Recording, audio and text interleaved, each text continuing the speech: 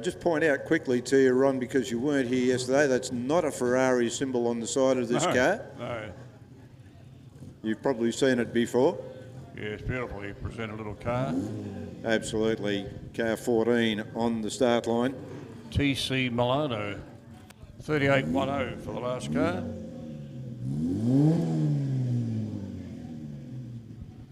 Yes, nicely presented car. The Milano came in all sorts of variants of shapes and sizes. Some were a bit short in the wheelbase to sort of fit an Austin 7 or something of that nature. Okay. Then they strengthened a little bit, become MG motors, Holden motors, Valiant motors. They had all sorts of engines in these cars. I think that looks the nicest looking one. They make a very nice little coupe version as well. So a lot of those Milanos about.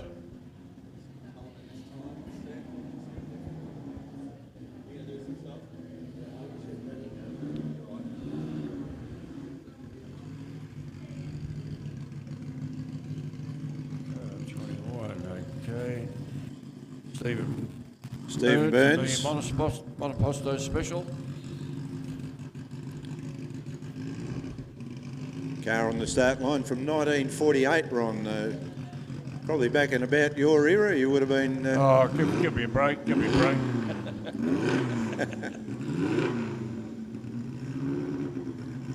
I love the exhaust on that car, the interference style extractors.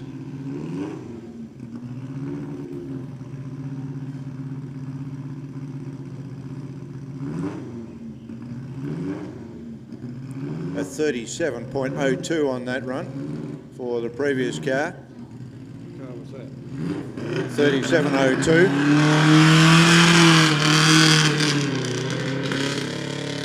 Oh, we've got some bad braking down there. Might be looking for a fresh set of spark plugs when he comes back down the hill. The Monoposto Special, very much Australian orientated sort of specials, like the very car we've got coming up now, the 26, the famous motor car. The Ron Townley, Richard Townley I should say, driving the Brighton Patterson TC. Best racing number here, Ron, running 26. That was always my number back in the day. Oh, good on you. Okay, well, it's unusual to see it. I suppose it used to run the bigger, like 19-inch looking TC style of wheel. Some of them went for the chunkier 13s or 15s or something like Absolutely. that to make them a bit lower, a bit wider in the wheel, but that looks pretty good. For the previous runner. Yes, I think this is the one that's on the front of the program, from what I remember. It certainly yes, is. It is. Oh, running a little rich. Yes, a little bit of spark plug issue there too, perhaps. Temperature is a little cold this morning, Ron. A little chilly here at Rob Roy. About 11 degrees or something when we left home. But well, don't tell me it's that cold. The wind chill factor is what's counting today. It happens to be blowing our way. And whilst the temperature might be cold, the atmosphere is very warm. Here we have what we would call in the day a cafe racer. This, or in the late Don Kingsley's terminology, it's a crumpet catcher. The guys have whipped the guards off, put cycle guards on it, take the front side things off the engine cowling there, and suddenly you had yourself a bit of a boy racer. But very common to see the TCs looking like this. A little fluted bonnet, made it go faster, 41.68 for the last car that went up.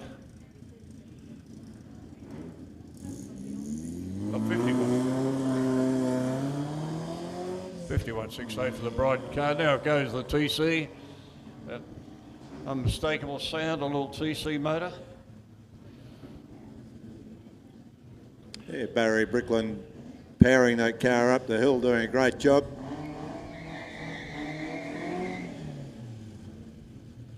And another cafe racer coming into the start line with plenty of badges on display there down the footwell of what we call the footwell of the car, car 34, being the 1949 MGTC Special of Andrew Watson. And that's one of the ones I was telling you about with the sort of smaller wheels, probably going for 13-inch or 14-inch type wheels. Gave them a bit chunkier sort of look. It gets wider wheels, wider tyres. Probably made it go a bit slower in actual fact, but never mind. It looked good. A 41.27.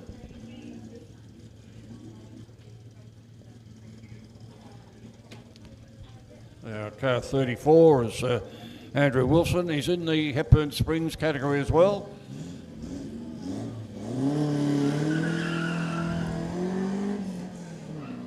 Nice short change, chirp into second gear.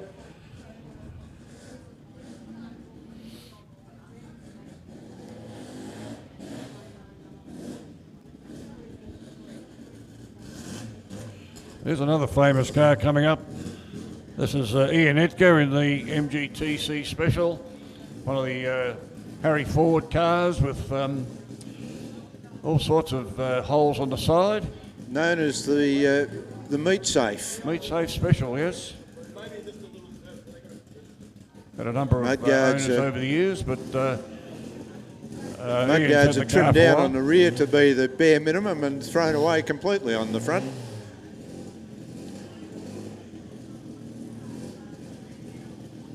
Car was running quite well yesterday. Edges his visor down, has the green light. Very sweet off the start line grab, second gear. Powers on up into that right-hander.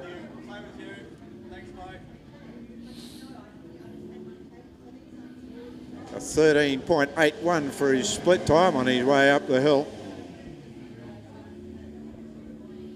There are some slightly more modern type MGs coming up. This is the car 20, which should be Mr. Ellsmore, I believe.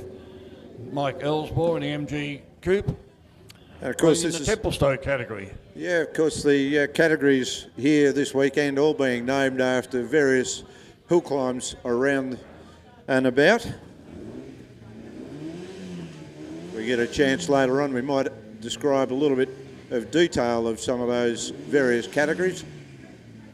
Well, Templestowe, of course, where we were looking at the start line here, these used to be at the start line at Templestowe Hill Climb. That's correct. The old PBR brakes, and they were there for many, many years, and then the demise of Templestowe, the MG Car Club were offered at their expense to take them down, which they did, and they lay forlornly over in the grass here for many years, until they got a bit of money together and some permissions and all that sort of stuff. Yeah. You'll notice on this side there's no actual writing on this side. Yes. Due to some people living down that way didn't want to be seeing a sign in the middle of the bush. So it's okay on the other side though. it is written up, but very innovative idea of the Victorian Sporting Car Club. It used to run Templestowe to have those, that sponsor put those up. It probably would have cost a few dollars to make, or pounds as it would have been in those days, to make it. Now look at that car on the start line, Ron. An Alpine Renault A110. How cool are these? Beautiful motor car, a very, very quick rally car, believe it or not. A low car like that you wouldn't think would be. But in fact, Bob Watson has driven this car with a fair bit of verve in a couple of Targa type events. Yep. And along with Mr. Hardy. So yeah, it's had a well-used motor car, that one. And I know that Ernst Luthi, when I get his surname correct, another one of those will be running next weekend at the Phillip Island Classic. Now this is a beautiful, beautiful car. Rolls into the start line.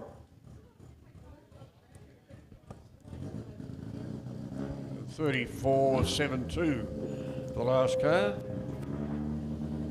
David Orchard in the 1954 Triumph TR2 on the start line. Yeah, beautiful Triumph TR2. This is the style of car which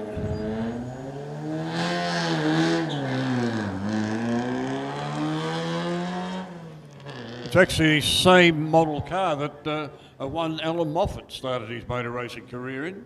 Yep, running correct. a Triumph, TR2, yes. And competed at Tarawinji. Did. Was his first motorsport event in Australia.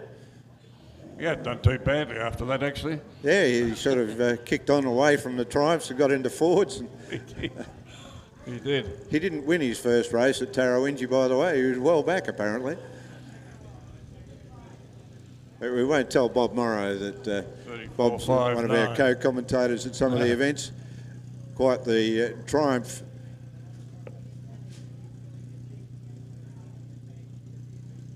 Really on between the Alpine and the Triumph, a 34.72 for the Alpine and a 34.59 for the Triumph. So very close. Now, Austin Healey Sprite out on the start line, or is it an MG Midget? We can't quite tell. I think it's an Austin Healey same Sprite. Body, of course. It says it's an MG Midget. It David does. Norris.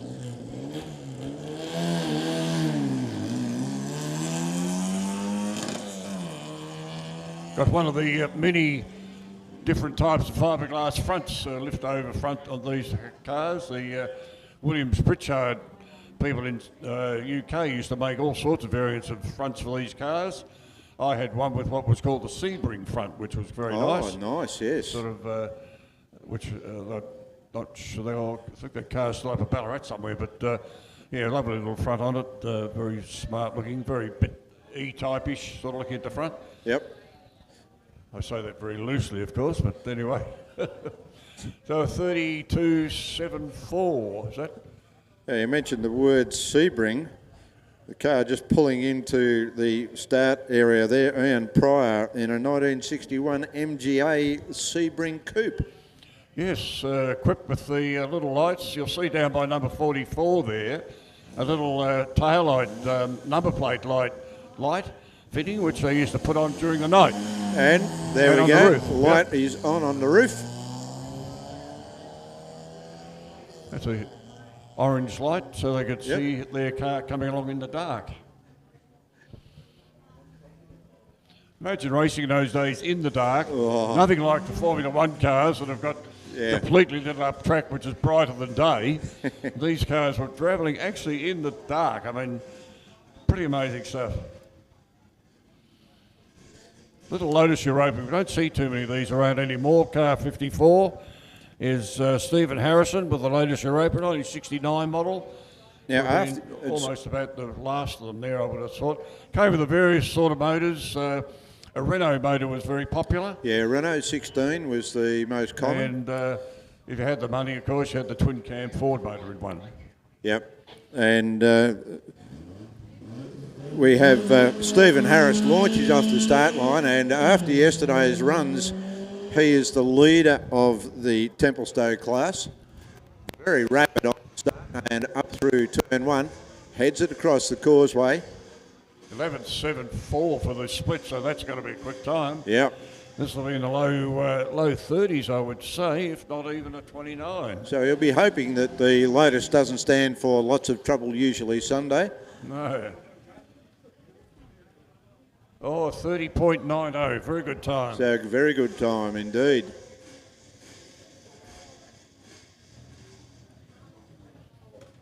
Paul Slawinski in a 1966 MGB rolls into the start line.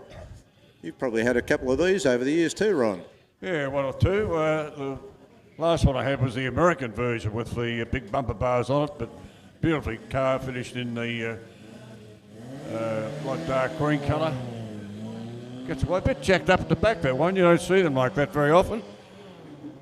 But he's up and away. One of my customers was telling me on Thursday that it's her life's ambition to one day own an MGB. Oh, I won't comment on that. I did notice the deathly silence. Anyway, a very interesting little car here. This car was originally built for an old boss of mine, which was Murray Wright. Murray Wright went on to become the Alfa Romeo dealer here for Victoria and Tasmania, and he had this car built, a Ford 10 Special, and the body is loosely looking like a van wall. the Vanwall Company, of course. That's why That's what it is. So that's been a lovely little car. Ken Entersigns had the car for a while. You can make these cars go very well. They were actually a little side valve motor. They did have an overhead valve conversion, which I think this car's got. That just gave them that little bit of get up and go. Ian Tate ran his little prefix special for a long time with a similar sort of engine. So a good little car to have a play with. It was fairly reasonably priced, I think, when Ken was selling it. So that man's got himself a good little historic car for not too many dollars. Now, that's not a car on the start line, Ron. That's an Alfa Romeo. It is an Alfa Romeo, a little Alfa Romeo GDV. Can't see if it's from the front of that, whether it's a 1600 or a 1750. It says that Alfa Romeo. That's Michael Bugelli. Oh, Michael Bugelli's been around the traps for a little while. And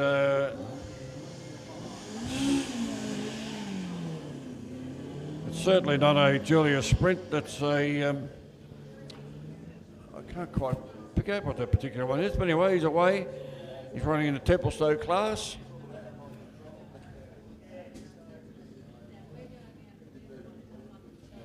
Michael Bugelli used to be around, ran minis for a while, and then ran a big Mustang. 1-2-1 is Philip Smith. And the AC Ace, this is obviously the very early version of, because the Shelby ACs, which Mr. Shelby got his hands off and decided to stick a big V8 in the thing. Yep. These ran all sorts of variants of motors. Some I think had Zephyr motors, some had Bristol motors.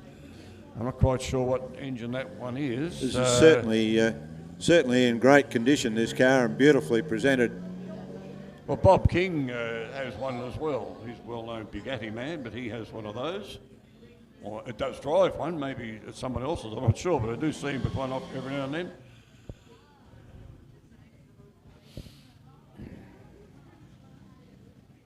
A little bug-eyed Sprite. I had the pleasure of driving one of these in anger at Winton a few years ago. Fairly quick little motor car. The owner of the car was dealing with some handling issues and wanted me to go out and tell him what was wrong with it. I was able to come back and tell him that there was a lot wrong with the front suspension.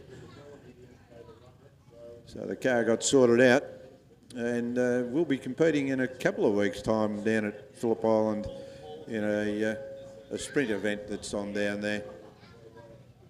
56.39 for the 56.39, a handy time for the AC. Yes, many drivers started their driving career in motor racing in a little bug-eyed Sprite. Plenty of drivers tip a toe in the water, as they say, to give it a bit of a go. And went on to do other things.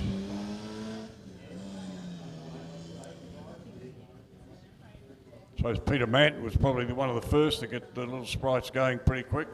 And he did decide at one stage that the BMC motor wasn't quick enough, so he put a Coventry Climax motor into one, so just to be different. Jane Vollerbrock rolls into the start line in her MGB. The purple people eater. The purple people eater. Yeah, the purple people eater. Well, we're hoping it's not going to eat any people here today. Keeping the songs names in of the theme that we got today, the old stuff. Yep.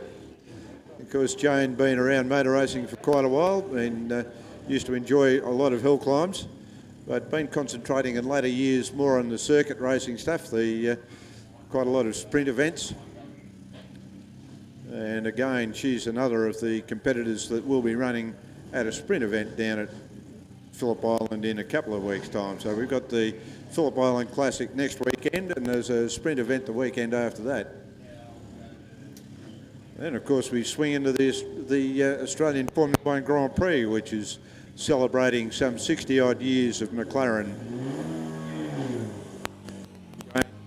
He's off the start line and powers the little MGB on up the hill.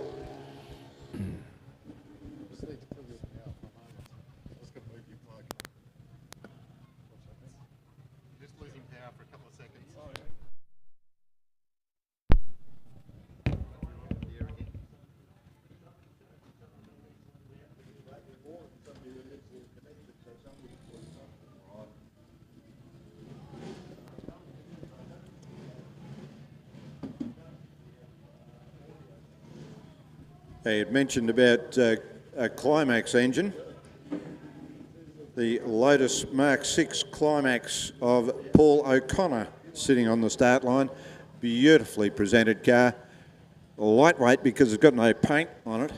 You don't want to add paint. Got some big holes drilled in the front mudguards.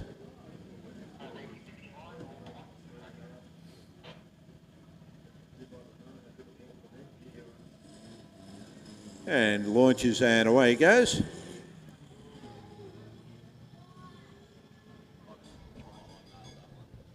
Yes, they certainly went on with greater things after making that particular model.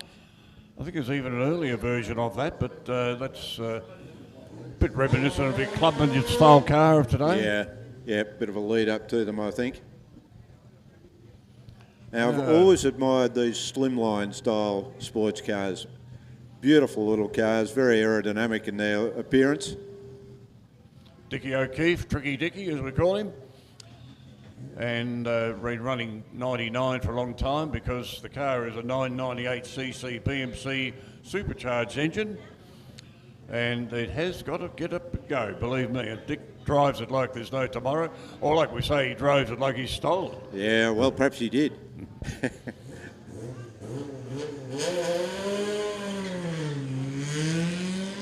Yeah, that car has got plenty of snap to it as he heads on up into that right-hander. Drops it down through, runs it across the causeway. 12.41 for the split.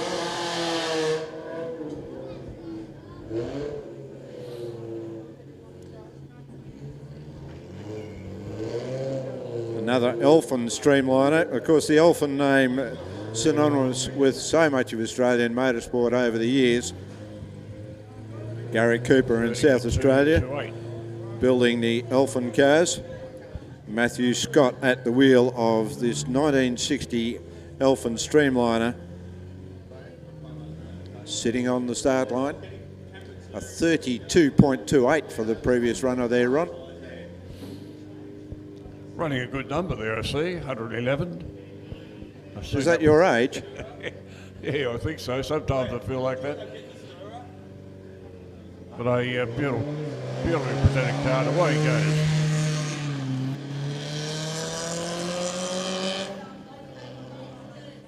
Beautiful little car powers his way on up into the hill. No supercharger under the bonnet of that one.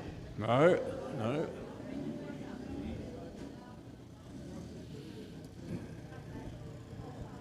Now the Ellerton Special, there's quite a long history on this car, another BMC powered vehicle. Very tall man driving a very small car. Yeah, Alan Mead doesn't hold back in this car either. He another one who drives it like he stole it.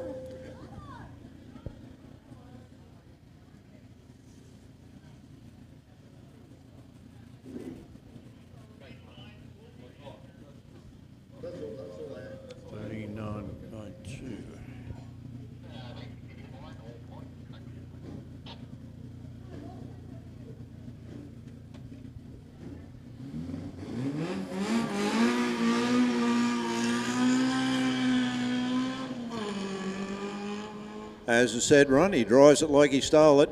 Powers off the start line, gets away really well. Little Clubman car blasts across the causeway. Split time was in the 12-second mark.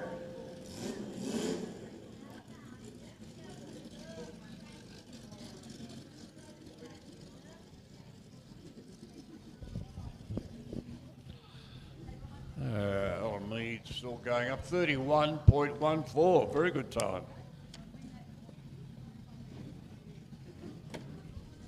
Car 8 on the line here is one of the Prad cars. Prad people built many sports cars and race motor cars over the years. Jeffrey Welsh driving a car, and often used to run sort of Holden motors from memory. Yeah, hence the Fisherman's Bend, the Holden power, all coming from Fisherman's Bend. So most of these cars in this class are running in the Fisherman's Bend class. Now, Jeff had a bit of a mishap yesterday in one of his runs, which put him at the tail end of this class after yesterday.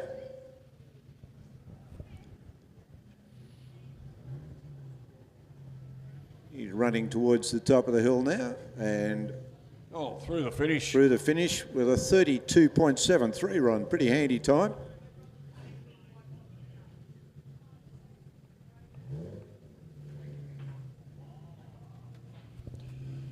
Well, the Triumph TR6 on the line, car 50. Paul Nichols.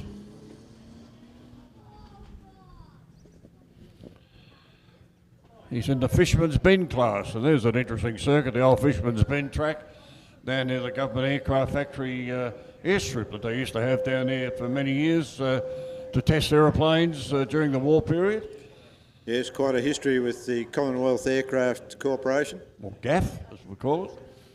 But yeah, so they had a circuit laid out. Really all the corners and the straights and things were defined by hay bales. And did you ever get to run down there, Ron? Not in the circuit, but I did run at what was later become Riverside Dragway. Oh, okay. So I did the quarter-mile sprints down there. Uh-huh. That was quite a well-run event and well-patronised event, actually. A 45.65 for the previous car up the hill.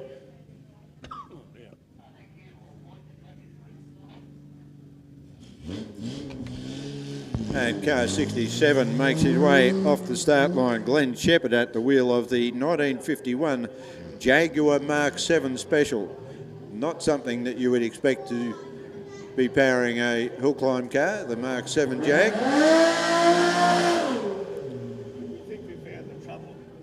And that noise that we heard in the background, Ron, a very, very rapid Austin Healey. The big straight six sounds beautiful in this car. Yeah, Max Hooper's had quite a few cars with a lot of horsepower. He did drive at one stage the ex-Norm Beachy Nova Chev, which he drove with a fair bit of verve. But he likes to put the pedal to the metal, as we say. Whether he's under control any of the time, we're not sure. Yeah, we'll see what happens.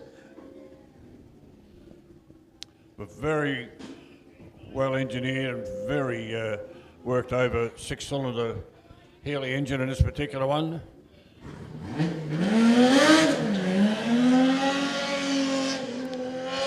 Like I say, we're not sure if he's in control at any time. It's certainly not a stock standard Austin Healey six-cylinder in that car.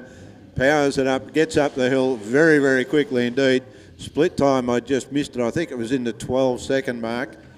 So making rapid rush towards the top of the hill is the Austin Healey. And he hasn't come through the finish. And I hope I haven't put the miles on him. A 32.29.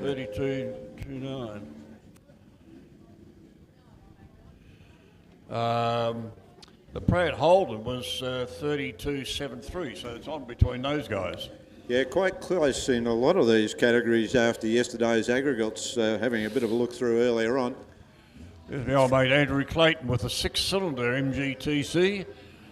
Some thought it a bit sacrilege at the time to do, but it really did get these things going and gave them fairly good reliability. Sometimes you could say you could throw a blanket over the first few runners, but in this case I think you could throw a handkerchief. They're very close together. A little quieter than the big Austin Healey, but still quite rapid on its way up the hill. Andrew's bought himself a very nice little Ford Escort twin cam, which will no doubt find its way onto the track at some stage. Yeah, nice little machine to The have. cars he's got around the traps.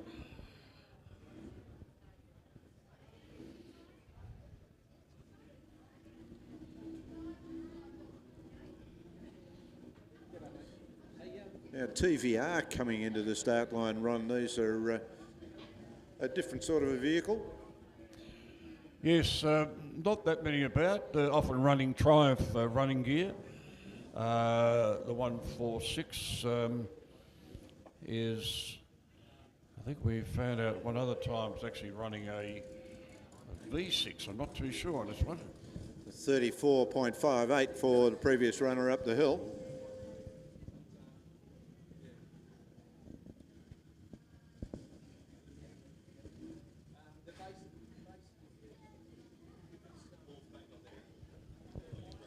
146.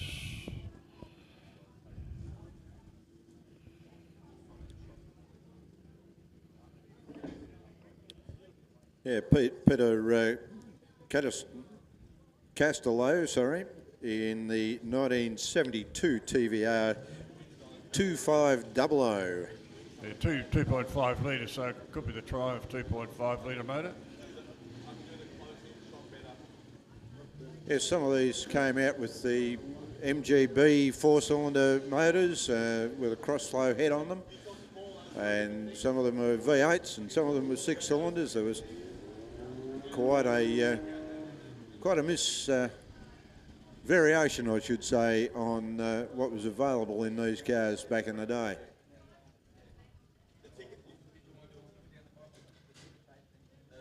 Anybody who's listening to us and they're down the hill a little bit, they should wander up and go for a bit of a walk around the pit area.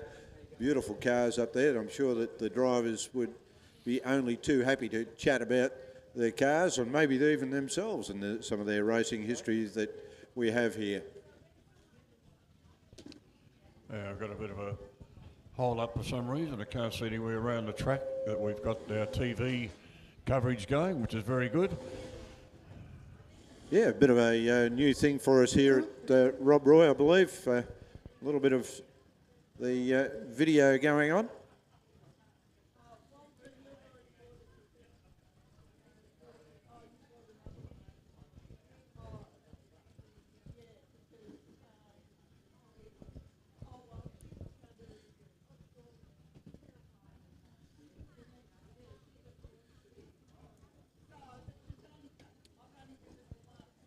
Just while there is a bit of a break in proceedings, the Arthur's Seat class, Ron, there's another hill climb that was fairly famous back in the day.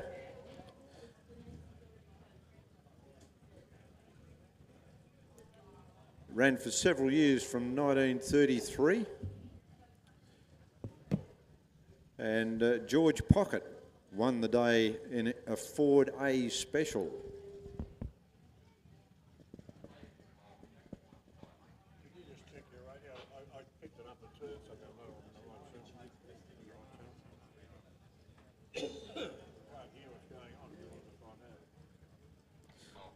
We also have the Heidelberg class. And it was known as the first hill climb to run in Victoria. It was established in 1904 by the Victorian Automobile Club. And it ran up Burgundy Street over a distance of 1,050 yards.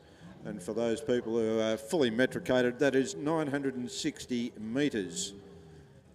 Must have started around about the Burke Road past where today is a popular shopping strip. Went up past the Austin Hospital and finished somewhere up around the Heidelberg Road. Meanwhile, back on track, the TVR is underway. Power's on his way on up the hill. Slips around that long right-hander. And split time is 13.33. And coming into the start line is car 181. The 1958 MGA Jaguar Special. So an MGA with a Jaguar power plant.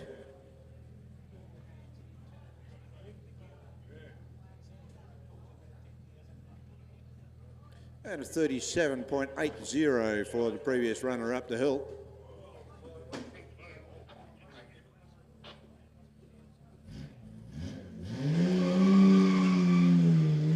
Drops the clutch and off he goes. The MGA Jaguar Special thundering on up around that right-hander. Gives it plenty of power.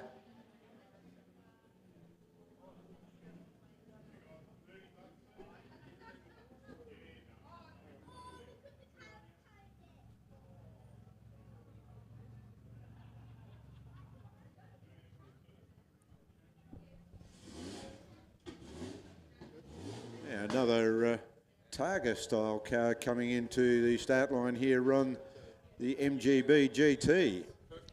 Yeah, probably a pretty popular sort of car to use for those sort of events. You know, you get one in mildly tuned and goes reasonably well and handles fairly well and just drives to your own ability without overcooking it. You can really enjoy yourself with these sort of cars.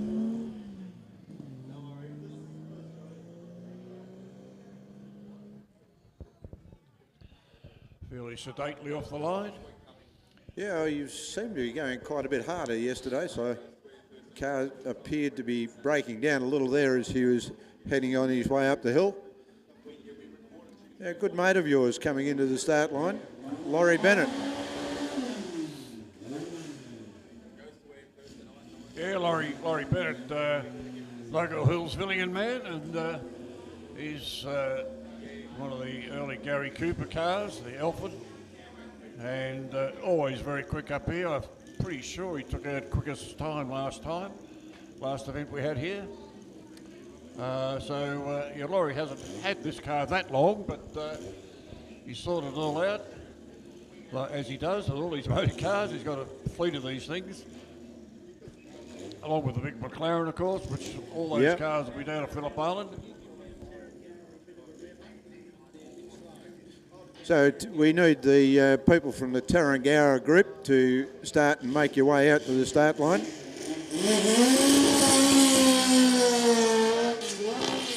Oh, Laurie missed a gear. That's unusual for Laurie.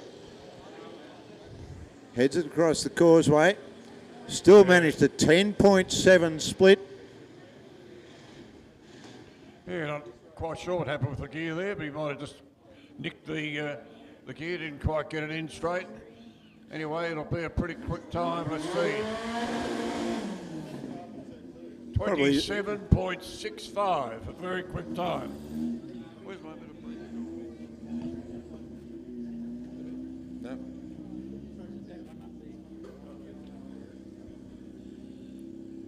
Car 60, James Lambert in the 1966 Alpha Mono Mark II, Cosworth powered.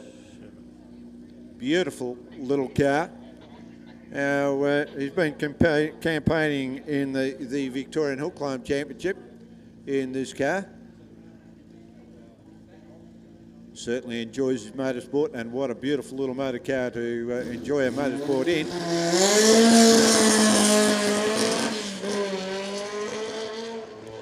Car breaking down a little, right? Down a bit there, yeah, unfortunately. But he did get into second gear without a click, so he's right.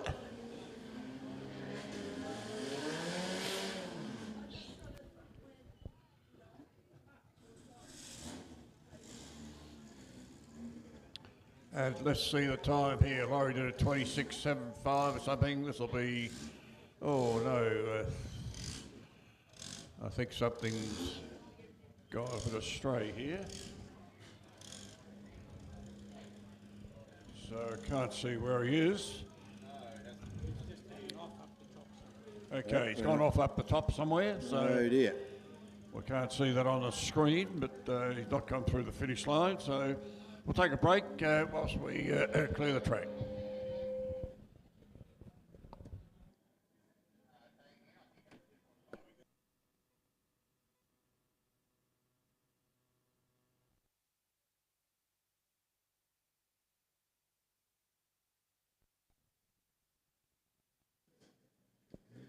So he managed to get through the finish with a 62.78. He's probably scribbled a quick message to his laundromat. Only he and his dry cleaner will know what happened. Okay, car 118 on the line. This is a Ford, Formula Ford by the look of it.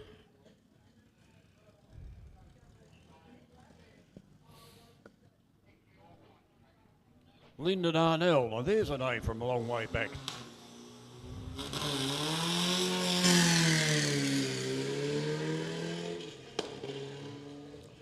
Lyndon's been around many a year, driving all variants of motor cars. I'm pretty sure he ran Bathurst and those sort of places in touring cars. So he's been around a while, so good to see him competing. Yeah, of course. He's running in the Lakeland category. And Ron, the Lola T440 has a slightly longer wheelbase than the previous model in an attempt to give it better handling, which apparently was the case. 30.48 for the Formula Ford.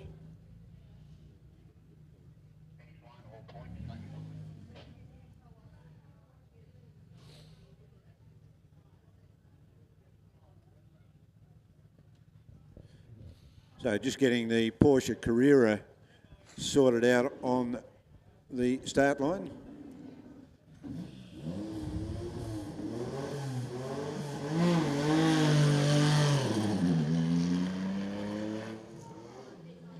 Of course, when these came out, they were certainly a weapon, weren't they, Ron? Oh, absolutely, yeah. Good to see the Porsches running here because the Porsche guys often wouldn't come here because they were running a bit low over the hump and would bang the sump a little bit. So good to see a Porsche here. Now here's Maury Harper coming on the line. Maury's generally driving a Toyota Corolla along with his wife Linda, but the Gary Ball has allowed Maury to have a guest drive of this lovely replica D-Type.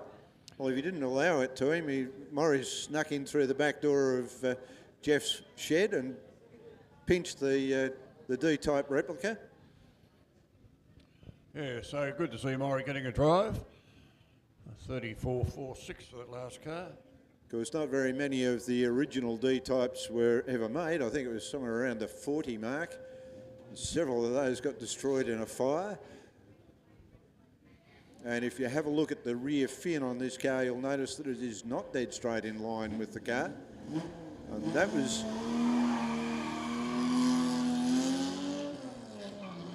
the purpose for an aerodynamic reason on the straights at Le Mans.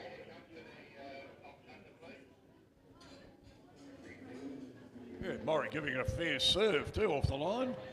Yeah. Well, if you've stolen the car out of your mate's shed, you might as well drive it like you stole it. Come up the line to try and catch up to him. So let's see what Maury's going to do. 33.59, Ron. 33.59, good time. Yep.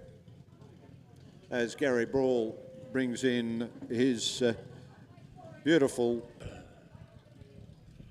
Shelby Daytona Coupe replica from 1964. Gary's one of our commentators here from time to time when he's not competing in his car.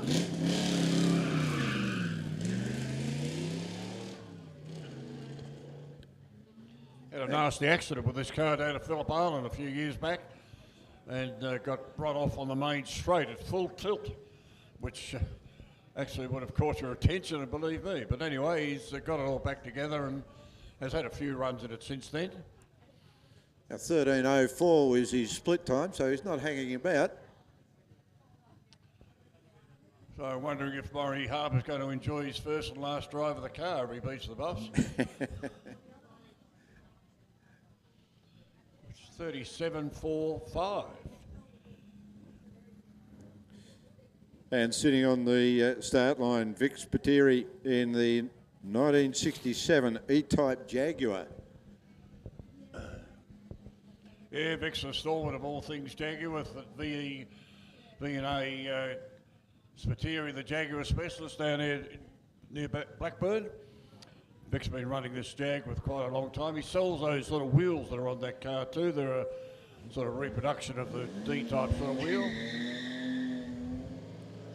Oh, beautiful in the second gear. Little chirp of the wheels. Nice long first gear on that one. If he doesn't know how a Jaguar goes, no one will. Down over the causeway, over the Gazers Gully. And let's see. Vic's time's going to be somewhere in that sort of 34, 35 maybe.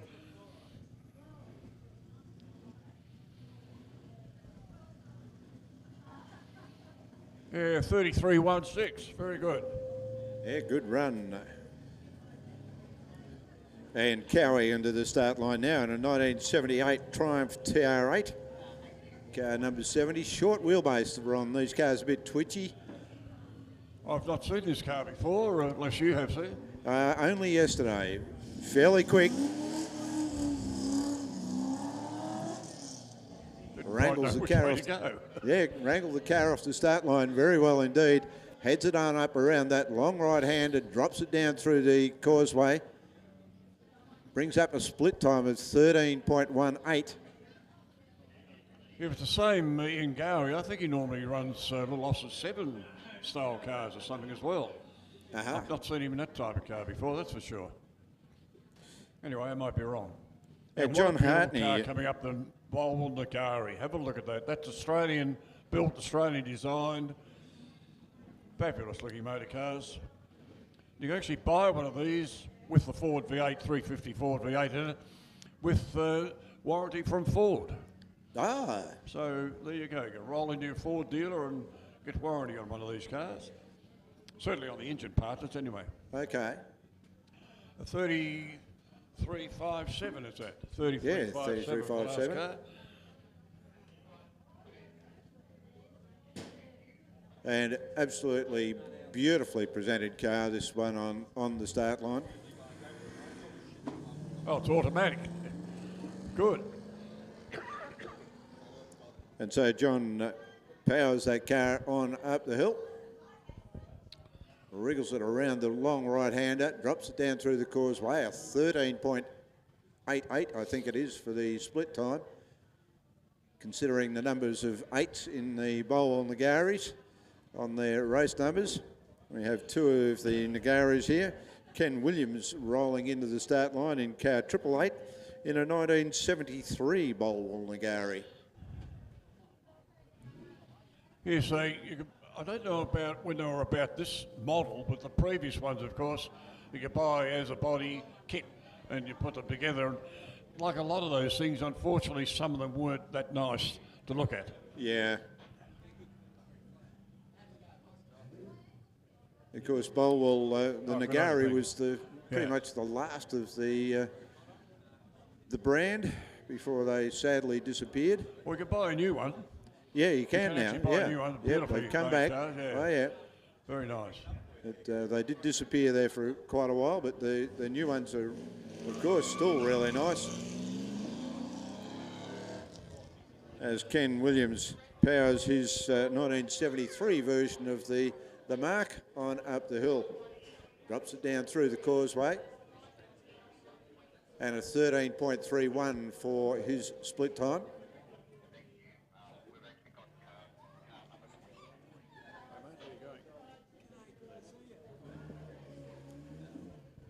And next up is a Hillman Imp to the start line. Cars built in Scotland. 3597. They decided that they'd put the engine down the back with the gearbox and just about everything else, so there's not much weight over the front wheels in these cars. A little Coventry Climax water pump engine that they use, firefighting engine they used initially as the basis of that car, but a very good little car. A few guys got to race them. The Roots Group had that black one that was out here for a while that many people got to drive. Norm Beachy, Jim Gowan, McCowan.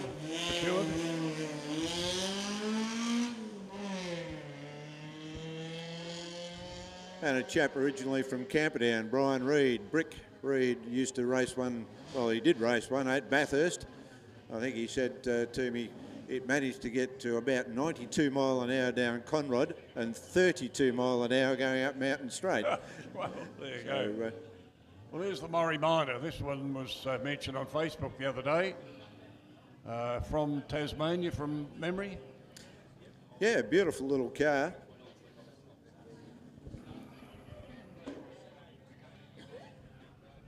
The Hillman Imp did a 37.10.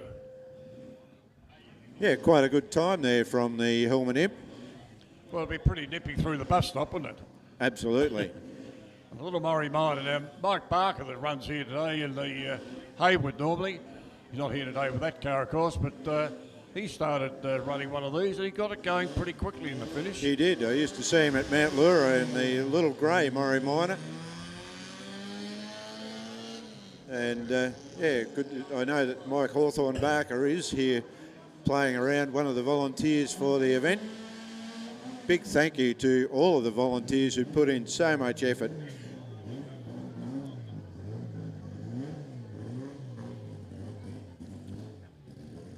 And an almost angry sounding little mini Ron rolls Oh, into the start line. That's for sure. John Doherty at the wheel of this 1964 Morris Cooper S. I've not seen this one before. Fairly quick little motor car yesterday. Certainly very angry in the engine department. A 41.71 for the previous car up the hill. Almost the Golf colours, aren't they? Yep, didn't put it in gear.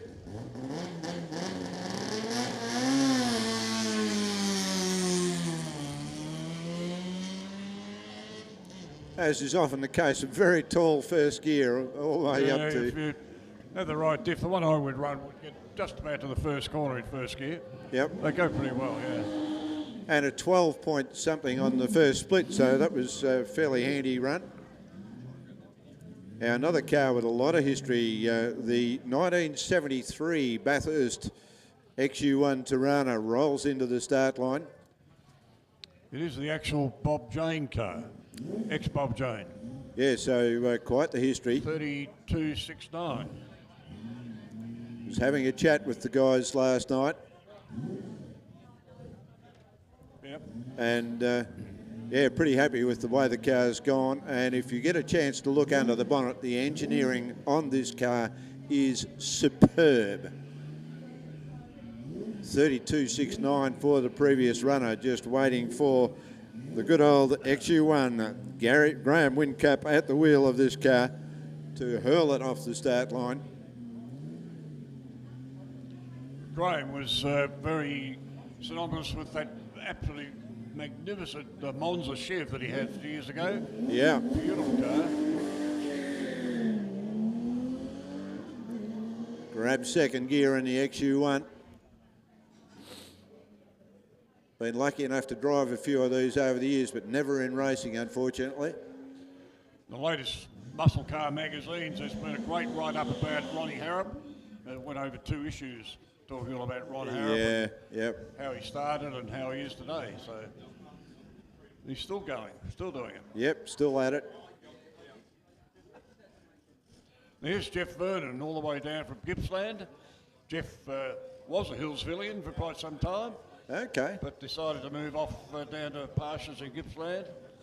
It must be a thing with you people from Healesville. You're moving. I believe you're moving up into my neck of the woods at Wangaratta, Ron. Yeah, absolutely. Looking forward to being able to take you around some of the local cafes up there. I'm sure there's plenty. Now, Jeff's actually had a bit of trouble with this car. He only got it really running Friday, I think it was. He got the motor back in it and did it all himself. Bit of a good trier. He runs a restaurant and all sorts of different things down that way, so he's into everything. And I think he's Jeff, the local handyman as well. He's got a little bit going on down there. So Jeff has a nice collection of motor cars down in his garage with a 3555. And Peter Corrigan rolls in the 1954 FJ Holden. Of course, these cars at the moment are running in the Morwell class. A great hill climb back in the day. Sadly gone, but the 1954 FJ Holden on the start line. Peter Corrigan at the wheel. Car was running really quite well yesterday. Can we have the Mount Lura group down, please? The Mount Lura group, they need to start getting down to the line. Mount Lura group, please start making your way to the start line.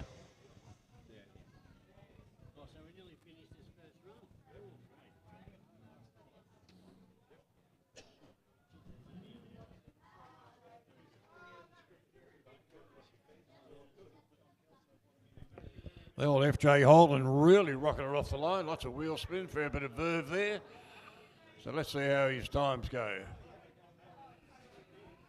37.08. 37.08 for the FJ Holden. Pretty quick time. Okay, if you want a winning anywhere around, Chris Logue is the man to see. Chris did do weddings and things in his Jags, but this is a different one he's got. Probably not the Jaguar's purest sort of engine. It's got a 186 Holden motor in it. No, and not it's the sort automatic. of thing you would expect to find out, but he's attempting to get the bride to church on time at the moment. Yes. So much so that he's left the bride behind. Anyway, Chris is a stalwart of the Wednesday lunch group, comes along with Bob Morrow. So we'll just see how he goes. He's only here just to sort of put up a show and just to get involved with the event. They even left the hubcaps and the white wall tyres on. Of course, we're now moving into the Mount Lura category, and these are for air-cooled cars. First of which on the start line is Shane White in a 1971 Steadfast Formula V. I know that you've run in hill climbs at Mount Lura, Ron, as it was the very first place that I actually ever had a motorsport competition was at Mount Lura. Loved that hill climb, still do.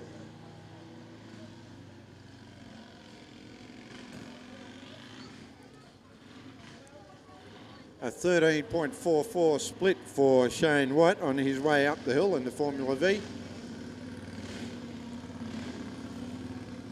As Rod North brings in the 1957 Cooper Irving Mark V.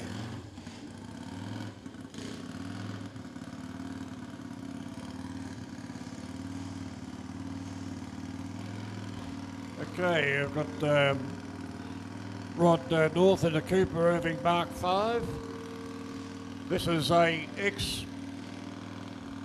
Lex Davison car, hill climb champion winning car, a pretty motor car, worked on by Phil Irving years ago. And away he goes off the line, very smartly indeed, gets it into second gear.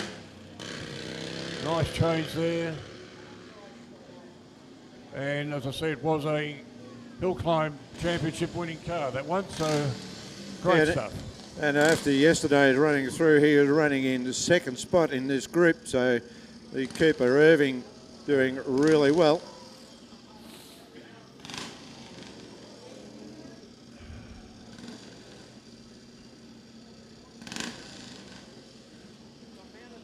A 32.47. Good run through there. Sitting on the start line is car 113, Matthew Van, in a Formula 500. A lot of people remember the Eddie Thomas speed shop. Well, this is a car that Eddie Thomas actually built but never actually raced himself. But the car he had, boy, he goes off the line. Taken a while to get this car sorted, but he's got it going pretty well. And fortunately, before the demise of Eddie Thomas, before he died, he actually got to see that car running here at Rockroy. Yeah, yep. So I've got a lovely photograph of Eddie standing next to the car. So great to see it still going. Wouldn't be many of us didn't buy something from Eddie Thomas Speed Shop years ago. I have a story about buying my helmet from him there, and I said, Mr. Thomas, those ones over there for £20 look pretty good. And he said, Ron, he said, how much do you reckon your head's worth? And he pointed at the ones that were $50. Yeah. I thought, probably $50, Mr. Yeah. Thomas. Good advice from an old head, eh? I had to come to Melbourne during the week, and I ended up at out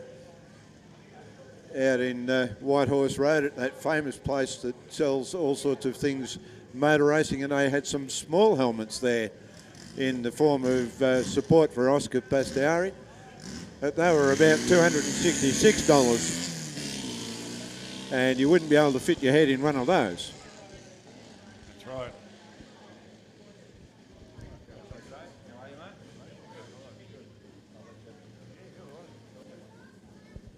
Now 13.18 for the car heading on up the hill at the moment.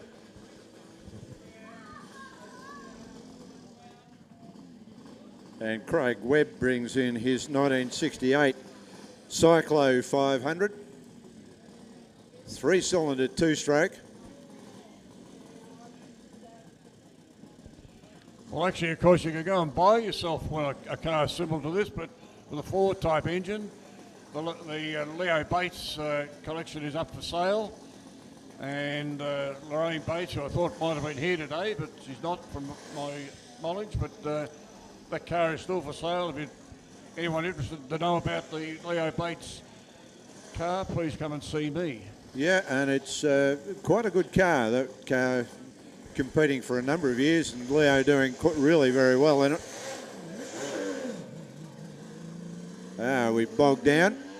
One thing with a 2-stroke is they have a very short and usually very high up in the rev range power band. If you don't get it up on that power band, you go nowhere. Sounded wrong. Here's the Falkenberg Special. Yeah, Mark Atkinson at the wheel of the 1966 Falkenberg Jinx. And if you want to find out the meaning for the name, you better go and speak to Mark Atkinson, named after a model actress and a model in America, I believe. Oh, no, it was actually Mr. Falkenberg that had the car. Correct. Yeah, but anyway, named after the Jinx story. part of it came after the model. Paul Schilling ran this car for a while and had to win and influence friends and lose them very quickly by pushing this damn thing around the pits trying to get it to go. So we had a few mates that decided no, they'd had enough.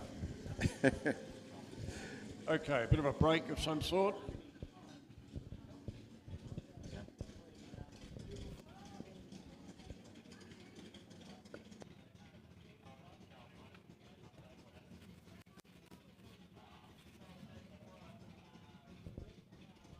Okay, so I'll be able to hold up just for a moment.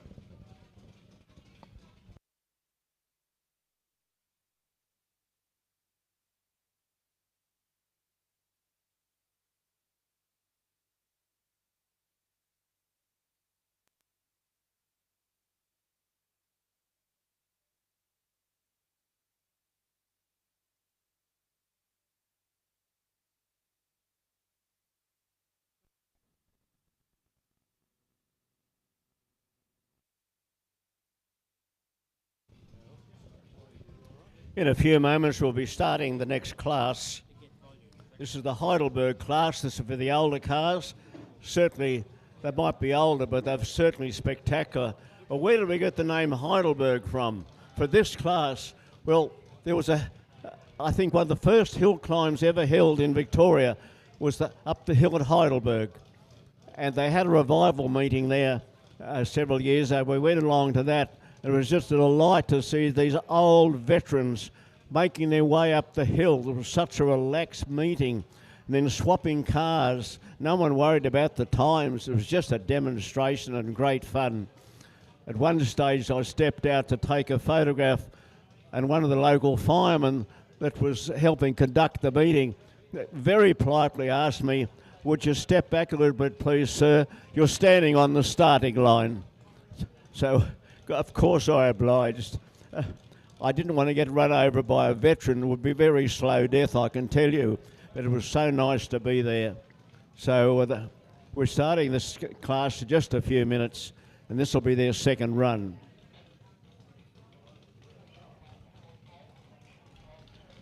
Some of these cars in this class have got a lot of history and been around for a long, long time, done a lot of competition. I know I can talk about number 17, Matthew, driving the 1934 MG Magnet, because we've owned that now for about 58 years. But there are other cars too. It's very nice to see up here and have a huge number of competitions to their credit. The Magnet, by the way, competed up here in 1938 at Rob Roy. And another car that I would wish was here was Neil Cook's MGPB that also competed here at Rob Roy in 1938. but we haven't seen that car up here for a while.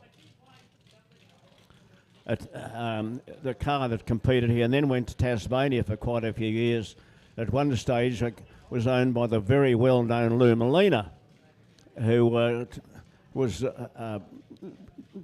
I think he was driven up the wall at times trying to make it go faster.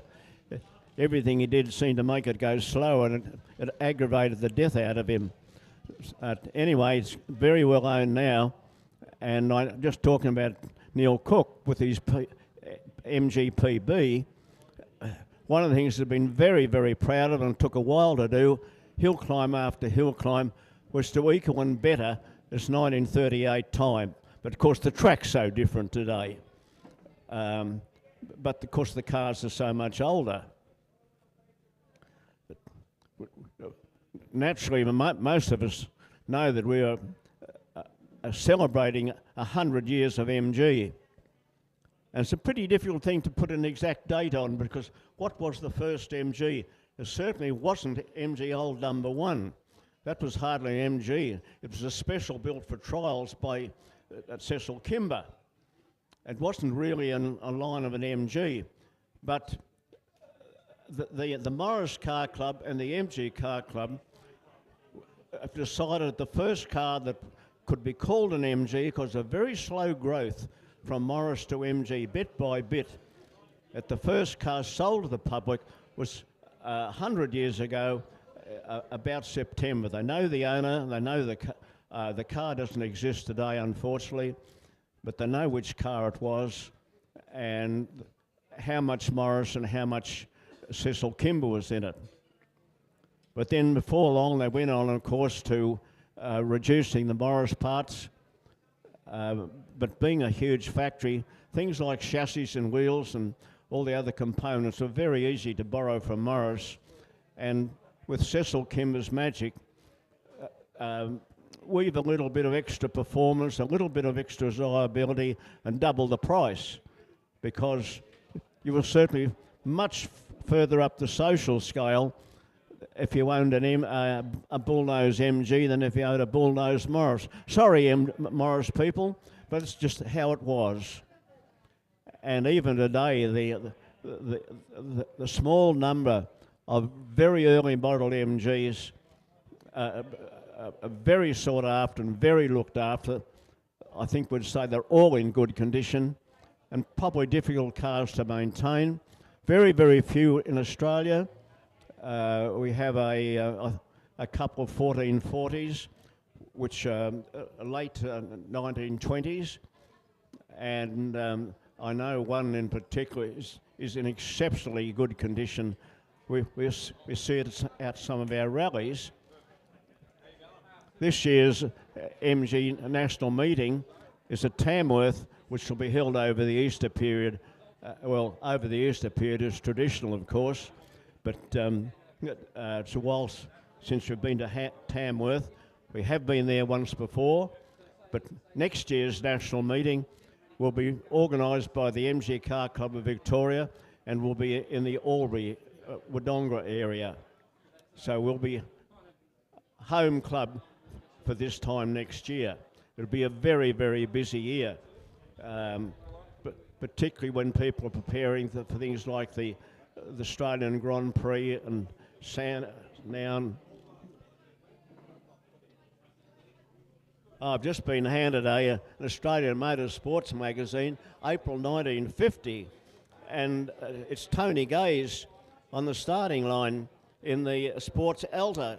Tony Gaze had a couple of Altas, again very, very fast, high performance cars for their time, but not always easy to maintain. They're a very specialist car. But what a nice thing to see. An Australian Motorsports magazine. I wonder what's for sale in the back of it. In those days, of course, the magazine had a lot of motorcycle articles in it. And here in the back, Monaro Motors from, Monaro Motors then was in Malvern Road, and a lovely big advert for an AJS racing breed motorcycle. But also there's a picture with the Maybach at its peak. Charlie Dean broke the unlimited racing record of the time, bettering the previous hill climb record. Passenger in it was Jack Joyce. So it didn't matter so much in those days whether you carried passengers and whether you had crash helmets and things on. You're there to enjoy yourself. And also a picture of the well-known Arthur Wiley in the Cooper, providing sensational day at the hill climb, smashing the previous record again in all 4 runs and setting an amazing new figure of 26.55 seconds. That's in the old Rob Roy hill climb. It was a rough old track in those days, I can tell you. 1950, yeah. 1950. So what a Butte magazine to see they have handed to me. There'd be all sorts of interesting things and memoirs for someone as old as me. There's even here sorry, my fingers don't work.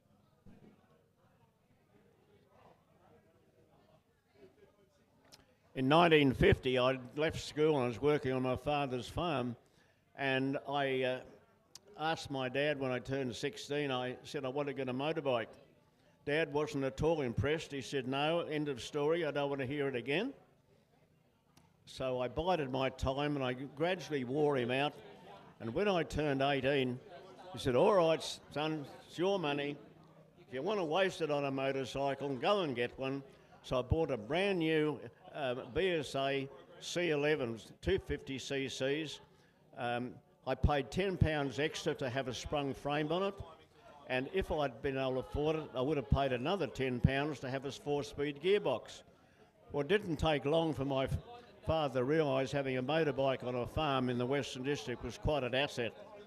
And then I went away to college and even did my leaving certificate at Geelong High. And I was a bit older than the other students. I had a moustache and I had a motorbike. But I was highly motivated, and that bike also took me when I went into Teachers College a couple of years afterwards. But I remember the motorcycles of the day, the AJ and B and Matchells were very similar bikes. The badges on the on the petrol tanks were different, but not too much else was different. And the trump sounds of the Triumph motorcycles were quite different. We never saw the big American bikes in the Western District in those days. If we did, they were all Army surplus, unlike the Harleys that are so popular today amongst motorcycles. But we're just having a look through the magazine here to see what else is there. There's all sorts of ads like Rover cars from Regent Motors. And you could buy superchargers for T-types or Morris 8s and Vauxhall 10s. Go in and say, I'll have one supercharger, please, with a range of prices, of course. There's also a big ad here from Cooper Racing Cars Distributors from Latrobe Street in Melbourne, advertising Cooper 1000 smashes Rob Roy record. That's what I was referring to a little while ago. Arthur Wiley in his Cooper. Well, here we're back on the track again and laying it with a very high scream and a fair bit of smoke, the first car away in... I'm just trying to see the numbers on the cars here. But thank you very much for that. You know, I'm just thanking the person that brought the old Australian Motorsports magazine. It looks like a very, very good read. They're worth quite a bit of money, those very early magazines today.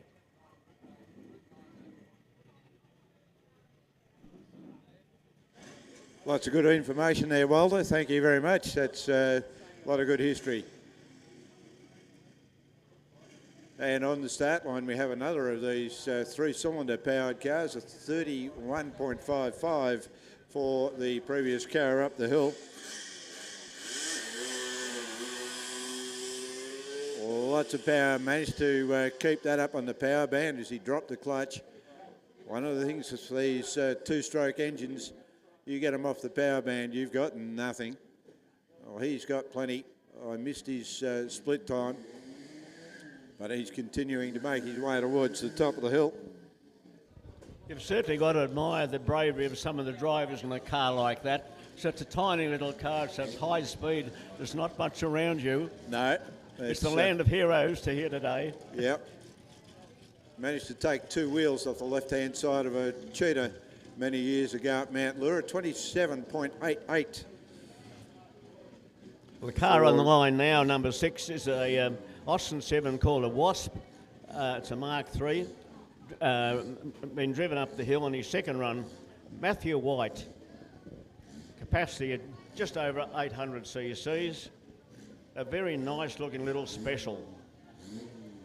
Mind you, in the early days, there were Austin 7s everywhere being wrecked and so on, and it wasn't hard to get a hold of parts and start building up a special, and it was part of the strength of the Austin 7 Car Club. Yeah, spare parts for your Austin 7 available from your local corner store just about everywhere, probably back in the day.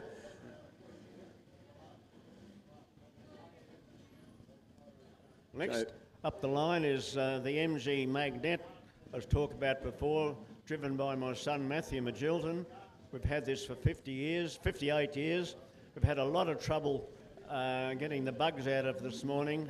Had a pathetically slow run on the first time, but we think we found the trouble. Matthew's been working desperately on it, getting some corrosion, difficult corrosion out of a couple of places. It seems to be running better. We'll keep our fingers crossed, because the first run was embarrassing. Sounds nice and crisp there at the moment, Wilder.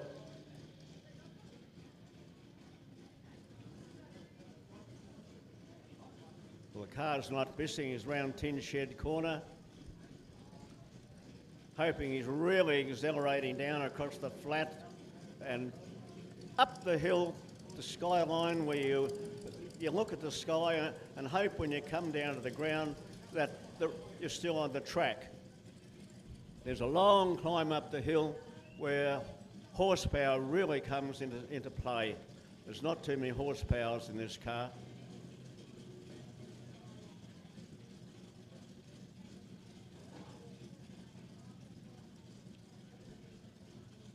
Well, we stopped the clock. 48.60 there, Wilder. Yep. Well, it's certainly better than his first run. He'll be smiling when he comes back, because he wasn't a happy chappy at the end of the first run. Now, on the line now, we've got Bill Atherton in his Q-type, P-type special. But basically it's been put together from parts Bill's acquired. Why do we call it a Q-type, P-type? Well, basically it's all P-type, the works part of it, but the rear body is from a genuine Q-type that came out to Australia. A lot of competition in England, places like Brooklands and Records and things. Bill knows the whole history of the body. The body was discarded, being thrown out. Bill saved it, has kept it for years, knowing its history, and he's built the car up to secure the Q-type body. So it's a very historic body on that car. It's supercharged, and I was asking Bill, was he happy with the performance this morning? He said yes, he's pretty happy. It's a demonstration car. It's a supercharged P-type. And now car 57 is an MGTB special of Lou Molina. Well, the TA chassis was very similar to the TB chassis, but the motors were quite different. The TA motor didn't just lend itself to very high performance, in spite of the fact that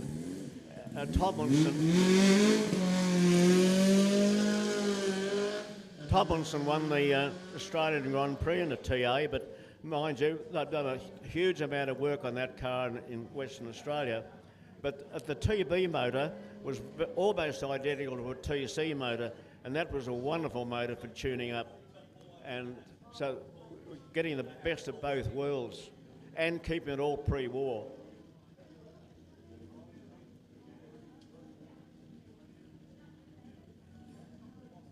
Car 120, Nathan Tasker rolling in the 1934 Australian Grand Prix winning Singer 9 Sports.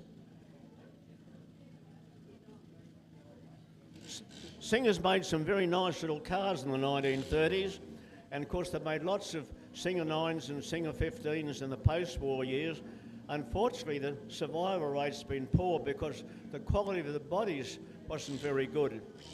The aluminium used to crack like anything round the boot. I think the body lasted till you drove it out of the showroom, then it cracked. But the motors, of course, they were used in other cars like HRGs, and they're a very, very good motor. And I know as a student in college, I really, really desired a Singer 9, but everyone I looked at wasn't in very good condition. And I ended up, my first car was a very second-hand side valve Morris Minor. But that served me very, very well as a student. And the last car in this class, the Heidelberg class, is the Model A Ford of Andrew Hendy. Yeah, they haven't had this car. Andrew hasn't had this car very long, Walter, and thoroughly enjoying being able to get out and have a bit of a run. Travelled down about 3.5 hours from out around the Hamilton direction, I believe. Like the Austin 7, T model Fords are everywhere in all sorts of forms, and if you're really serious, you could buy a huge number of add-on bits, special Rojo heads and things like that, and strip the bodies and do all the wonderful things that sports racing car people do, and turn them into all sorts of specials. No one worried about originality because there were plenty of others about. And of course many finished up on farms being used as tractors and things like that. Christopher Frost in the 1938 Hartwig Special Fargo is the first of the cars to come up in the Arthur's Seat category. A 46.08 for the previous runner-up the hill. Christopher just having a little bit of difficulty getting the car properly staged. Launches and away he goes. Car's got plenty of power as he heads on his way up the hill. Chirp of the tyres as he changes into second gear. Running on up as he goes. Well, this is the Arthur's Seat class we're in the middle of now. And you might ask, why did they get this class the name of Arthur's Seat? Well, anyone that's driven up to the top of Arthur's Seat from down near sea level knows what the hill's like. It's just far too good for anyone with any sporting aspirations not to have a go at the hill. It's got some lovely corners and things in it, but of course, even in the early days, it was probably gravel in the early days. It was a hill climb that was actually used for proper hill climbs. There's a lot of places around Victoria have had hill climbs.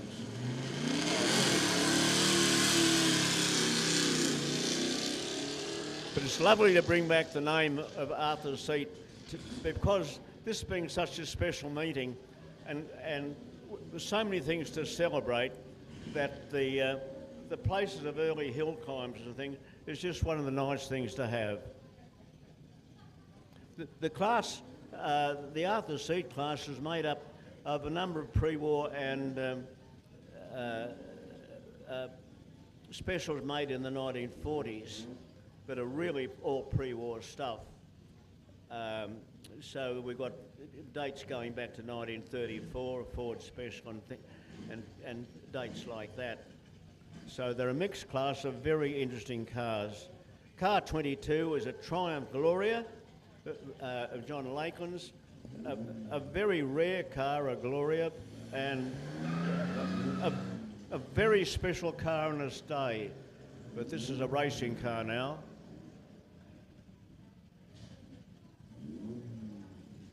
Makes his way up around the sweeper and heads for the causeway. Let's see what sort of a split time, a 14.5 for the split. as he makes his way towards the top of the hill.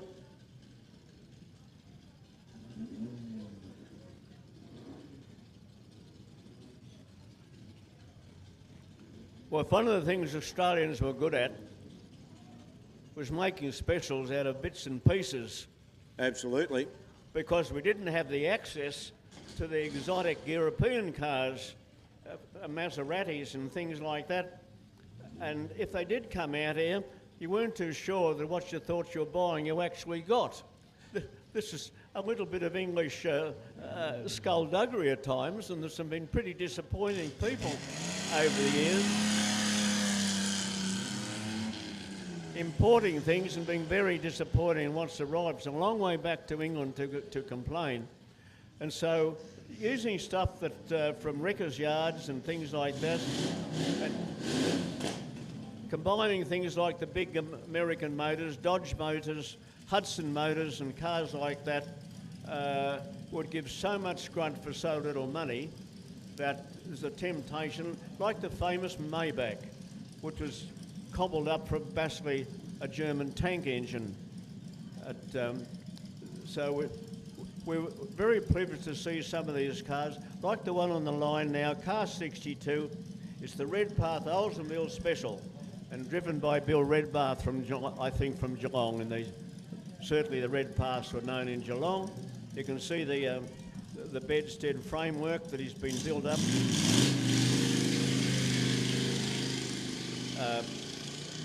Around a big, powerful Oldsmobile engine with all the racing works, camshafts and carburetors and things to make a basic big block really put out the grunt.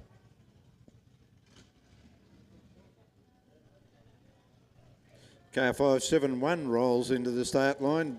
Daniel Leitner at the wheel of the 1935 Railton. Very long wheelbase on this car. Couple of fairly big throaty carburetors, the SU style carburetors hanging out of the side of the car.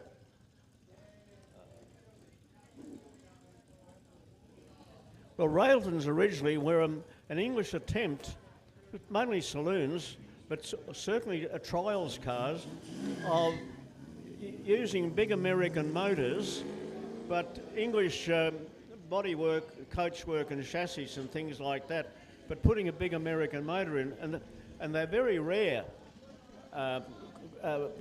very, very collectible, but they're a he-man's car really.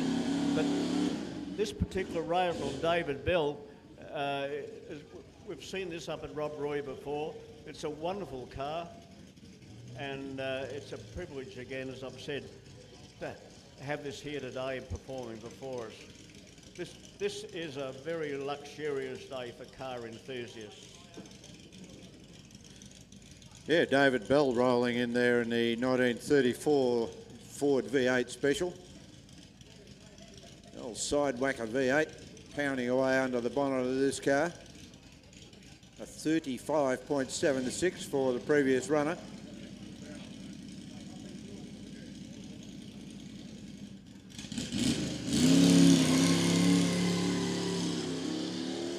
Great getaway off the start line, punches up through into second gear, rails the car around that long right-handed corner, drops it down through the causeway, makes his way towards the top of the hill at 12.03 for the first split. Very good run, and here comes the little stinker. He's gone lightweight in this time round, no bonnet on the car. So Walter, I'm not sure, is it a bit of an attempt to try and gain more speed out of the car? When Henry Ford changed from T-model Fords to A-model Fords, which were much more sophisticated than the T-type, but then brought out the V8s, I don't think he had any idea where V8 motors were going to finish up. No, I don't think Speedboats, so. speed cars, you name it. You didn't have to go very far in the early days to find someone using a V8 motor. Again, because they were a big, strong motor to start with, they were so good to super tune.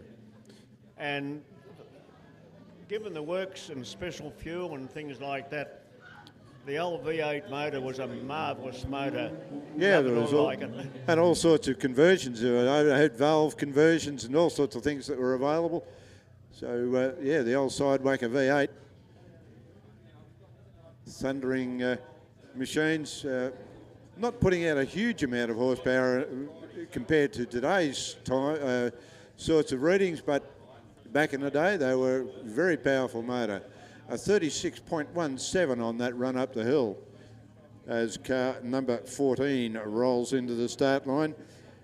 Marlon Shan in the 1960 MGTC Milano. Well, the class we're in now is called the Hepburn Springs class for post-war sports and specials. Why Hepburn Springs? Well, Hepburn Springs is a defunct hill climb. It had its heyday. It was what I'd call the home hill climb for the Australian Motor Sports Club. One of my regrets, I never went there and I never competed there, but I have competed in a lot of different hill climbs, both in Victoria and interstate, and something I'm quite proud of, even though I've certainly closed my competition days down. Having ticked over 90 years, and I'm quite happy to hand the magnet over to my son. I must go and see him in a little while and see how it went, because we've certainly had our share of bugs in the old red magnet this morning.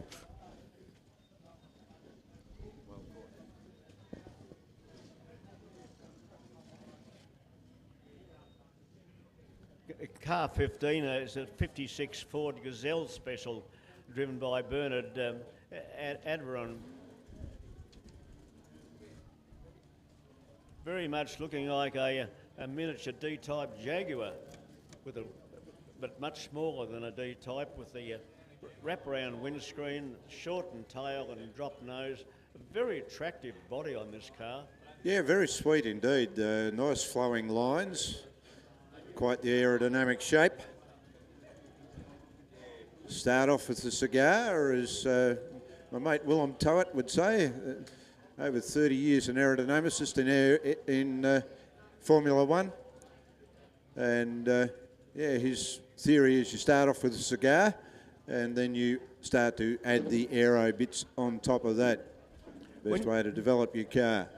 When you think of cars like this, once being driven in racetracks with no rollover bars, no head protection, your head sticking up in the air for anything to happen to it.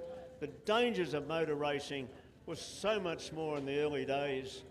I'm amazed at the Grand Prix cars of today, the protected cell the drivers sit in, all the protection around it, and how when they have serious crashes, they generally get up and walk away. It's just amazing. When you look at Nuvolari and people like this racing, and if you go with his head sticking up in the air, you think, oh, please, give him a roll bar. We want him for the next race.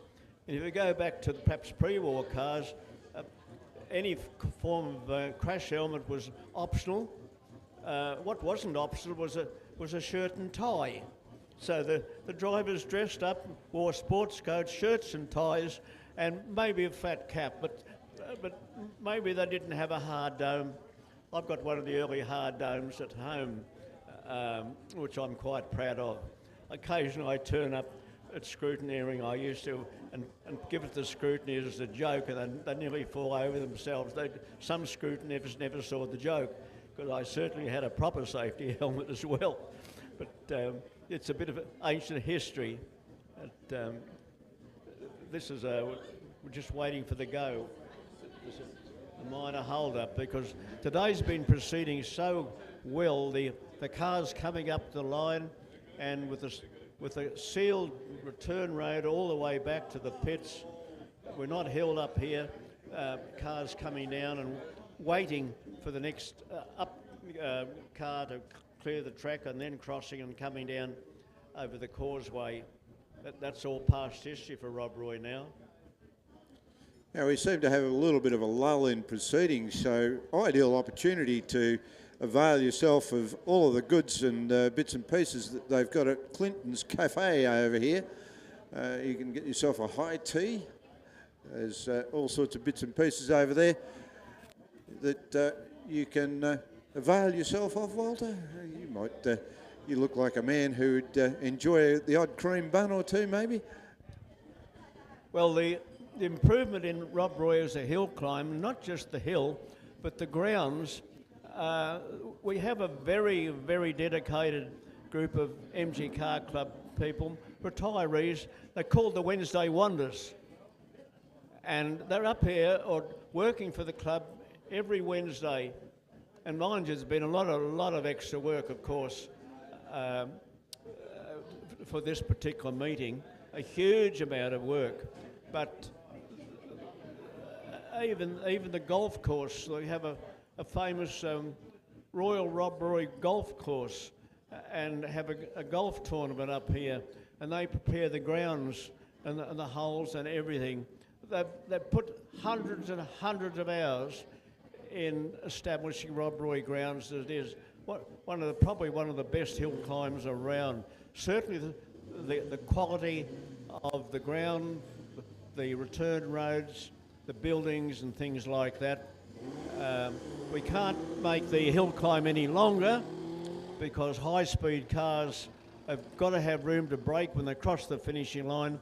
Some of them are going at very high speed and need braking. Otherwise, we have to open the gate and let them out into the bush where they can grab a trunk of a tree to pull themselves up. Richard Townley in car 26, the 1947 MG Bryden Patterson machine. Beautifully presented, probably the best racing number you'd ever get, Walter. Number 26 was my racing number for the years that I competed.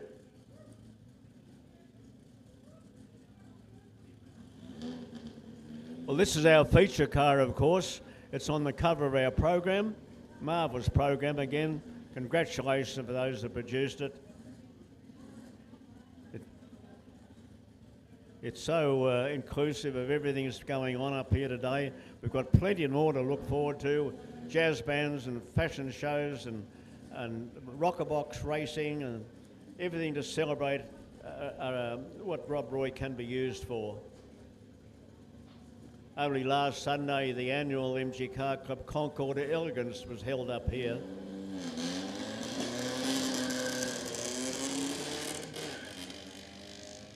Bit of a chirp from the tyres there as he hits into second gear, but the engine sounding like it's breaking down a little. And back comes the Meat Safe Special. Car 49 being the MGTC Special of Ian Edgar. Rolls in there ready to pound on up the hill. And well, car 49 is another historic MG. Everyone knows is the Meat Safe Special. Well, where did you get that name? Well, have a look at the bonnet sides. It just looks like an old-fashioned meat safe to keep the flies out. correct. There's no flies in the engine of this car. And it's just lovely to see people that are prepared to maintain these cars, keep them as show cars, but use them. It was designed to be used and raced hard. No treating the car gently because it's historic. So just a bit of a pause going on while there's a battery that needs changing on a piece of equipment up the hill. So that will bring on a little bit of a pause until that battery is changed.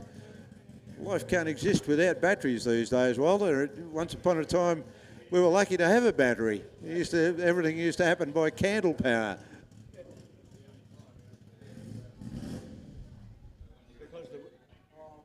Because the Rob Roy, because the MG Car Club have got some a lot of skill at approaching people for money. We got a very large grant from the government, a very, very large grant to help develop the whole properties up here. It was nearly $500,000 at one stage, But of course, the club by itself is today in very, very good financial situation.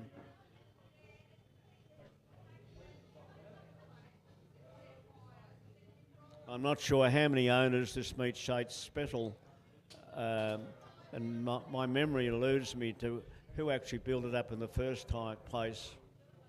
Someone else will come and put me right about the history of the car.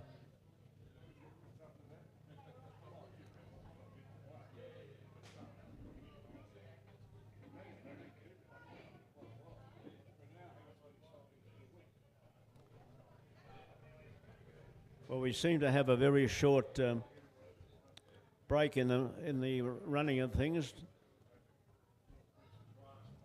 We don't know whether something's happened or what, the car's broken down or off the track, or the officials are sweeping the track to keep it as clean as possible so that all competitors have a nice gravel-free surface to run on.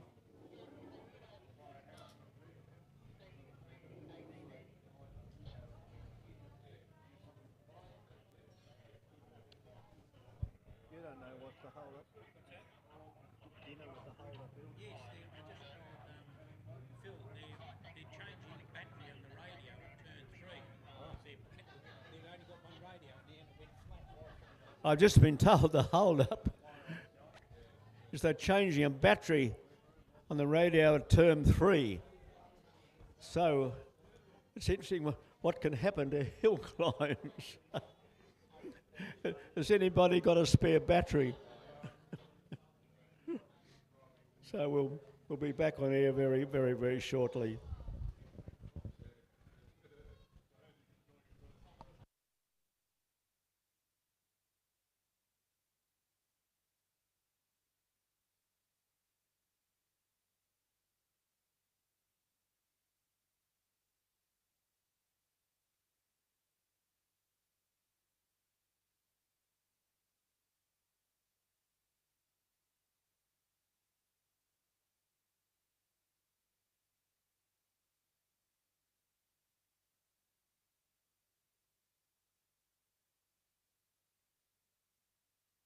The start line, you need to do anything.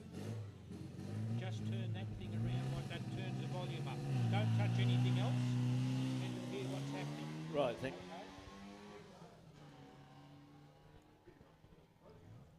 Well, if you want to know more, and I'd completely overlooked it because I've only just had a program and I had a very brief look through it, that there's quite a history of the Meat Safe Special and who owned it and how it's got its name. And there's quite a write-up of quite a number of the cars in this class, which is absolutely marvellous. You're looking at car 27, which is a TC by Barry Bricklin. Barry is one of the old-time members of the club, competed up here many times, has owned various cars, and it's really nice to see people bring these cars back again to show us them competing today. But on that page of the Hepburn Spring Series, there's some lovely write-ups of some of the cars. It makes very, very good reading, and I wish I'd had time to read it before I came up here today, because there are certainly some lovely cars whose history I really don't know, and I should.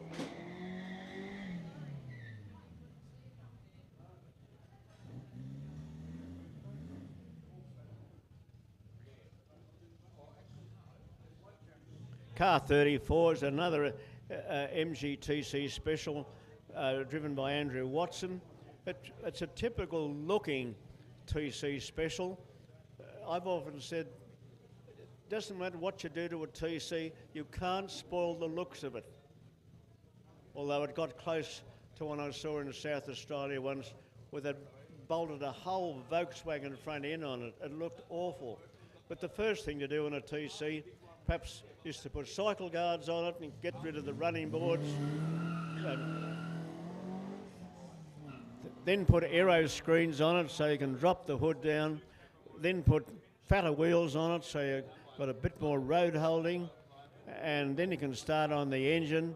All sorts of states of tune the TC engine would take to, and of course you'd strip the body off and put a monoposto body on it, like some of the cars here today, and it doesn't matter what you did to a TC, it still looked a nice car. A much harder car to modify in looks is the one coming up the line now, car 13, and that's the TD of Bill Reynolds, looking very, very standard, except for the spare wheel taken off to lighten it, of course, still with his luggage pack going off interstate. I'm just trying to see whether he's got his aero screen flattened down or taken off. I can't see from here because the fish line in front of me is quite oblique. Ah yes, it's a full road going TC, a TD, but it sounds like a very good one, so I wouldn't be surprised if you looked under the bonnet. There's just a few little things going on that are not quite standard. Funny that.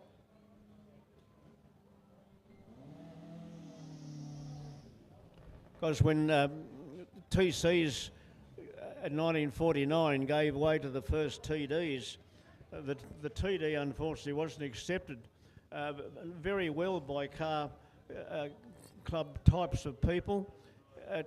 Solid wheels to start with, solid wheels on an MG. Well, you had to go back a long way to pre-1930 to find any with solid wheels on, but what they didn't realise that a nice TD was a very, very nice car to drive into. It was much more comfortable than a TC with coil springs and on the way to becoming a modern car. It was still a square rigger, so it pushed a great lot of air ahead of it. It wasn't particularly quick, but it was extremely usable.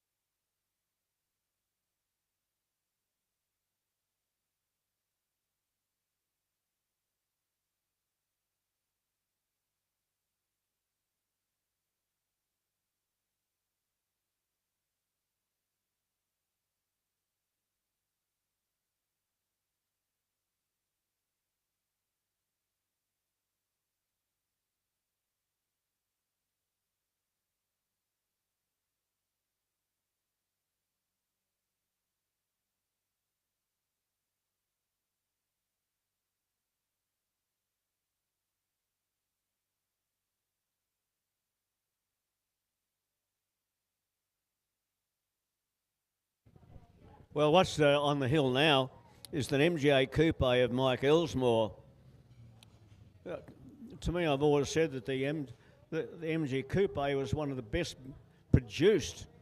When you look at the fittings, the way the doors close and things like that, it was quality bodywork. Mind you, they could be hot little boxes in Australia because there wasn't a lot of ventilation, but of course in England you didn't need ventilation. Unless you're one of those that only showered or bathed about once a month. But they're a very, very attractive car. But when it comes to attractive cars, look at car 28. It's the Alpine Renault of John Hardy. And boy, these are little buzzbox. Great French rally cars. They've come out in a series, it's modern. You've got to be very good friends in these if you compete in an international rally 2 up, particularly if you're big. They're very congested, but very, very fine, to me, French workmanship. A quality sports car built by people that certainly over the years have known how to build some very good ones. I love these little Alpines. I'd love to own one, but that's way beyond me today. it gives my heart glad to see some triumphs up here. Even though perhaps you think I'm an MG nutter, I have a lot of happiness going back to my days when I owned a TR3. I was actually one of the founder members of the Triumph Sports Owners Club, and I was in that for quite a while. Eventually went back to MGs, but I did quite a lot of rallying in my Triumph, particularly trials and things like that. I was never into racing much. I only held a racing licence for a very short time when I raced a P-type MG. But it's very good to celebrate 100 years of Triumph cars, because some of the Triumphs over the years have been super cars for their day. Very good, Walter. And you would also be remembering Templestowe Hill Climb. These cars are running in this particular category. Oh, yes. So many of us had a run at Templestowe over the years. Ron, I can remember going to Templestowe as a boy riding a motorbike out there. This is long before I had a car. And then eventually, when Templestowe closed down and the MG Car Club took it over for a number of meetings, competing there, and the thrill of dropping down through the S's going as flat as a biscuit, and whatever car you were competing in, well, it took courage. Oh yes, as I said, it was a real driver's circuit. And then you came to the famous hill, which were very, very hard to walk up. You really needed a bit of speed. Well, Walter, that was a 1 in 2 gradient, that hill climb. 1 in 2. And that was one of the steepest bitumised roads in Australia for many years. I don't know whether anyone's beaten that, but a 1 in 2 gradient is quite steep. Well, I rode my bike down it with flattened the back tyre just about sitting down the hill, trying to keep it stopped. Well, yes, a few vintage drivers club cars got into trouble. They just didn't have the grunt to get up the hill. Yeah. As Ron said, you were in trouble. But when you roared up over the top of the hill, you had no idea where the track was. And I think you put your right arm out and grabbed a tree. The big tree at the top, the big yes. tree, and swept you down into the carousel. Into the hole, they used to call A real hole there. Yeah, the hole. Then up out of that, a long drive down to the far part of the course. I think it was called Barron's in Barron those days. Corner, that's it, yep. Yep. And then swept back over the finish line. A very exciting hill. Well, yeah, as I said before, a real driver's circuit, and I ran there pretty much until the demise of the Victorian Sporting Car Club, I think it was, that used to run it. And then I went overseas, of course, and I think the MG Car Club, as you said, and I think the Mini Mo Car Club, they had events there. Well, you can pick it up on YouTube, actually. I have a photograph at home I'm very proud of me and my Magnet just breaching the top of the hill. Oh, right, yeah. Yeah. And Our favourite's car park at the bottom, or the Yes. flat as we used to call it. And man, that used to be chock-a-block of cars. We had thousands of people used to come. I've got no longer with us. Kevin Leesman was doing the broadcasting up the top, and I'd broadcast that so-and-so's on the line and he's off up the starting straight, down through the S's, down around the far part of the course. He's coming up the hill, and Kevin would chip in. Yes, I can see him now. He's coming roaring up there. He's over the top of the hill. He's down in the carousel. He sweeps around towards Barron's, over the finish line, and the time is such and such. It's a very exciting time to be broadcasting. Two people at two different parts of the track. I started my days broadcasting there with the late Ken McPhail. Right. Remember Ken McPhail? Yes, Or Ken yes. Fumbles McPhail, we used to call him. But he was a bit of the early Murray Walker, if you like. Used to get a few things mucked up. But anyway, great man. And used to do his 3GL radio station down in Geelong.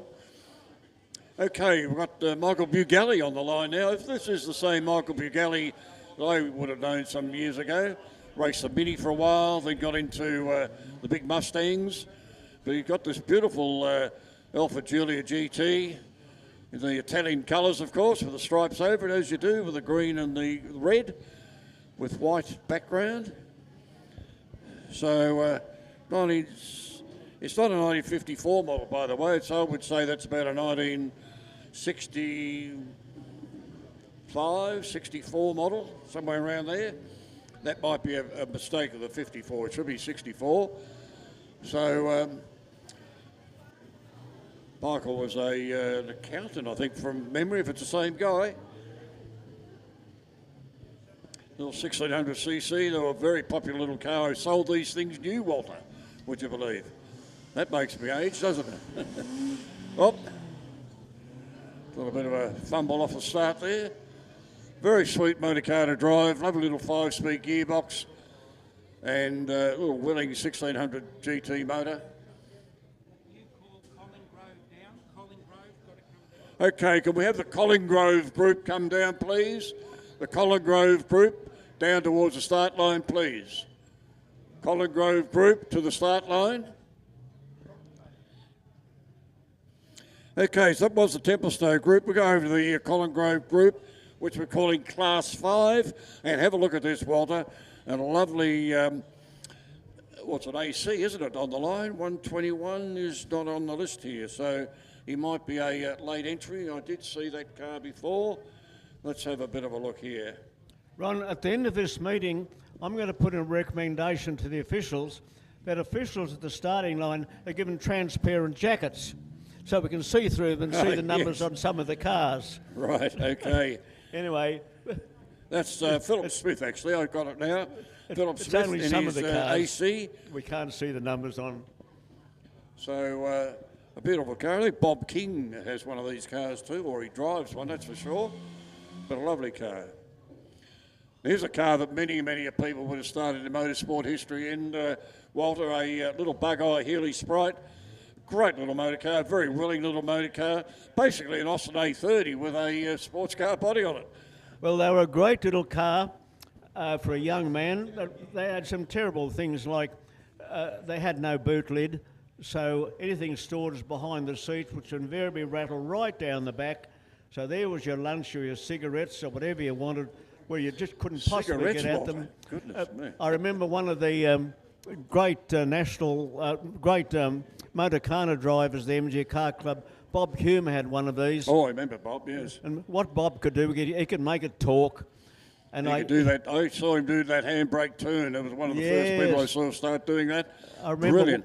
one day at a motor car, he had trouble, so 2 or 3 of his friends just got the car and tipped it over on its side so they could work underneath it and then just put it gently back again. The guy that had an absolutely immaculate one of those, lives in England now, is Colin Himes. Remember Colin Himes? Yes. Well, Colin had one of those, a beautifully presented motor car, as all of Colin's cars were, of course. Of course, Colin also had that very, very rare Jaguar that Oh, he had went back to a lot England. of motor cars. Yeah, I talked to him on Facebook. He's over in the UK. He's been the mayor of a town that he's lived in and all sorts of stuff. So, sort of purveyor of fine motor cars, but... yeah, no, The little bug eyes had one fault. The bonnet catch was underneath the front. And if you're on really rough ground, like in trials with Peter Manton and people like that, you invariably wiped it off. Yes, you're right.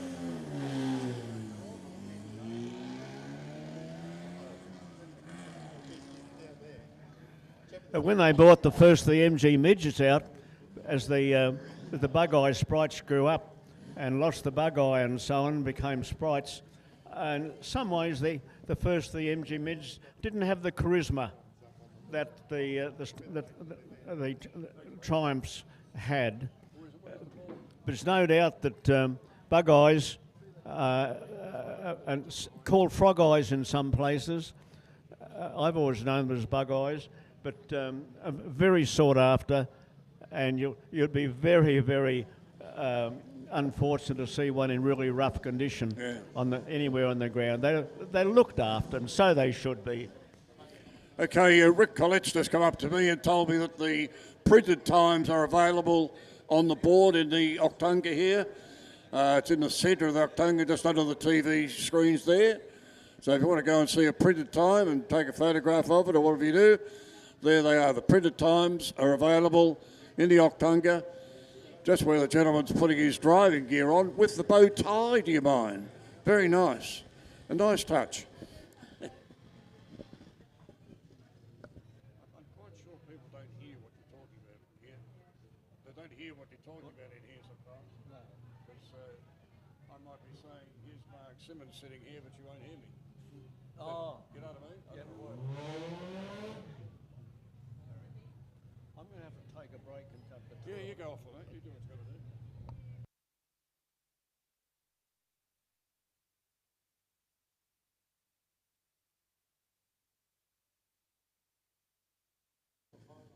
Okay, Tricky Dicky on the line. This is the little Proton, this one's called.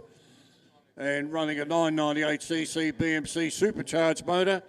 And just listen to this thing rev off the line. It really is good. I've often asked, I hope I never have to ask, is car 66 in trouble? Because Dick's always run 99, which I think is related to the 998cc's in the car.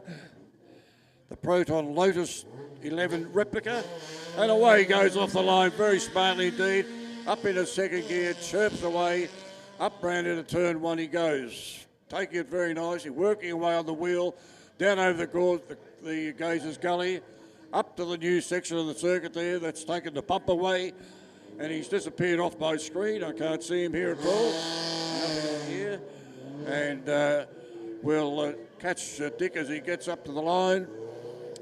He got some good times earlier this morning. So let's see, a 31.47 for Dick O'Keefe. His car 111, the 1959 Alpha MG Streamliner, Matty Scott. Got a lovely looking motor car, got the nice disc wheels on it. A lot of these cars originally sort of just run sort of steel BMC type wheels. But what a design Gary Cooper got when he put this car together with a little Elfin. Beautifully off the line he goes, nice bit of wheel spin. Long first gear into second gear. Round the top he goes. Used to be called Tin Shed Corner up the top there. Like a lot of circuits we had tin. That's long gone unfortunately. Good to see some people getting up a little bit of gear, a little bit of dress up. The gentleman on my right here, I think, is coming in his pyjamas, but that's all right. But no, good to see a bit of dress up. The band is playing down there too. They don't have much of an audience at the moment. My screen's gone off. So getting it all back in together. We've still got to put some money in the slot or something, do we? Yeah. Right. Okay, so...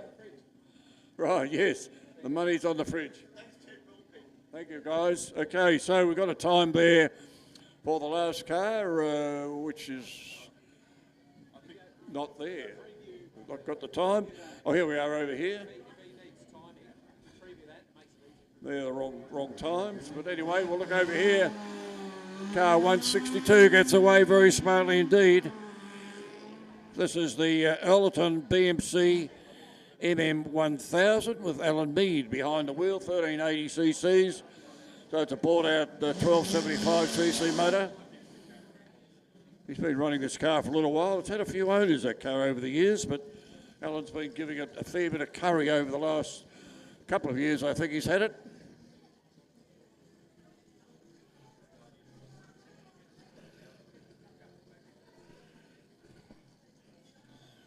Nice to see people sitting down. Tony Lupton taking a nice, well-earned rest, sitting down in front of us here. 29.93. Good time. Now here's the Pratt car number 8, and it's a Pratt Holden Sports, or a number of Pratt cars built. This particular one's been around for a little while now, generally running a Holden type motor. Jeffrey Walsh at the wheel. One on his split there, Ron. But So anyway, good one. have a see if we can find you some times.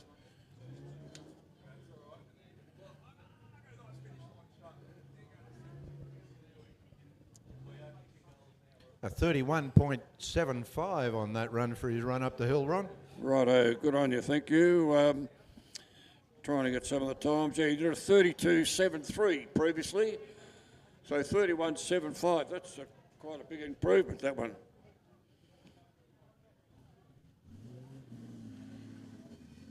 Car 50, the Triumph heads off on his way up the hill. Yep, lovely little car, the Triumph. I'm not Surprised my mate Bobby Morrow's not here. Bob's stalwart of all things Triumphs. But he probably stuck his head out the window and said, oh, it might rain. I think I'll leave mine at home. Anyway, that's the way it is. Knowing Bobby, he probably had his dog pop out the side and tell him what the weather was like.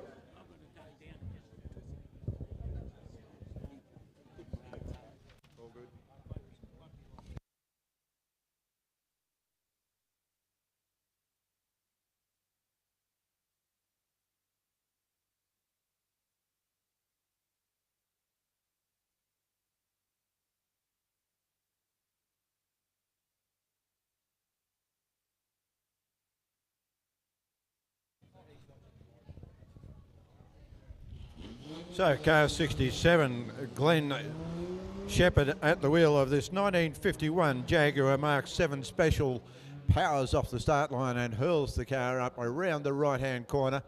That long sweeping corner drops it down through the causeway, brings up a split time of 13.87. And in the background, you will have heard the beautiful Austin Healey 3000 as he cleans the tyres, rolls it into the start line.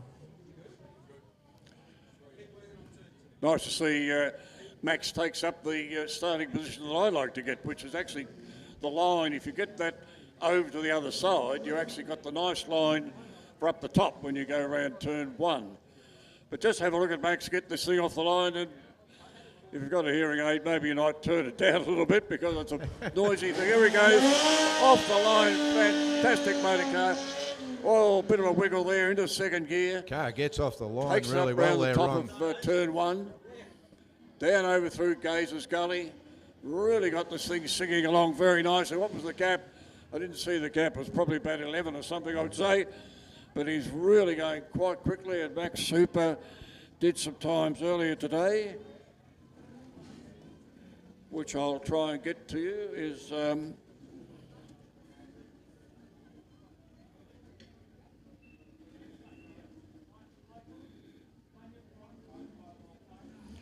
31.85 for Max. Very quick time indeed.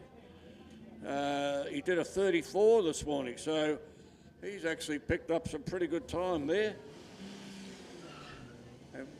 Oh, stalwart of all things MGs with Holden engines, Andrew Clayton getting away from the line. Andrew did a 34.58 earlier on today.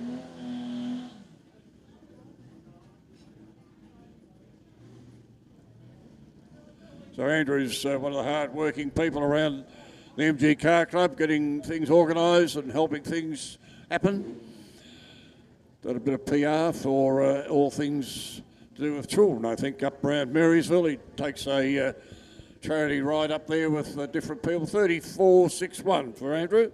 Yeah, good run for the car up the hill. And here's our lovely TVR about to go off. Basically built on Triumph type mechanicals with a fiberglass body. Unfortunately, sometimes these fiberglass bodies weren't all that light. They're actually heavy. No, that's right. I do wonder these days sometimes, Ron, whether some of these guys might be cheating a little bit and a little bit of carbon fibre might be sneaking in place there, slap a bit of paint over it. Oh, who's going to know the difference? Wouldn't know about that. Anyway, the unmistakable sound of that 2.5 litre Triumph motor. He's gone up through there, going along very nicely indeed.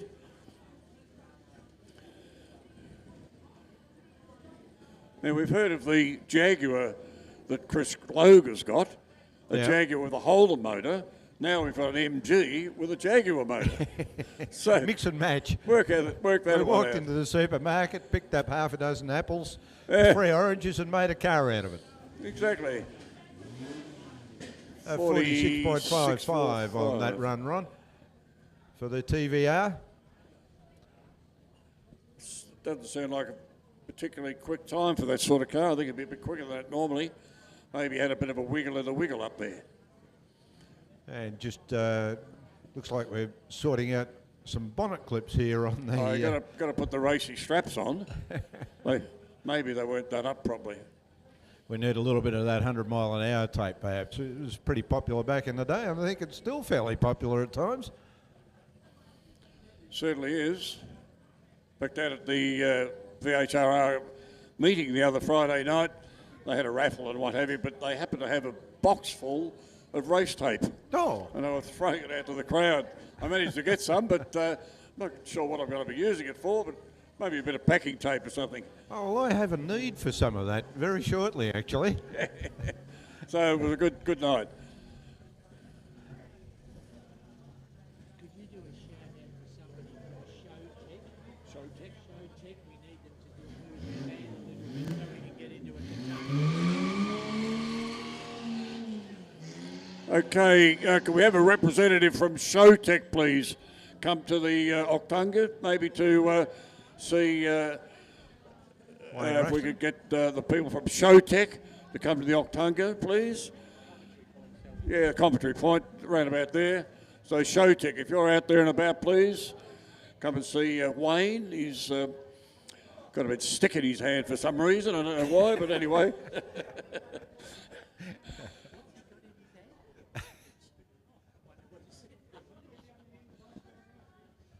Stick with an S.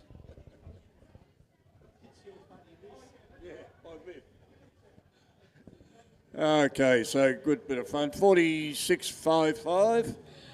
Yeah, good run there. As car 426 sits on the start line. We've had a couple of 46.55s. The TVR did a 46.55. Oh, okay, so it's getting quickest Quickest car competition. in the moment in that would be the Prad that I've got anyway. Might be other times there, but we've got the lovely MGB GT. Now, the MG GT wasn't as popular as the convertible, but suddenly they have become quite desirable to have. They've got a roof on them, Ron. I got a roof. I got a Points roof out on of that the one. roof. And that one's got a V8. So it's a V80, doesn't it? That's good stuff. Interesting, he's using the brakes on the I way don't up know why into it turn did that one last there. time. I'm wondering if it's got a little thing that hits the brake-like switch for some reason, because you wouldn't want to be He's got putting a a brakes fat on foot. there. He may have a fat foot and hitting the brake pedal as well as the throttle. Laurie Bennett brings in this beautiful little car. Now, Laurie Bennett would be probably one of our most travelled and racing drivers around Australia. Laurie's spent many, many years travelling back and forward from Australia to the UK. He's been at Spa. He's done all the big circuits over there and really enjoys it. He bought that McLaren, the big McLaren he's got, which he raced around the place. He's even had his Formula Ford, I think, over there from time to time. But he's got the ex-Gary Cooper, Elfin car number 2. So a lovely motor car. Yeah, an Elfin 600B. Oh, that's better. Better gear Yeah, change but this he time muffed round. up He the muffed first it the time last round, time. I was waiting to hear that. Must have been the So nerves away he of goes. the... And a split, 10.60 for the split. That's a nice quick time. The Laurie Bennett in the, had him at 27.65 previous run. I think this will be a bit quicker.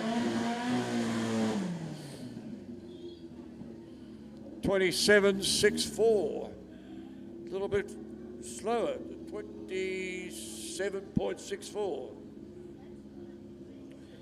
James Lambert in the 1966 Elfin Mono Mark II Cosworth rolls into the start line. Now he had a bit of an issue on his last run up the hill. Took him a long time to get to the finish. Car breaking down. Yeah, it just breaks down at higher revs, doesn't it? Yeah, it Unfortunately? does. Bit of a Anyway, telltale sign of perhaps got, some new spark plugs required.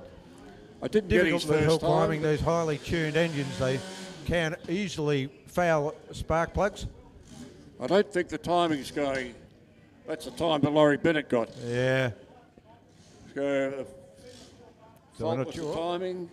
through the finish anyway. I just saw him Yeah, flash no, through that the finish timing, line. you have to rerun for that. 066 is the time. That'd be quick. Yeah, It I've might- noticed that's been sitting on 066, that little one there for a little while. So we're going, or I've been going off the one across the Yeah, track me there, too. Ron. But anyway, So, something's not right there, guys, with your results. Tell the man; he'll know all about it. Yeah, see, it's got those things up. Yeah. Okay, down to Lyndon Ardell in the Formula Ford.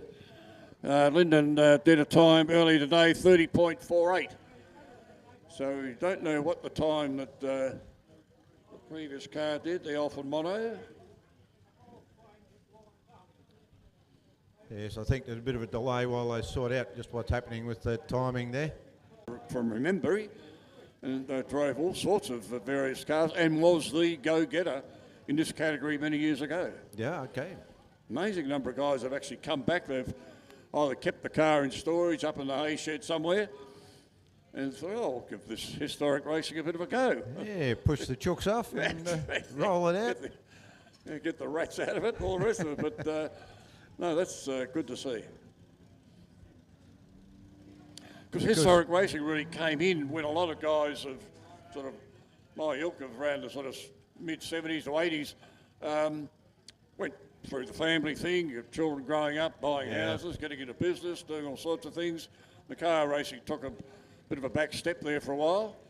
And then when things sort of settled down, the dust cleared, I'll get the old car out. If I've still got one, I'll go and buy one. Exactly. Probably, in a lot of cases, buy the car that they couldn't afford some years before. Yeah, and in some cases it's been buy the car back that you sold years before. Absolutely, my word. There's a few of those around.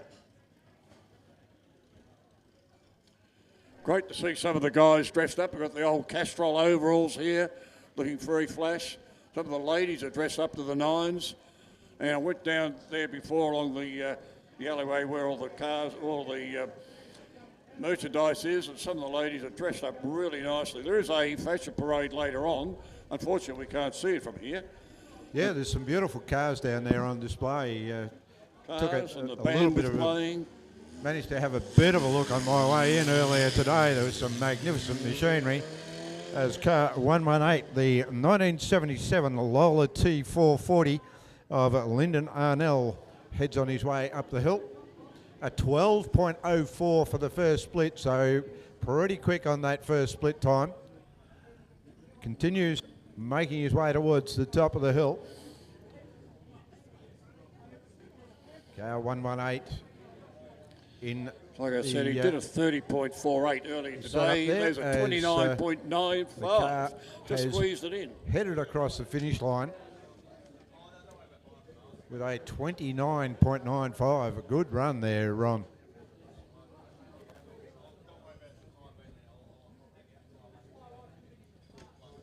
Okay, I think we're having a rerun here. The Jag. Yeah, Stephen Dunham in the 1958 MGA Jaguar Special gets a rerun up the hill. Rolls around that right-hand corner.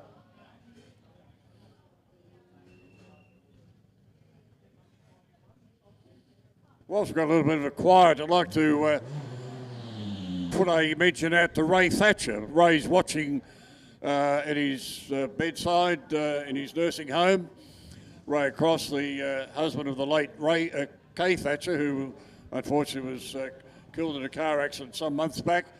So a good shout out to Ray's MG Car Club people are wishing him all the best. And we'll think of you, Ray. We actually go past Ray's shed every time we come into the meeting here, the shed where the guys taking the tickets are, and it's still called Ray's Shed and will probably always stay that way. So a good shout out to you, Ray, and all the very best for everybody else. Absolutely. Beautiful car on the start line, Ron, the Porsche Carrera. Bogged it down a little, but managed to get a little bit of that nasty blue smoke off the tyres before it bogged down. Yes, a left-hand drive version as well. So Yeah, picked it up cheap in America, probably. well, who knows? But on eBay or something? Here's a lovely car. This has been put together by Gary Ball and his good mate Ian Brown, who lives up in Central Australia, or Central Victoria, I should say. And they put this car together. It's a kit that you could buy from Western Australia, and it's beautifully put together. And almost, you put a real D-type next to this one, very hard to see the difference. Even all the little rivet holes are the same. Yep. And of course, the car that's coming up is actually Gary Ball in the Daytona, Shelby Daytona. So he's got these two cars, both kit cars. He's put together, beautifully done. And Maury is going to be driving this car up at the historic May Winton meeting as well. Ah, very good. 33.20 for the previous runner up the hill. Morris gets the D-type underway, and the sound of that glorious Jaguar thundering on up the hill. Works his way around that right-hander, drops it down through the causeway.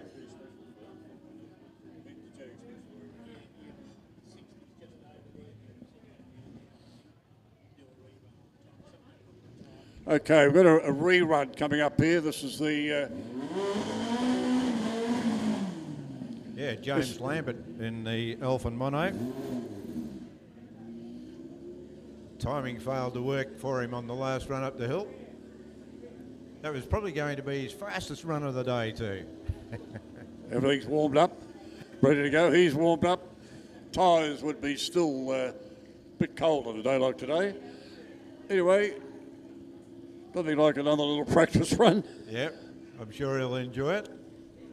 32.85. I'm not too sure whether it's he or Laurie Bennett that's in the lead. Car's still breaking down. Probably a little worse even, Ron. I've been looking at a new set of plugs of points there somewhere along the line. Then I don't know anything, so... Well, anyway. You probably know a thing or two. Righto, let's see his time, because James Lambert, I didn't have his previous times earlier today, but let's see how he goes. 31.67 for Lambert. Yes, I think if I was him, I'd be coming back and having a bit of a closer look at the ignition system on that car. Absolutely. Now, here's Gary Ball. We're talking about Gary before. Self-made car, again a kit car, and he's had some great fun with this car. You take a big brave pills as you get this thing off the line, believe me. No, I can't remember, Ron. I'm sorry.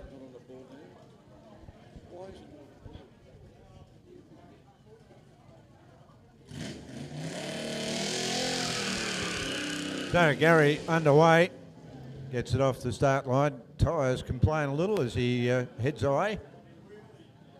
Reels the car. He actually drives that thing right on the road. It's club registered, so yeah, he drives on the road. Pop down to get the bread and the milk. That'll cause a bit of drama.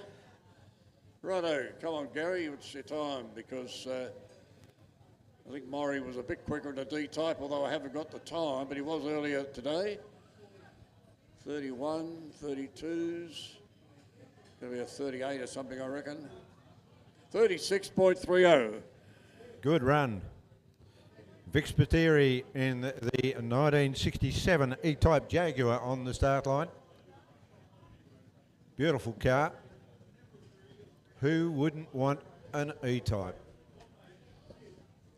Victor's making sure the wheels are pointing straight. Great man, Dick. For Vic, he's coming to all sorts of things with the VHRR lately. He comes to all the social functions. And a bit of a wriggle here and a bit of a wriggle there. And it got all straight to finish. Very nice. Did seem to hold it up on the rev limiter there for a little while in first gear before snapping it into second.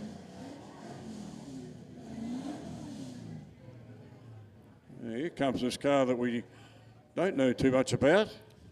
Obviously running a V8 of some sort. Because TR7s did come with a V8. Not here in Australia so much. All the fully imported ones had a V8. So quite a few have raced over the years. 32.58 for Vic.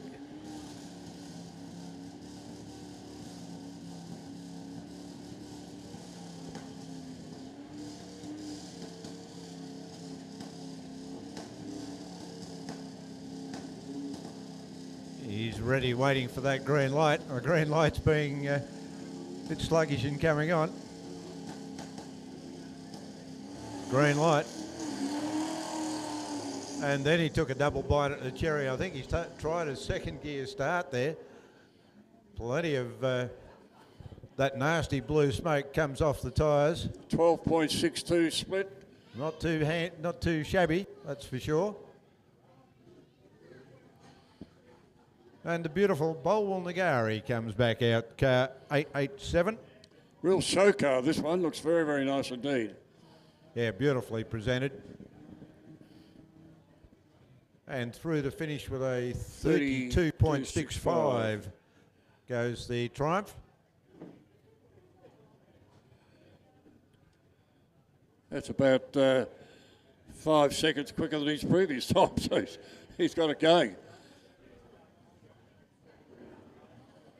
I think we decided this was an automatic one from memory. That lovely. Yeah, it sort of looked like it. I saw him twiddling the gear stick there in a particular way Oh, that we'll would see indicate when it automatic. takes off. Yeah, definitely an automatic. Absolutely. Might have automatic with the manual select. You can actually do that on some of these cars. Yeah. BMWs have got that, or a lot of other cars have got it. Car 888, another Bolwell Nagari. This one a 1973 model, driven by Ken Williams.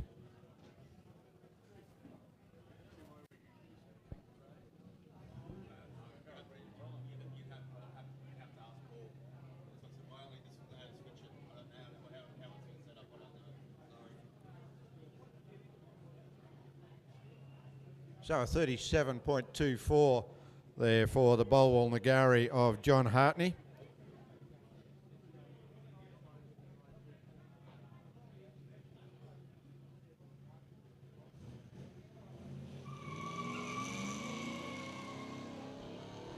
Good, clean get off the start line there by Ken. Yes, that one's definitely a manual run. Yeah, definitely a manual shift, that one. So from V8 to half a V8. Yes, well, The Hillman Imp. Still got the engine at the back like a Yeah. Bolwell Nagari.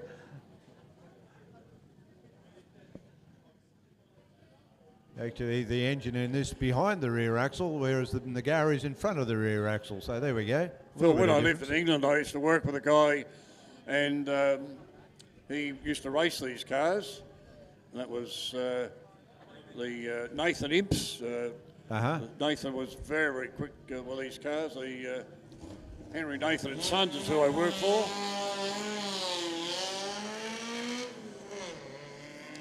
And he was actually the British touring car champion in the Hillman Imps. Wow, So there very we go. good car in the day, yeah. And Duncan So Nuttall. Roger Nathan was the chap's name. Yeah, so Duncan Nuttall running his little Hillman Imp up the hill, a 1964 version of the car. Well, here's the Maury. I remember the stickers we used to put, keep on Morrying, I think was the sticker you used to put on the back. But plenty of cars, plenty of drivers started today here in one of these cars. Kevin Bartlett, for one, who had his mother's convertible that he used to race. A 37.77 for the Hillman Imp of Mr. Nuttall. Duncan getting a good run there. Meanwhile, Grant Bingley in the 1959 Morris Mini launches off the start line.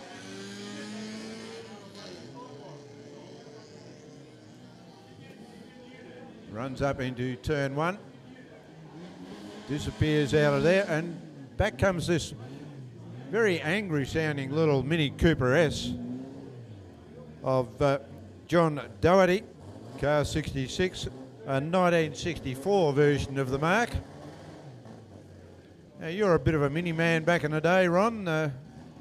Yeah, had many a good victory of the minis, and thoroughly enjoyed racing. We had a huge collection of minis racing in those days, enough to have our own series, which was the Super Mini Series, both in Victoria, New South Wales and Queensland. So, we'd have a field of 40 minis racing. Great stuff. Excellent. In the days. And we used to run in categories, category 1, 2 and 3, so you had a good chance of, you're a fairly road-going sort of car, you'd pick up Division 3. So Now, great did stuff. yours have the sliding windows like this one, or did it have the roll-up windows?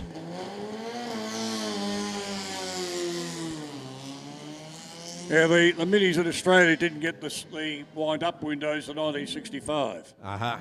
So I've had both cars, both the sliding window models and the wind-up windows. And it was an Australian invention, the wind-up windows, by the way. Oh, The English people did have wind-up windows, but with a different sort of technique. Anyway, here's a car to watch going up the hill. yeah, 1973 Bathurst XU1 Tirana. Absolutely 31.98. immaculately engineered, this car. If you get a chance to go and have a look at it in the pits, please do so. 198. Graham Whincup at the wheel of car 77. Okay, so at the moment the Mini is the quickest, 31.98. Whincup is next with a 33.35. So let's see how we go this time. The Mini Ideal, of course, at the bus stop up the top. Away he goes, very nicely off the line. Into second Gets gear. it away off the start. Lovely start. Working at the wheel over the top there. Down over the gully he goes. Didn't see the split, 12.3 something it was. So he's not going too good. Jeff Vernon tells me that Whincup was beating him in the last lap round, so let's see what Graham does this time. Oh, 32.54. 32.54 for Graham. Yeah, good run there from Graham. That genuine 1973 Holden Tirana XU1 with a very long racing history. Jeff's just got the motor back into this thing on Friday. Away he goes off the line. Now I noticed that this EH Ron has got bucket seats. They didn't come out quite that way. Originally they had bench seats, and The Premier had bucket the seats. Premiers had No, buckets. no which is- Premier. No. I don't think so. All right, so Jeff all the way down from Gippsland in the EH Holden. Only got the motor back in on Friday, I think it was. So he's keen to see how it goes. He's happy with the way it's going at the moment. And it's not leaking any oil, which is a bit of a thing. So he was pretty happy with that. 34.11. And Pretty handy time. 34.11. So he's still behind the XU1. Have a look at this thing get off the line. This is 154. Yeah, Peter Corrigan. Very quick car indeed. And Peter Corrigan, beautifully presented car. Got the later model wheels, of course. Not quite standard in that department. Probably not standard in any department. But anyway, beautifully. I can see a couple of extra gauges in the dash there that certainly wasn't a standard back in the day. Oh, unmistakable 6-cylinder motor sound coming out of that one. Drops down through the valley. Probably And stuck it into second gear or stay in second gear unless he doubled the clutches back to first at the bus stop. yeah, I'm not sure. Are they running through the chicane on this run? You may need to go back to first for that one. No synchro in first gear on the original old FJ's. Not too sure what he's got they in did that. Not. No, you perfected that when you were racing around the streets. 36.21. 36.21. Oh, that's good. 36.21, sorry. Christopher Luge in the 1954 Jaguar Mark 7 on the start line. Now, Chris actually used to race these things in the UK. He's a Scotsman, but we won't take that against him, but he raced these cars and did very well. In the early days, he raced against Sterling Moss and those sort of people that were running their cars. But he's unfortunately smashed up his white one that he used to race. Oh, he's the barrel girls here. That's very nice. Okay, come on, Chris, with the old and engine Jag. Where are you, mate? What time are you going to do? He did a time earlier, 43.09 earlier. 42.27. You'll be happy with that. Okay, now down to the little Formula Vs. We're coming to the Mount Lura category. Mount Lura down the Western District.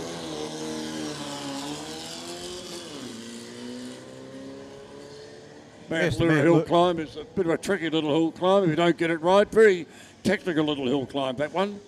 Absolutely. Managed to take the left-hand side wheels off and Judge Cheetah on turn 1 at Mount Lura a number of years ago, which was a little bit embarrassing at the time.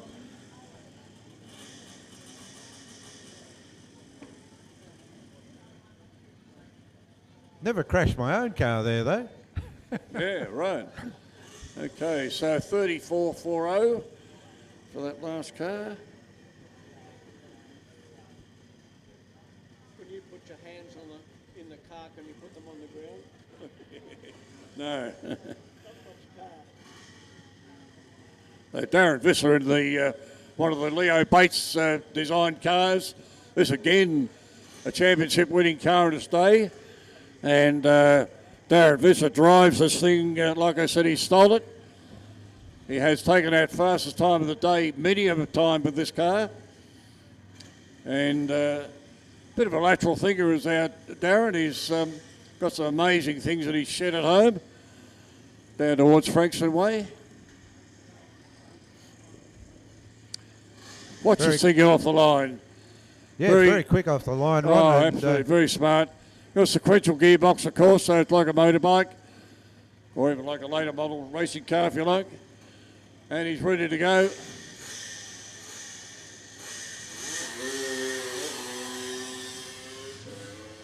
Wow, that's quick off the line. Let's see the split. This is going to be a quick split. Let's say about a 10. I'm going to be about a 10. Yes, 10.29. Oh. That's quick. Yep. That's quick. He's on it. Darren's disappeared out of our sight. He's not on screen, so let's have a look. It's going to be a quickie. 27.21. That's a good quick run. 27.21. I'm going to suggest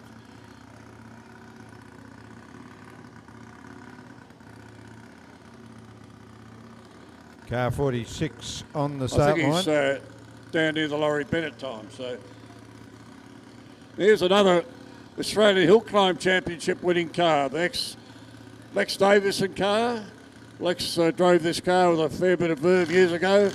Motor done by Phil Irving. Away he goes across the line. Very smartly done. Bit of a wiggle there. Into second gear. Graham Noon will be interested to see how this car's going. Graham was the last owner of this car. Sold it back to the North family. Oh, have a look. Did I smell a bit of Castrollar there somewhere? Yeah. Oh, bring it on, bring it on. Fantastic. See some of the old noses twitching. They say, oh, I know that smell. Anyway, let's see. He's gone up the hill. And A 31.39 there, Ron. So pretty handy time. bit quicker. He did a 32.44 last time. So here's young Mark Atkinson. Now, Mark's finally got this car pretty much sorted. It's had a long time to get it right. The Kawasaki type engine, 3 cylinders, I guess they are. Weird type of car. 3-cylinder, 2-stroke.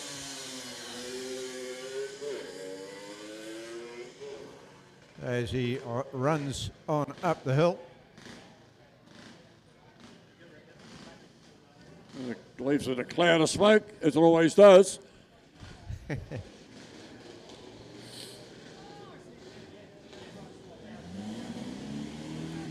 Car 119, the 1970 CMS Formula V of Russell Van rolls into the start line. as we wait for Mark Atkinson's time at 34.57 for Mark Atkinson.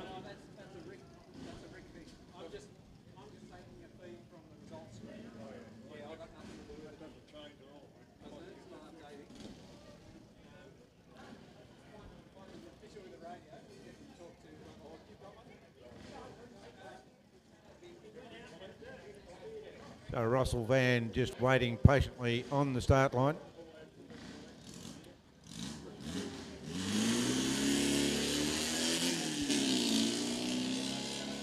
And off he goes, another of our cars in the Mount Lura class.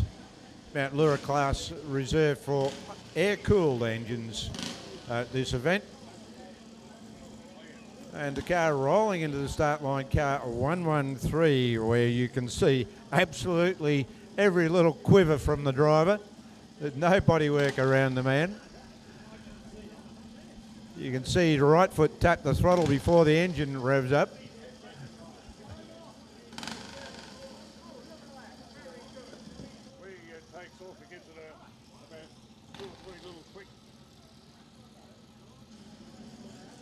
When he takes off, it gives it about 2 or 3 little quick blips to the throttle, and away he goes. Yeah, great to see some of these cars here. There's not only the cars competing, there's also plenty of other cars to have a look at.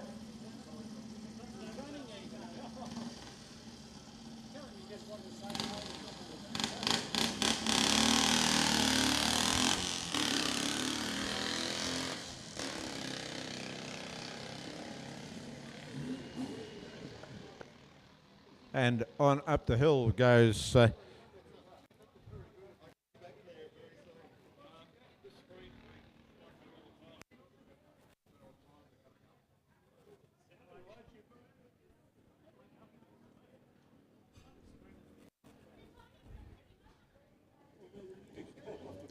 While there's just a little interlude, Ron, we were talking before about bug-eyed sprites, and I'd like to pay a compliment to the Sprite Car Club today. I went for a walk a little while ago. There's a lovely lineup of bug-eyes. There's about 4 all in a line, quite immaculate. One, of course, is not original. It's actually got wire wheels, do you realise? Oh, very, very nice. You could do a special order with wide wheels, so it looked absolutely Yes. magnificent. Yeah, Anyway, the other members of the Sprite Car Club are parked up behind them. I think there's 5 bug-eyes altogether, and they look so good. And I'd like to congratulate the Sprite Car Club for your display here today. It absolutely looks superb. And to have one of your members competing here, I bet not let any of the MG Car Club people hear me say that, otherwise I'll get clobbered to death. No, you'll be right. Paying a compliment to Sprites, but that's how it is. I've got to let my love of certain cars come out. I don't want to distinguish because there's certainly favoured cars here today, including the little French Alpine. I just love those little cars. Now, Walter, we're going to have a demonstration very shortly of the Eldred Norman Double V8 Special, driven by Darren Visser. Yeah, and that I've just been looking at a little while ago, Ron, and I think that deserves the trophy for the biggest monster here today. It's an absolute monster of a car. It certainly is. But what an invention, like twin V8 motors. How do you get that all to work? Yeah. Please tell me.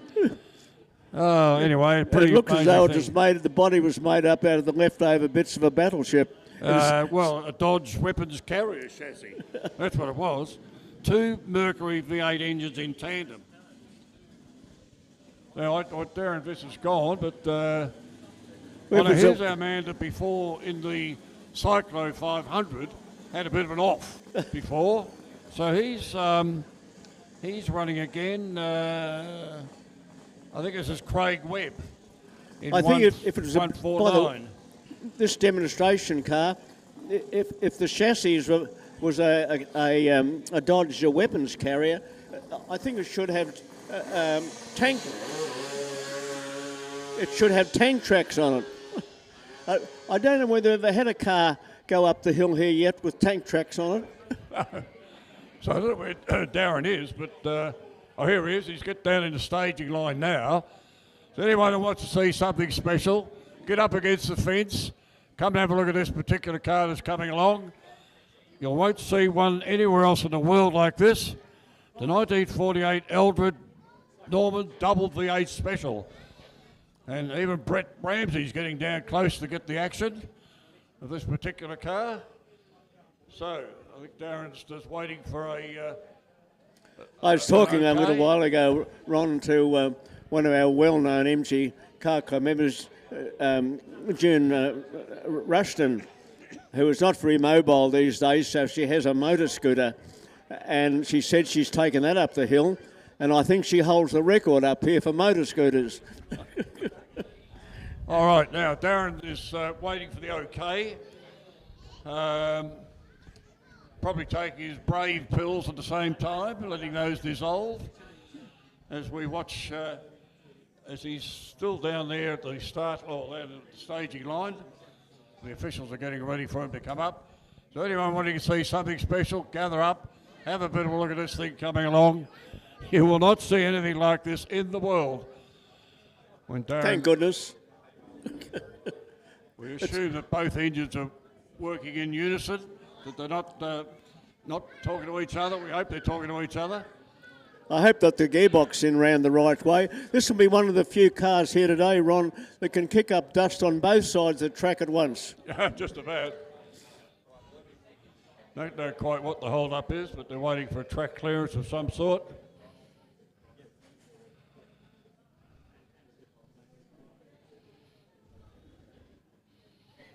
Darren did have this here at the last revival, but wasn't quite ready to have it on the track, but he had it here as a static display, which was nice.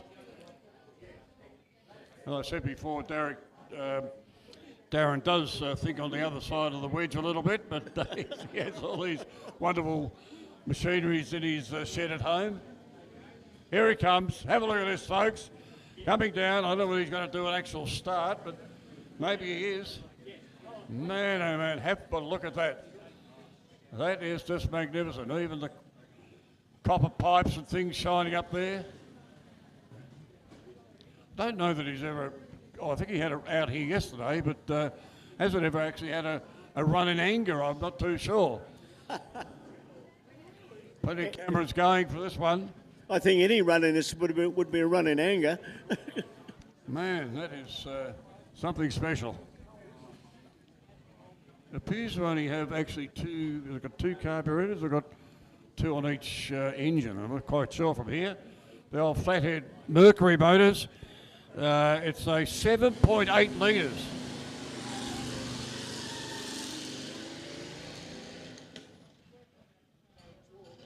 Oh, have your lunch in between the gear shift, but that's all right. It's an unusual gear shift. 7.8 litres. It debuted at the Glen Ewan Hill Climb in South Australia in 1948. Wow. So it's been around a little while. It's been down at Fisherman's Bend in 1930 of October. So it's a car that's been around. It first ran in the Australian Grand Prix in 1950. The following year, a hill climb in Western Australia. So absolutely amazing. Thank you very much to Darren Visser. You won't hear us now, but his colleagues will, for bringing that car along. Let's hope it has another run. Well, can we say back to some normality? Now, I was wondering whether we could ask June Stratford to give a demonstration. June Rushton, if she could come and give a demonstration on a mechanised wheelchair. Oh, mate. Yeah.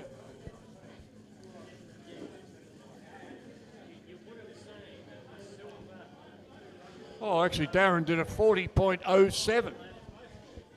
40.07. That's going all right. Gee, that's not bad. You know, whether he may not have gone through the chicane. I don't think Shane's not working. Didn't get it through the chicane.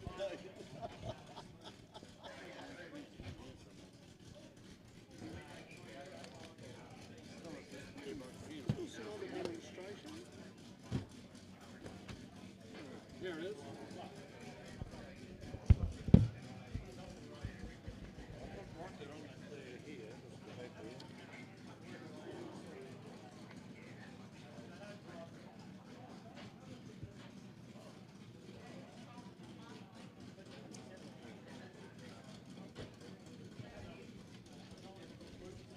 Okay, so as we say, let's get back to some normality. Our first car is coming up, the Little Wasp, and we go back to the categories. We're running in different categories, as we told you earlier. So we come up to the Heidelberg pre-war sports and racing cars. Now you talk about Heidelberg. Why Heidelberg? Well, Heidelberg was where they actually ran one of the very, very early hill climbs up Burgundy Street many, many years ago. And then we did a reenactment of that event, probably 12, 13, 14 years ago. The RACV got behind it. We had George Hettrell and all these old cars going up and down the hill. The local firemen also helped run that, and I remember going to that anniversary meeting. It was such a joyous meeting to see everyone smiling and taking turns of driving up the hill. No worry about times, goodness me. The time with the They went calendar. up with families on board too. Yeah. It was great stuff. As I said earlier, Like Don Kingsley and I did the commentary. I stepped out to take a photograph, and the fireman came up and said, "Sir, would you step back? You're standing on the starting line." Right. Well, there's a car you know all about, Walter. Give us a bit of a rundown. Yes, well, Matthew Magilton's driving our family Magnet. We've owned it about 58 years. We're having a few problems here today to get it to fire, but it certainly, the last run was better than the first. We'll forget the first one, well and truly. And the last run wasn't too bad, but I said give it some decent stick at the start. It's a little bit it's a heavy old car. It's never been a Motorcana car. It's not agile like P-types. I've never supercharged it, and it's a little bit heavy for fast track work, but it's still been a very nice car. And I'm proud that when I bought it all those years ago, I was dead scared in those days I'd break something and never get it back on the track. And anyway, it doesn't worry me a thing today, because if things do break down and you have enough coins in your pocket, you can always get parts for them. I could build up a brand new motor and a brand new block for it if I wanted to, which I hope I don't ever have to, of course. But the scene has changed so much with internet around the world, supplying parts, specialised tyres, all that kind of thing. If you can't get it today, you'll certainly be able to get it tomorrow from somewhere.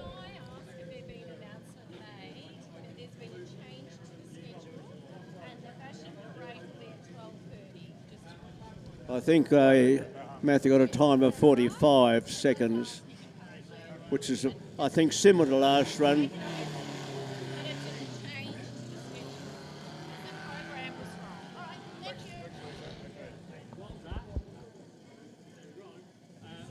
We'll do lunch at the end of that. Okay? So at the end of that,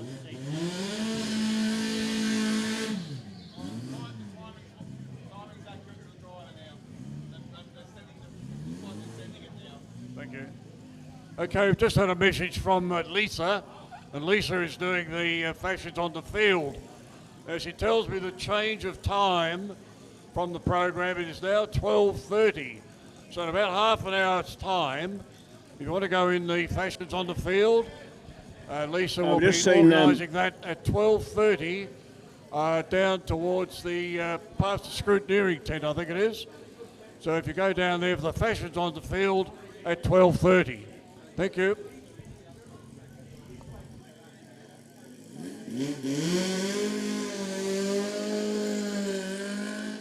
I've just seen Bill Athens' time was 38 something. I think that'll please him. I think that's a fair bit better than he'd done previously.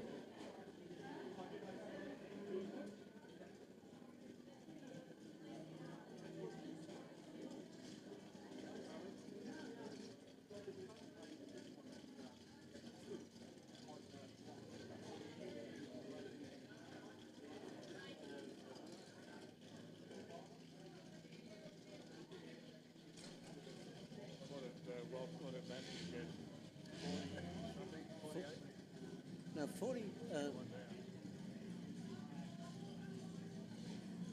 45.24.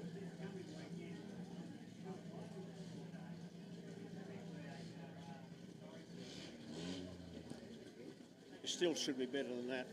I'll ask Bill.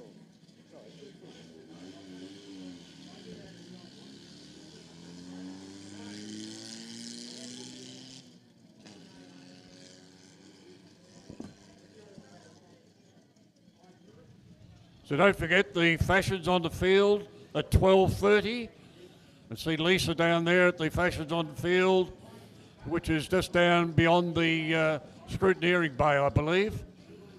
So Fashions on the field are now at 12:30.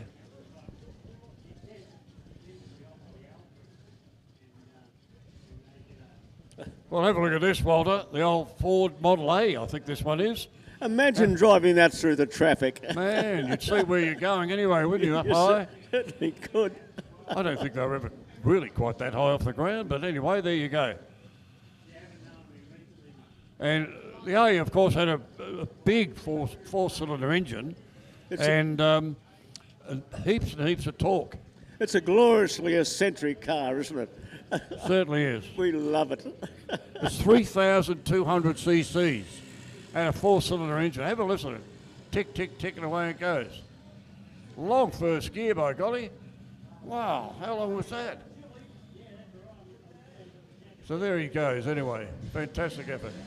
Imagine people's reaction at the traffic lights and things. When it pops in beside them, there'd be all other people and other cars, be all eyes. They'd be getting a stiff neck looking up. It'd take off and leave them all behind. Actually, he got a 48.61 this previous run. And they'd be scratching their head and say, what the blazes was that?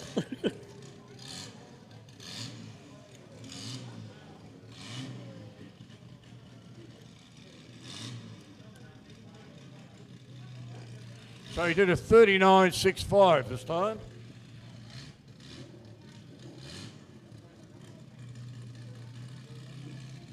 That's a pretty good time.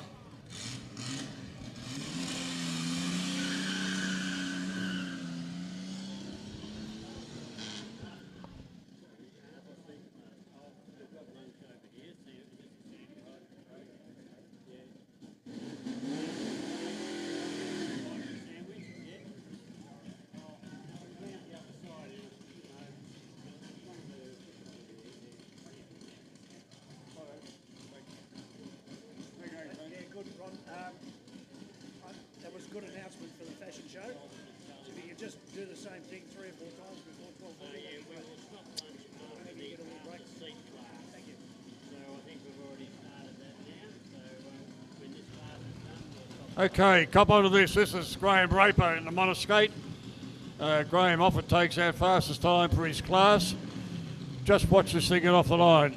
Flathead Ford V8 Special, 3-speed gearbox. A very, very quick car indeed. I've had the privilege of driving this car, and I take my hat off to Graham for driving this thing. Maybe a bit of a break for some reason. Unusual gear change. The gear change is actually on his right-hand side. He's got his hand on the gear lever right now. It's only a 3-speed gearbox, but it's got the lever goes across the top of your knees and down on the left-hand side. So, very intricate car to drive. And it has what they call a dog clutch on it, so it's either in or out. Believe me. There you go. So you put it into gear, and I want to go forward. So hardly any play in the clutch at all. Away he goes off the line. Fantastic start. Really quick car, this one.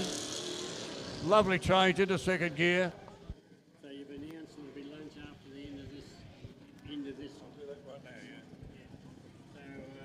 So Hepburn Springs that will start after the lunch break. Right. Okay, thanks. Okay, so just an announcement. There will be a lunch break. The lunch break will be after we see Ray Sprague go up in the Solar Midget. So we're getting through these cars now. We're up to the lovely Wolseley Special. Triumph Gloria, I should say. I'm getting my name cars mixed up. Triumph Gloria. So we're got about another 5 or 6 cars to go, and there will be a lunch break. So mind yourself and get yourself something to eat and come down and see all the guys and the girls in the catering division. So that's where everything will be happening. And don't forget the Fashions on the Field, starting at 12:30 now.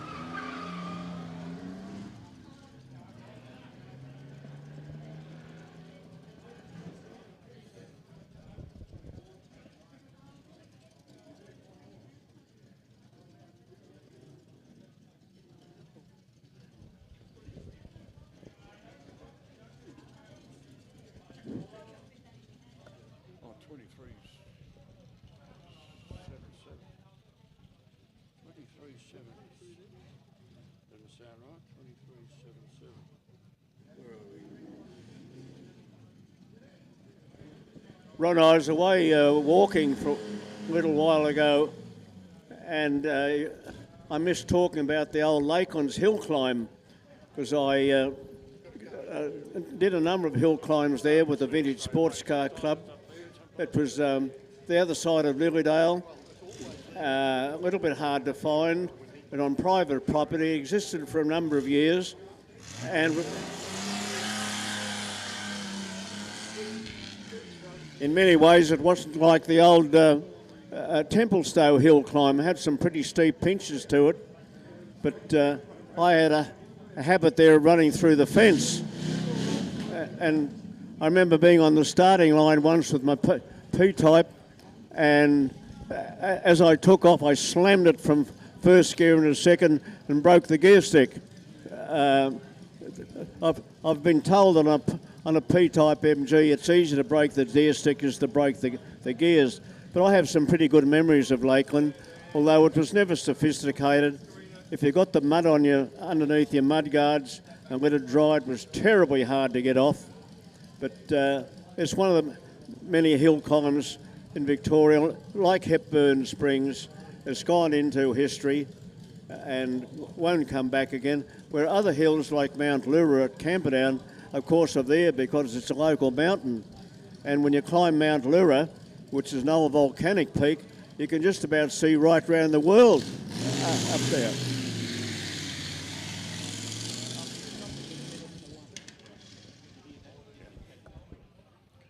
Yeah, just announcing it in about another 5 minutes or so. Well, we'll be stopping for the lunch break. So make yourselves available of the catering division down here. And the Fashions on the Field, don't forget, at 12:30 now, not on the advertised time, so 12:30 for the start of the Fashions on the Field. And Lisa down there will sort you out. And some pretty quick times coming up. Why have we got quick times all of a sudden? That's because the bus stop's not working. We're going on the old circuit now. So that's why I wonder why the times are so quick. I had to ask an official. 25.87 for the last car, which was the Redpath Special. So now this is actually David Bell driving the Phil car, so he's not driving it today. I don't know why. I'll have to find that out. But David Bell is behind the wheel. David, of course, has got 2 or 3 cars here this weekend. Obviously driving this one and driving his MG Special. So he's got a few cars to look after today. And Phil Gray normally drives this car. Not sure why Phil is not running, but maybe somebody from the David Bell camp could come and tell me. Here's another one of the David Bell cars. This is from the Bell family collection. This is the beautiful Rolton.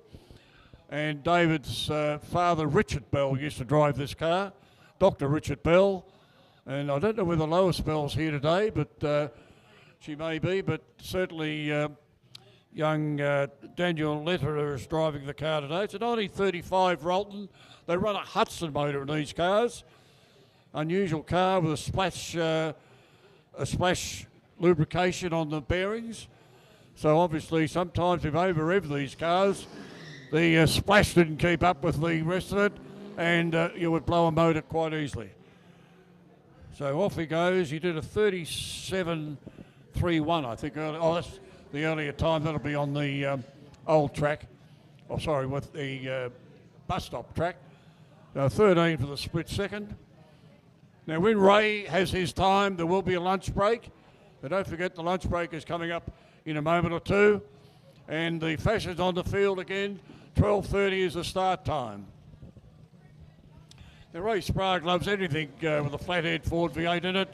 He usually runs his little coupe car, the coupe, beautiful little car, the little Roadster, I think it's called. 2906 for the previous car.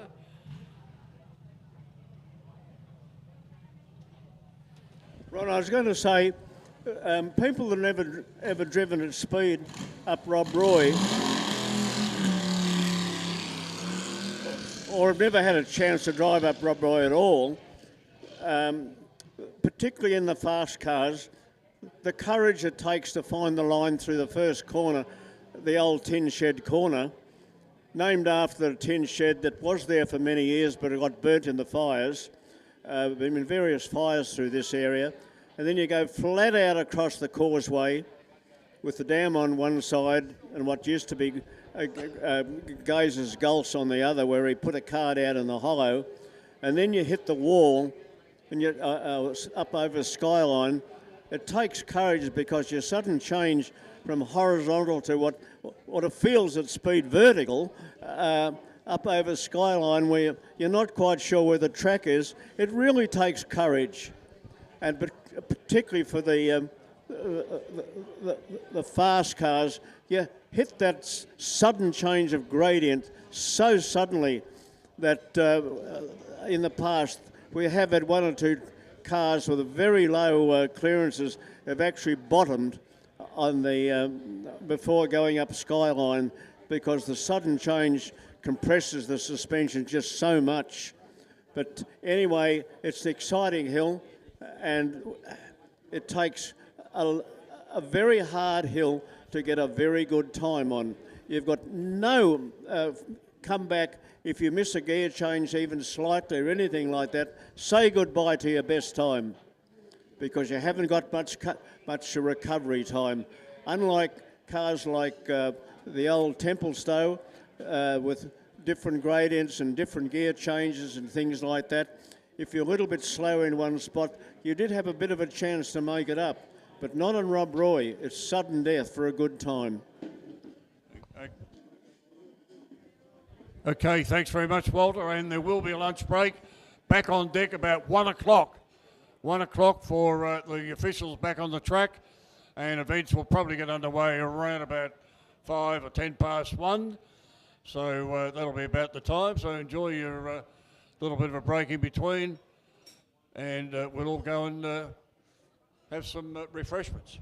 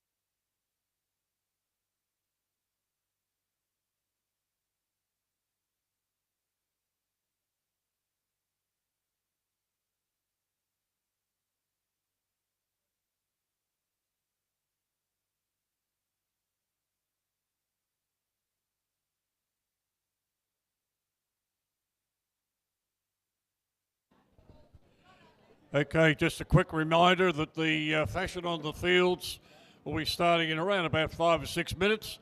So they're down beyond the scrutineering bay down that way and a bit on the left.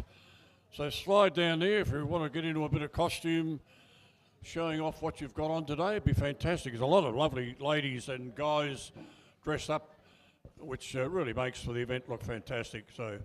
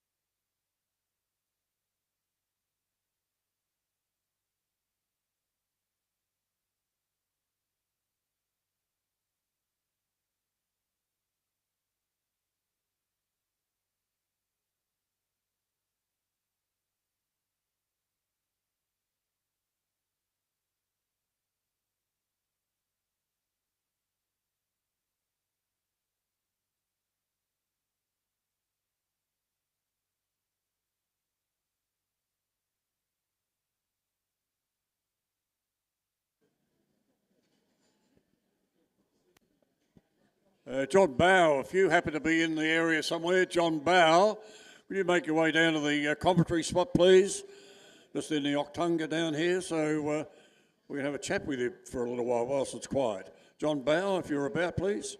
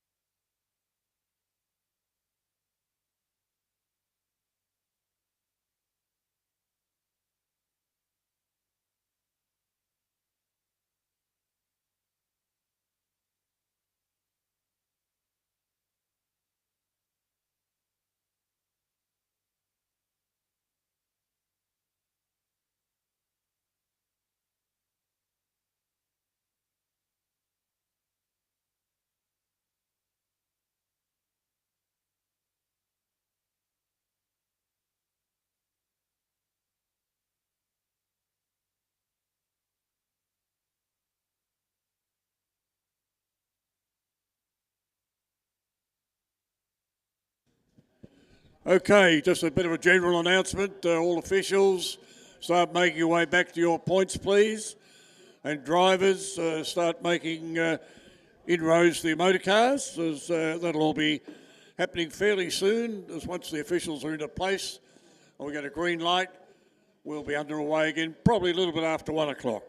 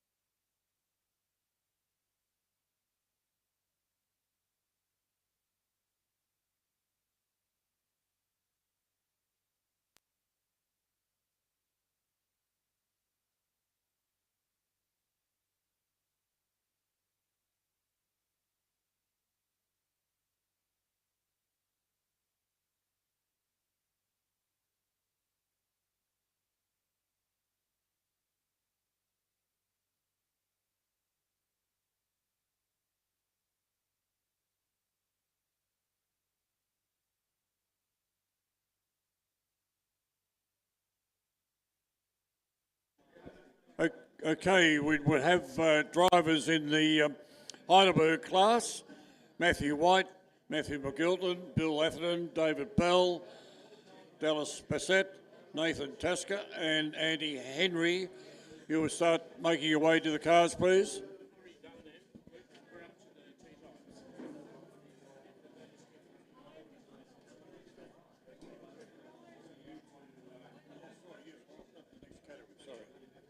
I just forgot. Okay.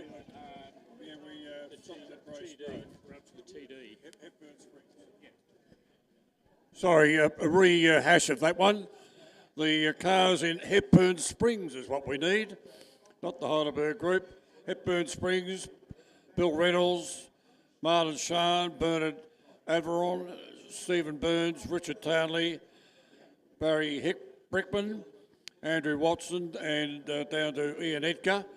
You guys start making your way down towards the start line when you're ready, please. Yeah, I just picked up the program and started off on the top, but they've already run, so we finished there. Okay. Where have you been, mate? Did I leave you a bit long, did I?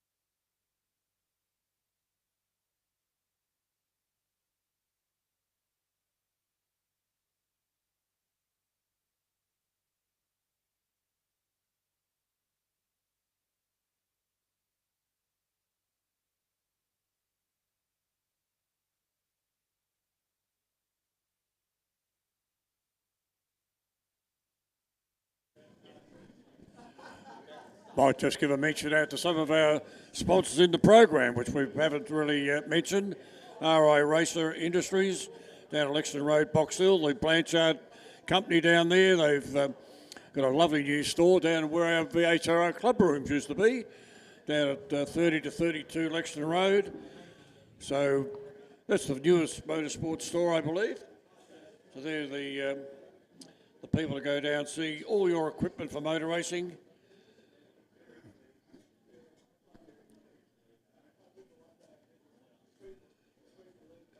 Now, there's a big raffle going on here too today, proudly sponsoring the Prostate Cancer Foundation of Australia. $10 a ticket. Fast Track Experiences is first prize in the V8 Hot Lap Experience, worth $400. That's a nice little work to get. And RO Races, I just mentioned, also got vouchers of $300 and $200. And Penrite, our old friends down at Penrite, the Diamond family, also giving us... look out, Ian Smith's on the go with the camera again. Go on, Ian. Well done.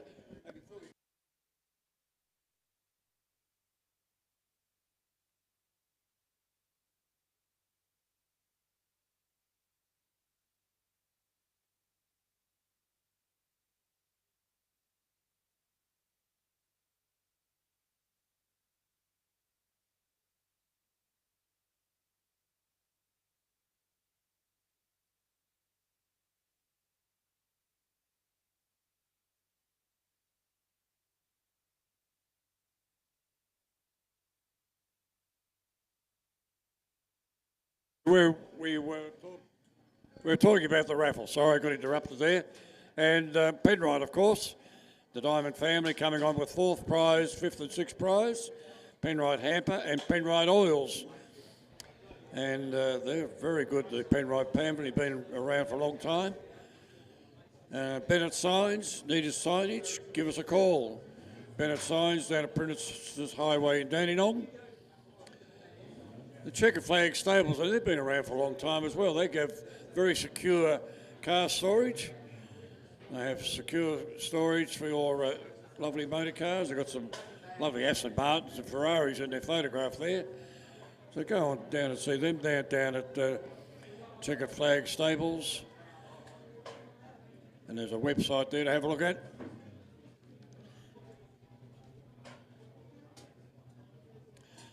Now, we've got a new customer on board here, introducing Atomic, historic twin-tube damper for the modern era. Automatic is a highly quality twin-tube shock absorber that conforms to the requirements of FIA Appendix K. So, Racing Shocks of Australia, Quantum, Atomic, I should say. Go down and see Atomic for your shock absorbers.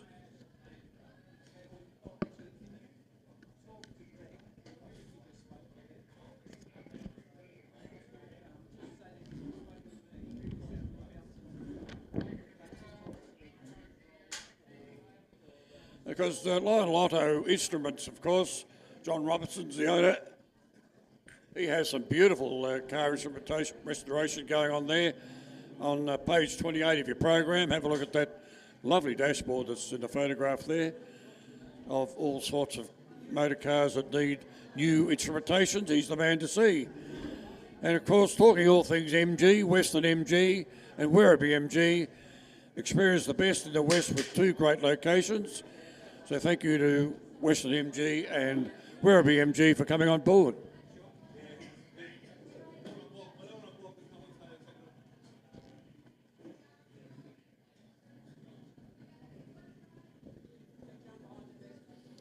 And also Peninsula Sports Car Services. They were established in 1994, where car enthusiasts take their sports cars. Now they're hiring. Now I'd be probably right for this. They're looking for a senior mechanic required. So do they take an 80-year-old senior mechanic? I'm pretty senior. Yeah, that's the way. Anyway, they're the people to go and see for your engine, gearbox, diff rebuilds, full restoration services, general servicing as well, performance upgrades and all the nice things that you need. So they're down in Brookvale in New South Wales. Yeah, really good to see that we've got so much support for the event.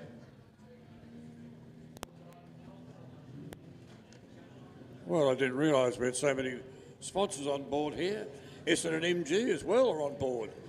As we see the first of the MGs coming up, Walter. Lovely MG TD, and Walter McGilton's going to tell us all about it. TD here today.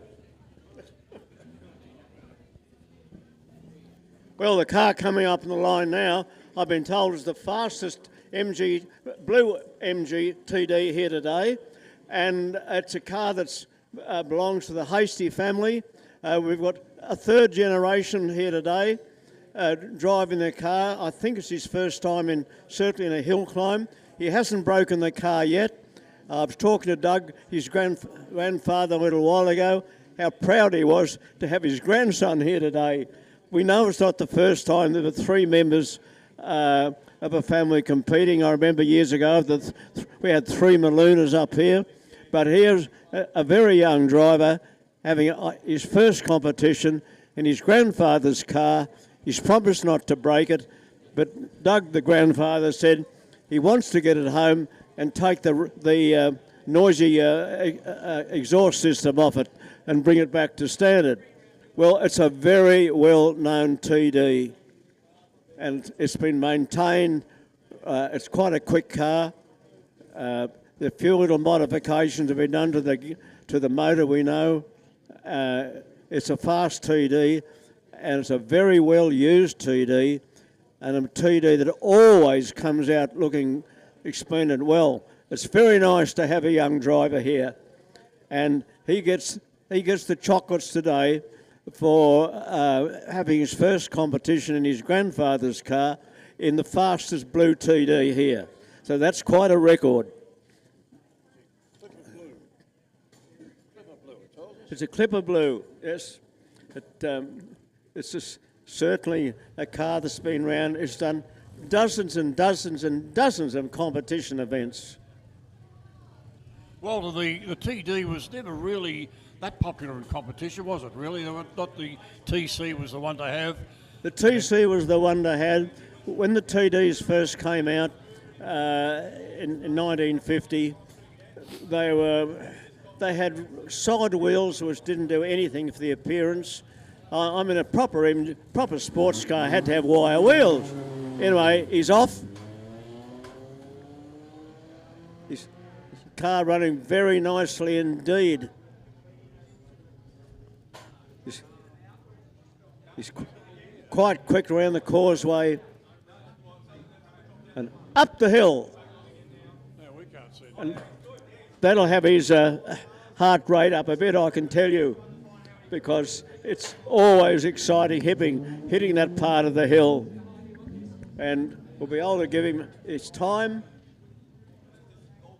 a 30.40 there, Walter. 30.40. I don't know whether he'd be happy with that, but I think his grandfather would. Oh, his grandfather's still beating me here. Okay, lovely car on the line here. This is the Milano MG. Well, fancy, Beautiful car, no, car number 'cause 14. say, Ron, fancy coming along here and your grandfather beats you. Well, there you go. At least he still has his first drive. He hasn't can't ask for the second drive. You'd be right. Marlon Shah now in the magnificent little Milano body special. Started life as a TC.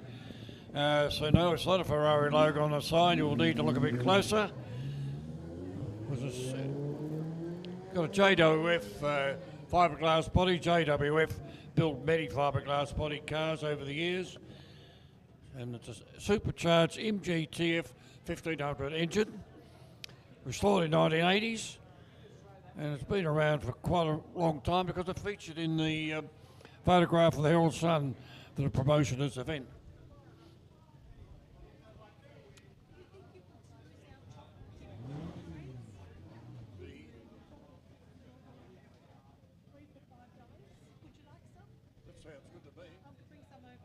Okay, apparently we've got some chocolate-dipped strawberries. I believe there's some on the way to the commentary box too, boys. So the chocolate-dipped strawberries are over at the catering area there. Go and see Wayne and the lovely ladies over there for some chocolate-dipped strawberries. I know they're probably not on your diet, but the strawberry part will be okay. We'll overlook the chocolate, will we? Anyway, we're looking forward to those. So thank you very much. So the chocolate dipped strawberries still available in abundance. So there we go. There goes the little Gazelle going off the line. Great little car built along the lines of a van wall of the day. Oh, look at this. On the hill now is car You call this a 15. bit of payola coming over. Thank you very much. It's Bernard Andron in the Ford Gazelle. And Yes, Ken and his Irons had this car for a while. we've got chocolate tipped strawberries in front of us. They're so big, I think they might be pumpkins dipped in chocolate. They're very nice. Now, Walter, car 26, I think I got on the line. It's car 26.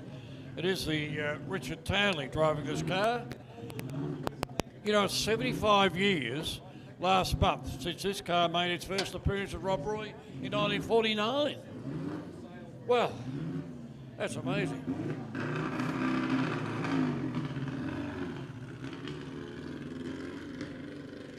So, what a shame. Another load up.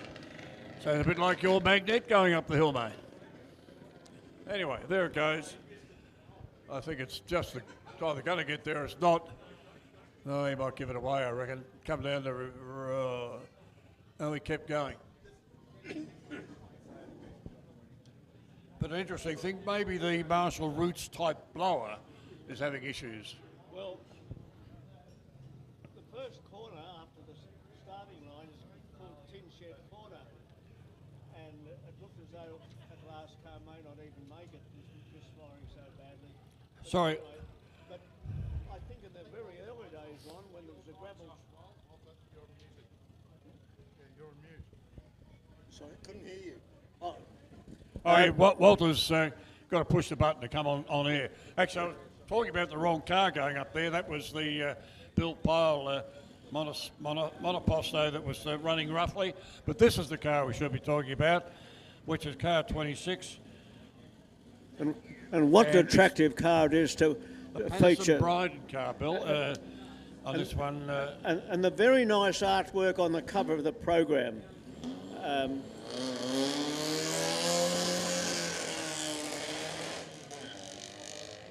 Having done some paintings of racing cars in my past, particularly for Bib Stillwell, how to render motion on a car at speed is quite a challenge.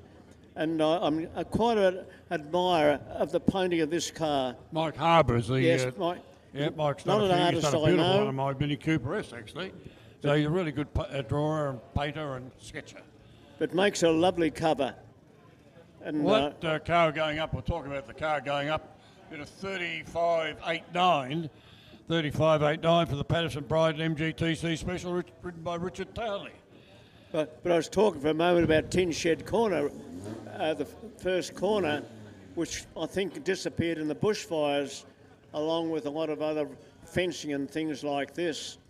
But I'm not sure in the old days when the track was gravel and so on, whether the slow cars didn't stop at Tin Shed Corner for a cup of tea.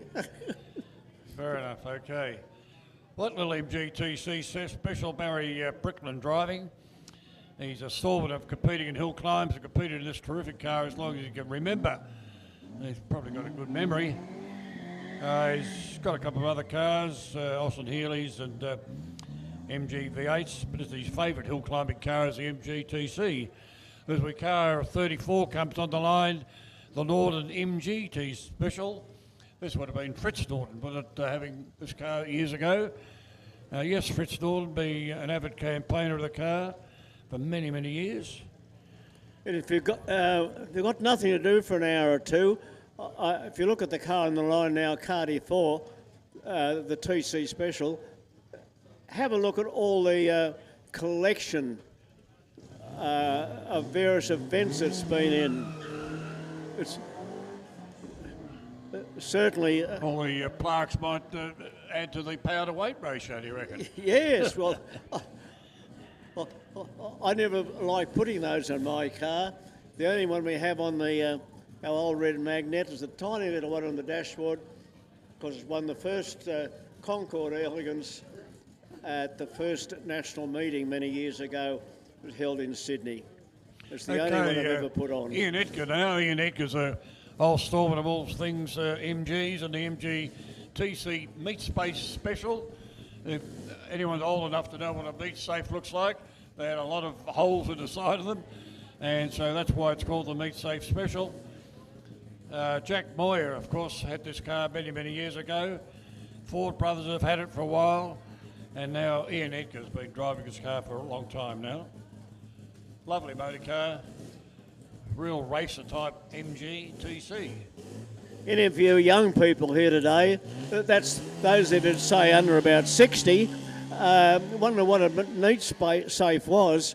Well, in the old days without refrigeration, and I grew up with those conditions, keeping your meat fresh in particularly hot, humid weather was a terrible problem if you didn't have an ice chest. And we lived in the bush and couldn't get ice, so we had what is called a cool guardy safe. It was a safe to put the meat in, had fly screens, and then you drip water on strips of material down the side, and the air going through the wet material through the meat safe lowered the temperatures quite a bit, but it's nothing like refrigeration. But you had to keep the flies off the meat. So the Meat Safe Special, there's no flies on the engine of that at all. If you have a look, you won't see one. Certainly not. Well, there's car 20 now on the line. Mike Ellsworth. Mike's always very quick in this car. Car number 20. Got a 1950cc B series engine. Crossflow heads, Weber carburetors. So pretty well worked over MGA. Very desirable MGA coupe. Not very many of those cars around. Certainly not in Australia. There might have been a few overseas, but not so much here. And quite an awkward car to get into as well. They were not like the convertible car where you could just sort of virtually step into that. But those cars are a bit harder to get into. So he's up and nearly be over the line very shortly. There he goes. And he did a 27.28. Bearing in mind, of course, we're now using the old version of the circuit. We're not going through the bus stop for the afternoon runs. As John Hardy, the Right Honourable John Hardy, arrives on the line with his Alpine 110.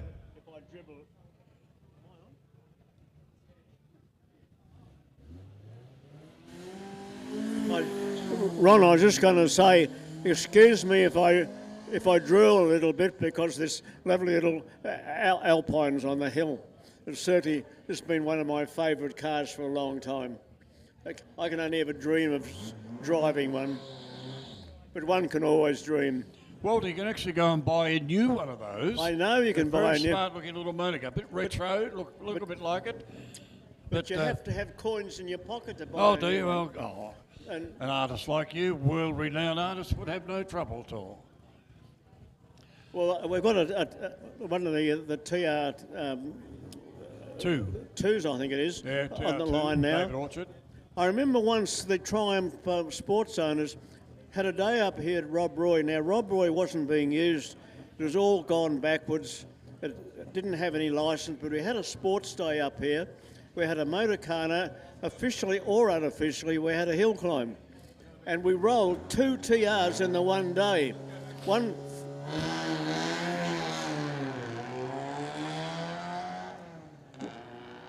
fell over, I think, going up the top of Skyline, and on the rough track it was then. It was totally out of use. And we had a motor car, and the other one was turning very slowly around a stake and put a front wheel in a hollow and just fell over. And it's quite a dramatic day to roll 2 TRs in one day. Well, that was David Orchard, of course, and he's had that car for quite some time now. There wouldn't be many Triumph owners would probably even know that story. But the other story about Triumphs too, we're talking about Fisherman's Bend, and going down there to events, and one of the classes named after Fisherman's Bend.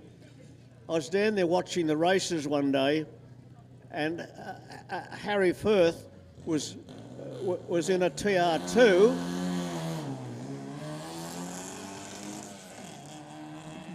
barreling through one of the corners at very high speed and rolled and skidded along upside down. Everyone held their breath. I had a very clear view and memory of that, actually. Think he'd certainly kill himself. But no, when the car stopped, he got out. He's pretty shaken, as you can imagine. But it was just terrible seeing a TR2 roll going through a corner. But one of the great cars on the line now, car 44. That last car that went up, Oliver, was the Alexander MG midget. And Alexander, of course, were the leaders many years ago, Alexander Engineering, for fixing up BMC and Roots model cars. We'll go over to car 44, Yep. Beautiful MGA Sebring coupe, Ian Pryor. And away he gets off the line, beautiful little car, little light up on the top. These were because Sebring was run in the dark, a 24-hour race, I think it was, Sebring. And Sebring allowed cars to be modified, and they had a category for those cars. They had the standard cars running, the modified category. The Sebring cars, generally a lightweight car or different fronts, the MG midgets and MG Sprites had little Sebring fronts on them and things like that. So a great little motor car. It's that car has actually been at Daytona in '64, up against the likes of Dan Gurney and those sort of people. So great to see that car going, as well as car 54. The latest Europa, Stephen Harrison driving. These are a lightweight mid-engine car produced between 66 and 75. And away he goes, nicely off the line. Used a Renault 1600 engines initially, and Stephen's car having a Renault engine of 1596 cc's. When we were talking about the coupe a minute ago, the MGA, Ian Pryor, when he got that car, it was pretty derelict, and he did a magnificent job of restoring it and bringing it back to life and keeping its authenticity. It's a car that he's very proud of. We're very proud to have it in Australia. It's just one of the historic MGs and kept in exceptionally good condition. And when it comes out, so well used, and it does get used. Okay, we've got Michael Bigelli on the line now, car 74 and the Giulia Sprint GT. These cars were only designed, of course, by Tony, a well-known Italian designer of motor cars. He gets it away off the line very nicely. Michael here at Rob Roy for the first time today. Generally, he's a circuit racer, and as I said before, he raced Mustangs and also Mini Coopers and stuff like that. So he's really good to see Michael getting back into the action. Well, you might ask, Ron, why do people paint stripes over cars? Well, in the early days, it was to mark a GT. But today, of course, lots of cars have go faster stripes. Why? Because they like them. Well, the GT standing for Gran Turismo. Gran Turismo, yes. That was why you get GT. A lot of young people wouldn't know that, but that's the word. Gran Turismo. Car 121, of course, a beautiful AC. These were produced around about 1954 to 63. A lot of them had various engines. So this one, later examples, having a Bristol engine. They had an AC engine originally, and I've seen them with Zephyr motors and all sorts of other engines in these, but beautiful touring car of the day. They wouldn't have owned one of these in Baldwin, a cream-coloured one. They wouldn't have manufactured many of these cars. No. So it's a pretty rare car, that particular seater. And what an attractive car. It's a lovely bit of English bodywork. You know, Philip is actually one of our Wednesday warriors. He comes up here, he lives locally, and he comes up and works hard to maintain the facility as we see it here today. And they have done a brilliant job in getting the place in a pristine condition, mowing the lawns, because they had the lawns fairly short there for a few weeks ago over on our left-hand side here, Walter. They had a golf tournament here. Well, So we're back to the Bug-Eye Sprite we were talking about before, the car 128 of Michael Dorr. And we're talking about the desirability and what a beautiful car they were, primitive though they were. And I repeat the congratulations I make of the Triumph, Triumph Sports owners. The Bug-Eye section is a lovely collection on display. with other members. There's about 4 of them lined up, 4 different colours, and another one behind them. It's just so nice to see them brought up and looking so nice. They make a lovely display. Congratulations, you lot. Okay, just a little mention here. Jan Taylor just came up here with a little message for me, telling about the St Andrews Horse and Pony Club. They're selling the baked potatoes. They have chili con carne, the lot vegetarian, baked beans. We are just below the start line next to the pizza van. So just down there, that little sort of alleyway there where they've got all those tents and things selling things. St Andrews Horse and Pony Club, not very far from here, of course. St Andrews Pony Club is just up the road, but they're selling their lovely baked potatoes, chili con carne, the lot, vegetarian, baked beans.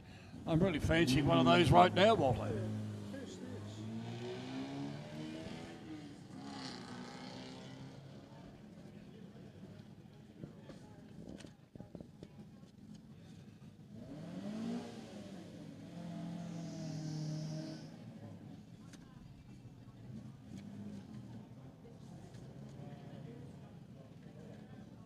Now, he's running out of category, I think.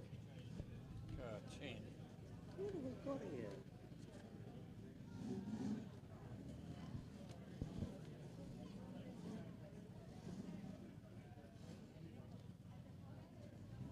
Tipplestone.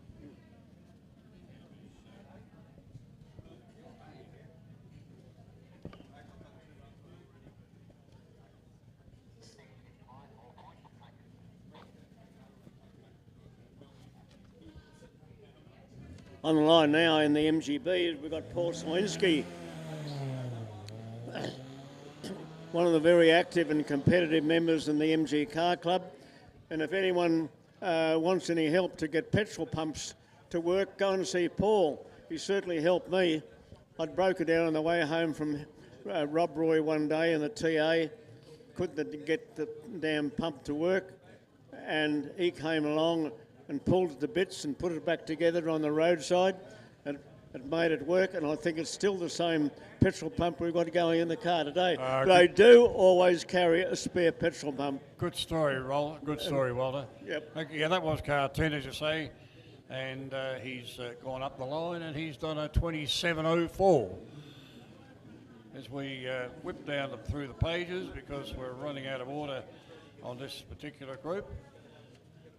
As we get to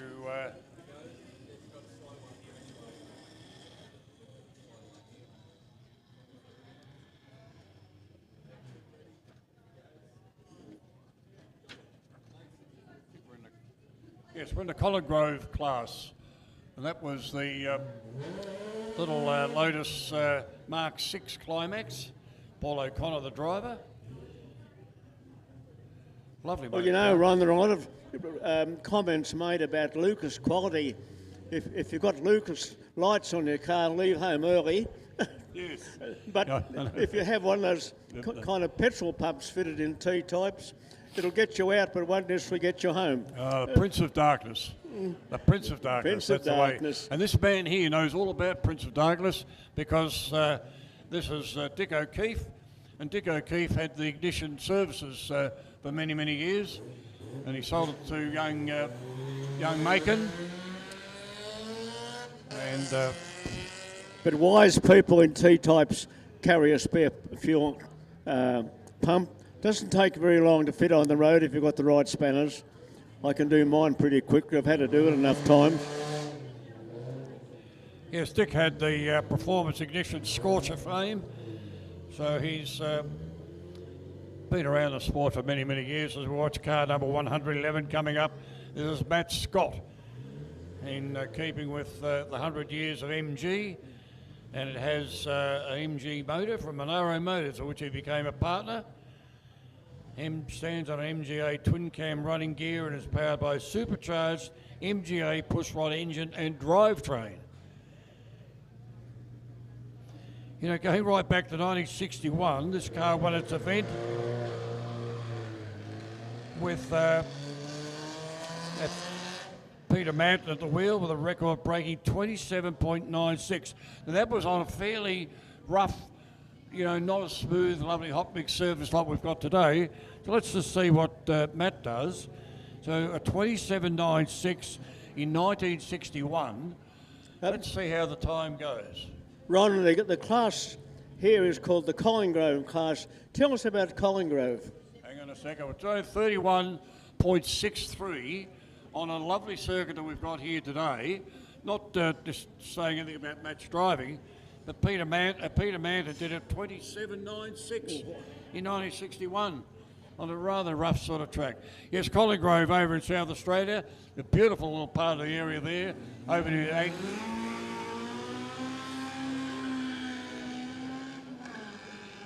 Collinggrove is just above Angaston, the lovely township of Angaston, getting into the wine country down there. So a lovely place. I've run at Collinggrove a couple of times. So I've only ever competed in Collinggrove once, and I can't say that I know the track very well at all. No, a bit of a tricky track, very tight up the top. You had a bit of a right hand and a very short bit, and then a left-hander, which if your car was a bit camby, it was hard to keep it going there. But anyway, that was the MG Streamliner that has just left. Sorry, that was the Ellington MG. I'm going by pages. Here we go. We've got some stuff coming up about the Barossa Valley. Thank you very much. Collinggrove Hill Climb.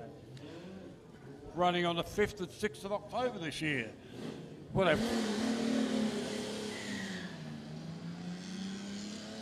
Yeah, so a gentleman just came up with the Barossa Vintage Hill Climb at Collinggrove. Pre-war cars and motorbikes. That'll be interesting. Invited post-war and historic car display. Quite a few members of the Vintage Sports Car Club go over to Collinggrove. Looks like it's the South Australian Sporting Car Club, I think. Yeah, Sporting Car Club of South Australia running it. Timeless Appeal, they're calling it. And it's got the Rolton V8, the Zephyr Special on the front there. Very nice. We'll look forward to that event coming up. As we move over the page, we should be getting up to, where are we? Rob Roy, Fisherman's Bend category. Fisherman's Bend, of course, the circuit that was down where the Government Aircraft Factory was, just in behind General Motors there. In fact, General Motors Holden factory was on the other side, and many a race was held down there, sort of in the early 50s through to, probably very late 50s they would have stopped running there. Fisherman Bend was used for racing, but also a lot of sprint meetings.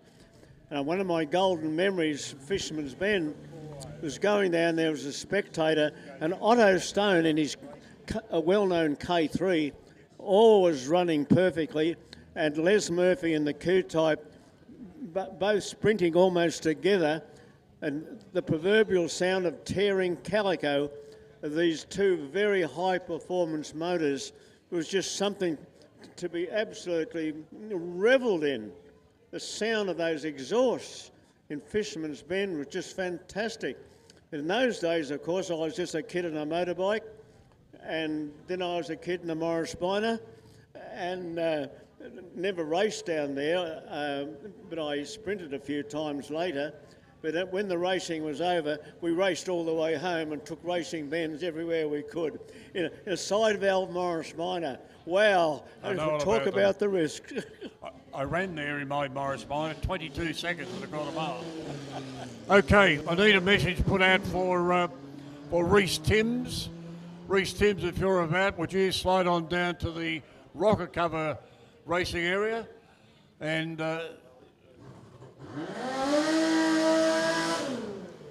Reece Timms, if you're available, go down to the rocket cover racing area. I think it's down, where are we? Just a little bit further down.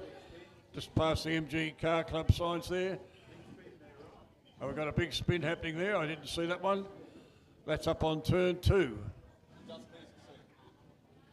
Okay, so you can see the officials starting to work up there. I think that was the Jaguar, wasn't it? A big Jag special. I had my back turned when that was going on. 180, that's what it was. Done a 180. All right. Is he? I think he's on the track, and has he gone through the finish yet? Yes, here he comes. Very quietly through the finish. Okay, so that was a Jag special. Yeah, 63.41. So Reece Timms, don't forget, slide on down to the rocket cover race area down there. You're required.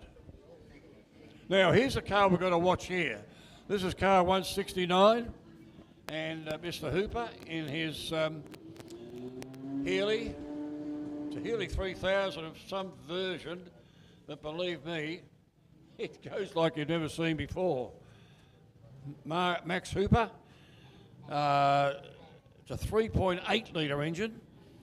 So this particular one is really of Haas. He's a veteran of the Targa Tasmania, and he knows how to drive. Just watch the wheel action. If this is, he's going to do the same thing. It doesn't really want to go in a straight line, Walter. It will just rocket off the line here. And Guy putting his earmuffs on, of course. You'll get a green light. Here we go. Revs are coming up into first gear. Away he goes. And about 4 or 5 bites of the cherry to get it off the line. Up round the turn 1 he goes. Now we'll be able to watch here on the camera because we've got an action going here. On up over the rise he goes, past the big tree. He's into the dirt too, but no, he gets through okay. Gone past where the chicane was, or the bus stop, and he'll rocket over the line. What a good time this is going to be, a 26.91.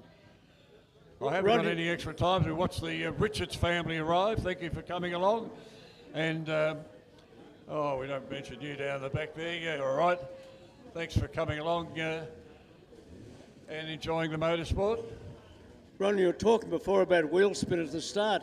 I've had wheel spin at the start in a couple of my cars, but only when it's been very, very wet. Yes.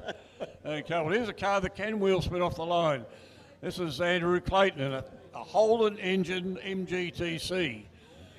It was quite a common modification the guys did to these cars, so it's got to turn it off for some reason. I don't know why. Why are we turning off? Can't see any action going on. Maybe they're sweeping the track because he did go a bit wide on one of those cars. Away he goes off the line.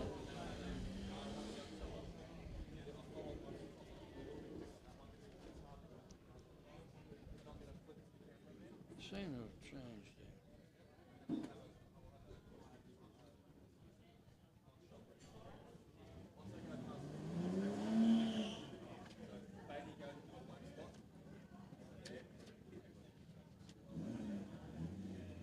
there. This is Peter Costello coming up on the line. And a 29.15 for Andrew Clayton. 29.15 as Peter Costello comes up on the line. It's a Triumph TR6 engine with triple carbs. Do you know that Paul Newman, the racing driver and the actor, he started his racing career in Triumphs such as the TR6. Anyway, he's up against some of the MGs and that sort of thing, so Peter's going off the line very smartly indeed. Listen to that lovely 6-cylinder motor screaming up the hill. Away he goes up into turn 1. Heads off down into the Gazers Gully area. Across the causeway he goes. Ron, do you know what motors these particular TVRs had? Well, Triumph's motor. Triumph, was it? Yeah. That's what, that one's got a 2.5 litre Triumph motor. As we watch another oddity come to the line, this is an MGA with a Jaguar motor into there. That would have been shoehorned there, I think, with great precision to make that one work properly. Some of these cars are running out of class, so we'll go back a bit. Jaguar Mark 7 Special, Glenn Shepherd. So here we are. 3.5 litre 6-cylinder engine.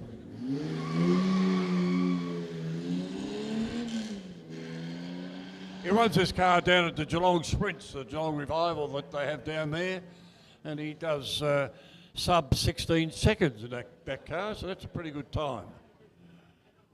Couldn't imagine the Jaguar motor being slightly heavier than the MGA motor. Well, it's interesting cars being fitted with other motors, like we had at MGTC with a Holden motor, but not many Jags had the motors taken and fitted with other makes of motors, because Jags, when they brought out their post-war motor in its various series, was really a very, very good motor. And yes, you could hot them up and that kind of thing, but it was a classic design for a sports car, the Jag motors, a beautiful production. I know I had an E-Type for quite a while. Mine was a 2+2, not the most attractive, but I always marvelled at the engine in that, how just beautiful it was.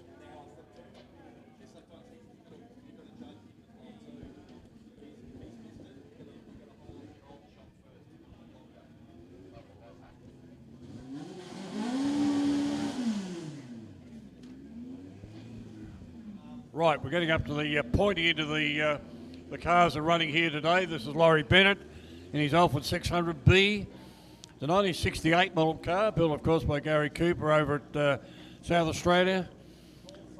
This car was successful in the 1968 Singapore Grand Prix and the 68 and 69 Malaysian Grand Prix. So fantastic motor car, and Laurie drives it like there's no tomorrow. This is the way he drives to the shops down at Hillsville. He really does get the thing going pretty quickly. Laurie's one of our stalwarts of the Hillsville Friday Coffee Run group. Comes along in his E-Type or whatever other car he might have going. He and Jan enjoy coming along for coffees with us on our coffee runs. So Laurie Bennett, away he'll go very quickly. Then away he goes off the line very smartly there. Into second gear, lovely chip in the second gear. Let's have a look at the split. Should be about a 10 or 11 or something.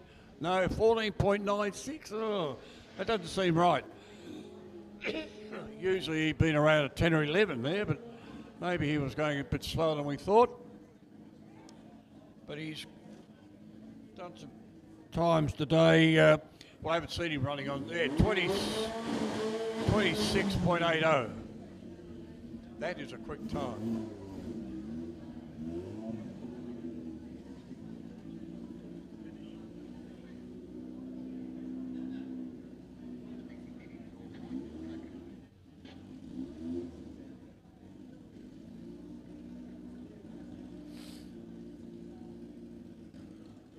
Well, this certainly is the land of the heroes here today, with some of these very, very fast cars. And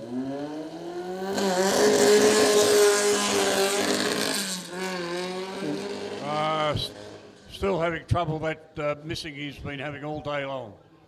Doesn't get off the line clearly. Gets into the higher revs, gets off the line very nicely, but gets the higher revs and starts breaking down.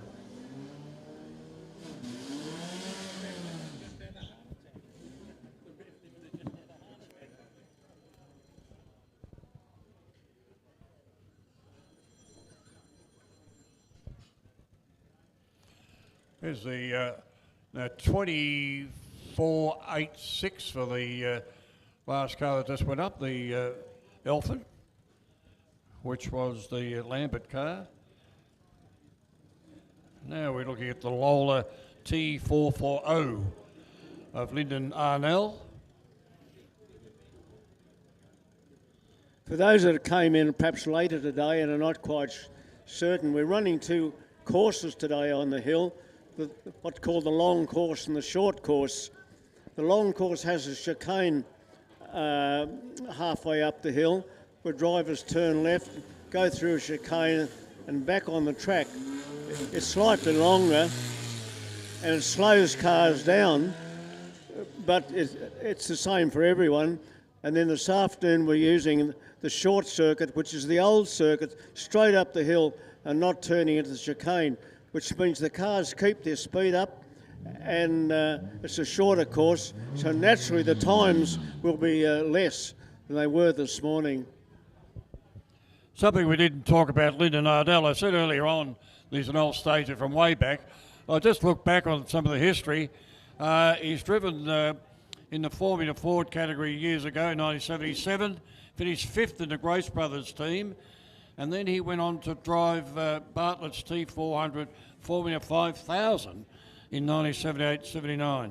The bug was back and he purchased the Lola T440. So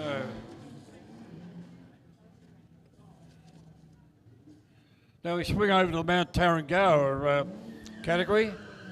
The Porsche career of Don Hume. Now Don Hume and his brother raced very successful minis for some years. They had a mini with a, what sort of engine was it? It wasn't a mini engine, it was some other sort of engine. And they did very, very well, the Hume brothers. In fact, his other brother is part of the hill climb panel as well. So there you go. All right, now the Porsche Carrera, Don Hume has just left. Just see how he goes against the Bolwells. Now here's the Jaguar D-Type replica. Maury Harper driving this car. People like the Richards boys will remember Maury Harper from way back. And he's got a guest drive here in the Gary Ball replica D-Type. Beautiful car. He's beating Gary, by the way, so I don't think he'll be doing the dishes for a few weeks, I reckon.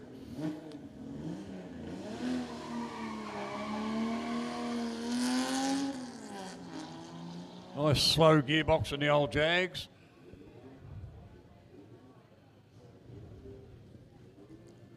The original D-types, which did so well in some of the race circuits, like Le Mans, long after the the Jaguar C-types, it also cleaned up Le Mans, and very rare, very desirable cars.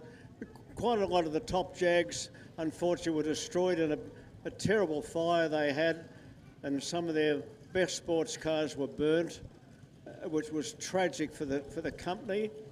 But a D-type Jag is a very desirable car to make a replica because you can get the parts. And if it's an accurate replica, like some of the Bugattis are incredibly accurate, that I think they come out of Argentina, you're really hard pushed to say, well, is this a replica or is it a genuine one? Well, Gary Ball's very good at building replicas, and this is another one of his cars as it gets away off the line. And, you know, there were only 6 Shelby Cobra Daytona coupes were ever built. This one, of course, is a replica. It's a 1964 motor car, and Gary's done a beautiful job of both that D-type and the Shelby car. And he gets around running the car mostly at regularities, that type of thing, around the different tracks. He'll be at the Grand Prix, at the parade laps they're doing with the cars there this year. So that's Gary Ball. Now, what time did Gary do? A 29.03. So he'd be happy with that sort of time. Here's our old mate, Vic Spiteri. Vic from B&A Spiteri, the Jaguar specialist down there in Blackburn. And he has been competing in this car and other cars. He's got a lovely C-type Jaguar that he runs from time to time. And the E-type here, he runs in regularity. And he has actually won the regularity on a number of occasions for this car. So a bit of a stalwart for regularity. The way he goes off the line, beautiful car to drive. Sit back, just enjoy the run up the hill. And Leon Sims disappears on the site. Hello there, Leon. Good to see you again, mate. Yes, thanks, Ron. That's okay. Good. Two heels for the person. Keep up the good work. Well, soon to be Wangaratta person. Well, I took my E-type to Spiteri Motors for a little bit of work on it once. And what Spiteri Motors don't know about Jaguars is just not worth knowing. Certainly, especially when you go there and look in the workshop, you see some of the most beautiful Jags of different kinds, anything to do with the Jag name on it. But they're a very well known firm if you have a Jag and have trouble with it. Interesting car on the line here now, of course, got the TR7, TR8 it should be. The TR8 with Ian Cowie driving. Was a TR7 rally car from years gone by. And then it's had a fair bit of modifications and everything since those days, of course. It's got the Rover 3.5 litre LA V8 and just a great motor car. Good, he's owned this car since 2019. Fair bit of mumbo and jumbo as he got off the line. And Ken Williams will be the next one to come along, and it's very, very nice Nagari. Great to see too many Nagari. Oh, he's got a fan here, he's got the fan club here, all giving it a big wave. That's great. Ron, I remember getting into trouble up here one day. I was saying that anyone wanted to get in motorsport cheap. A TR7 was a very cheap way to go because they were had very low resale value. Anyway, one woman listened to what I said and took it to heart and went and bought one. And she came back to me after a while and said, "Walter, that was a terrible car." But the TR8 is certainly a little bit different. All right, the lovely Belwell Nagari, John Hartley behind the wheel on this one. There were 100 coupes and 18 convertibles made. And the Australian Tourist Trophy was actually won by Peter Warren in a Belwell Nagari some years ago, 1975 in fact. So another one locks up on the line. And this is another 888 car. Now this 888, that's a famous number in the V8 supercar running. Well, we certainly expect Ron this car, the Bolwell, to be quick because it's got a nearly 6-litre motor in it, 5.8 litre motor. You know, a light car, you'd expect it to be pretty quick once it leaves the line. We'll wait and see. He'll be sitting back there with the luxury of the air conditioning that it's got from new. There we go. Away he goes off the line, very smartly indeed. Oh, nice first gear there. Interesting to see split time. It should be fairly quick, this one. Yeah, 13.11. That's quick enough, 13.11.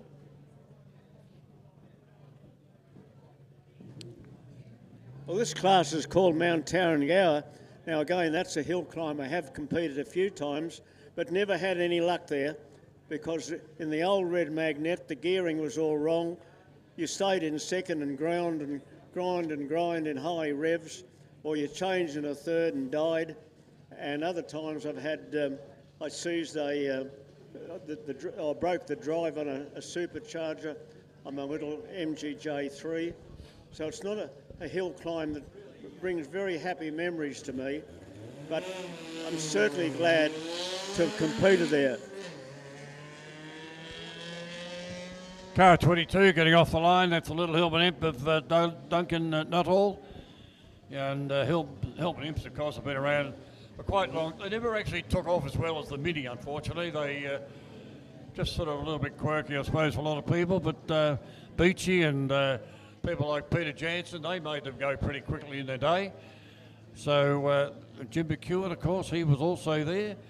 And that one of Duncan's runs a 1064cc engine. So they were about 998 originally. Here's a little Morris Minor, of course, of Julian Bingley. He's really enjoyed running this car. I think I saw Tasmanian number plates on it.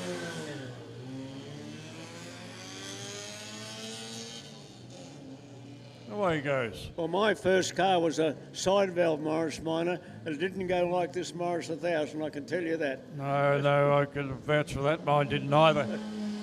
Anyway, here's one that will go pretty quick. Little Mini. Now, he was in his category before. He was quickest time, but it's a touring car type category. So we'll just see how he goes. I haven't been writing the times down the last few runs, but we'll see how he goes. The Mori Minor goes over the line for a time of 35.17 for the Morris Minor. Now, car 66, or is that car 99? Are you in trouble? I don't know. But anyway, he's running in the MB category, and away he goes off the line very smartly indeed. A little bit of wheel spin. Up in the second gear he goes. Oh, chirped it in very nicely indeed. Good little Marnie car, the Mini here. I ran a couple of Minis here myself. Great little car. My first new car was a Mini. I couldn't afford a Cooper Mini. There was a long waiting list, and I wanted something better than a standard Mini. But I got a Mini Sports, which is a rare little car, brought out, had a few little extras, special exhaust system, twin carburetors and things like that. It wasn't as good as a Cooper, but it's better than a standard one. And very desirable now, of course, to get one of those. Okay, so 26.77 for the little Mini, pretty quick time. Graham Whitcup coming up here. Who remembers Graham Whitcup driving a very, very quick Monza out at Calder Raceway? A very quick driver in his day. And his nephew, of course, doesn't do too badly either. So Ronnie Harrop and Graham Whitcup, away he goes off the line very smartly indeed. Into second gear, nice chirpy. He did some pretty quick times earlier on. That was going through the chicane, so we'll see his split time is at 12.22, so he's on the way to a pretty quick low 20s. I reckon he'll be around the 20, 24, 25 maybe. Let's have a look. 26, 26, 7, 7. That'll do it. That's a pretty quick time.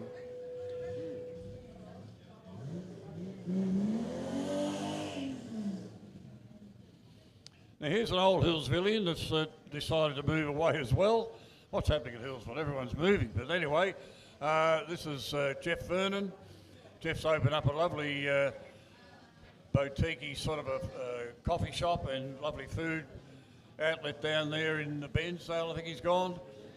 And he's just got this car back running again, and away he goes. He had a couple of issues with the car earlier on, but it seems to have sorted itself out. He only got the motor back in on Friday, so he's pretty happy that, one, there's no oil leaks, and it's got a fair bit of horsepower, so it's going along pretty well. We have a special on the strawberries, half price at the moment for $2.50. Would you cut them in half or? Okay, so $2.50. It's a special on the chocolate-coated strawberries. Come on, they must have over-ordered on these ones, I think. So they want to move them on the chocolate-coated strawberries. Now, $2.50. And Walter and you, we haven't had ours yet, mate. We might be able to sell them a bit later on. Yeah, we'll do that. Anyway, thanks to the ladies over there at the catering division for looking after us. Now, Walter, this is a pretty quick thing off the line. Yes, What's this it's go? Very smartly. Sound a bit crackly there now, but gee, where would a hill climb be without a Holden FJ? Gee, what a contribution they made to All the old humpies, as we used to cars. call them. The old humpies of Peter Corrigan driving that one. And let us see where we are. He's I made the unkind cut here a little while ago when this car came up the line. Anyone for weddings? 32.12 for the Holden. Yes, Chris Lowe driving this car. Chris is a good friend of ours. He comes to the VHRR Wednesday lunch every Wednesday. He bought this thing just on a bit of a whim. He just wanted the Jaguar part, really, but it happened to be fitted with a 186 Holden motor for perhaps for reliability, I'm not too sure. And it's got a Trimatic shift, so it's only got 2 gears, which makes it a bit difficult, he said. But for a big car, now last time we was here, we had some photographs of Chris going through the chicane. And I'll tell you what, he was leaning that thing in, he was going pretty hard. But then again, he used to race them in England, so he knows how they go. But they were the last word in English luxury when they came out. Didn't mind if you didn't mind if the car was big and find places to park it and things like that. But if you wanted luxury, there it was on 4 wheels. Jags have had the a knack every now and then of bringing out some very, very desirable cars, like going right back to the SS Jag about 1938.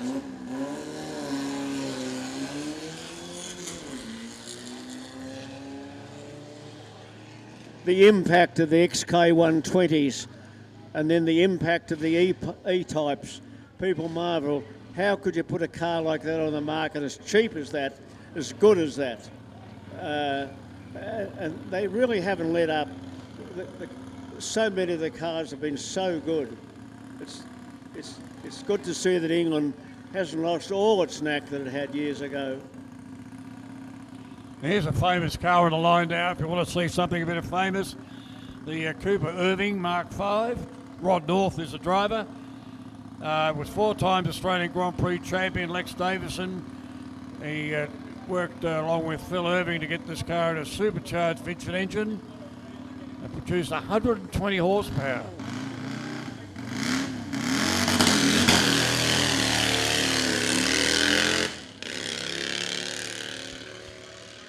You know, Lex Davison won the 57 Australian Hill Climb Championship, numerous sprints at Geelong, set a time of 14.2 in that particular car. So fantastic. See that car is still running with the North family. Graham Noonan sold it to the North people. So we'll see a 26.39. Here's the old Eddie Thomas special. Matthew Van, he's managed to get this car up and running a lot better than what it had been previously. Running a BSA engine, a 500cc engine from the period. A lot of 500cc engines went into these sort of cars in the early days. Oh, steering wheel come off. That's a bit of a problem.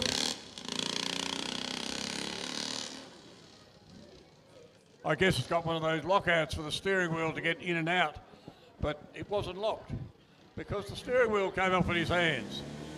I think he's going to give it away. Well, the class we're looking at now is named after Mount Lura, the hill climb, and I've certainly been in that and driven up the hill many times, just He touring. gave it away. Because it's not far from where I lived, and but the hill climb doesn't go right to the top of the volcanic mountain. There's a hill climb, but doesn't use all the hill. It's just too dangerous because you couldn't possibly put Armco all the way up around the hill. Environmentally, they wouldn't let you, and if you went off the track, goodness me, you'd finish up in one of the Western District lakes, I think. But it's certainly a hill. After you finish the hill climb, you drive to the top of the hill where there's a lookout, you wait for a group of cars, and then you all come down in convoy like you do at some of the other hills.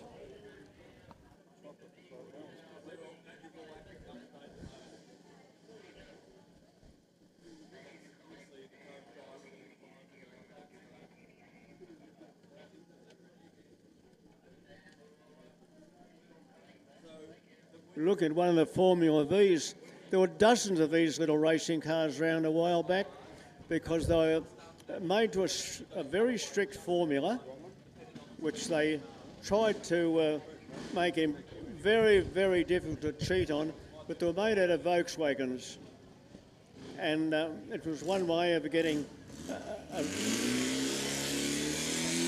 a reliable racing car and having unbelievably tough competition from other drivers. Talk about cornering on each other's wheels. You had a fleet of those take off, not particularly quick, but every driver, of course, driving the very best he can, as you'd expect, and no car being generally terribly much quicker than any others. But it was a very, very good formula for a long time. A lot of people cut their teeth in racing in Formula Vs. That's proper circuit racing. And being Volkswagen, of course, it was easy to get parts for.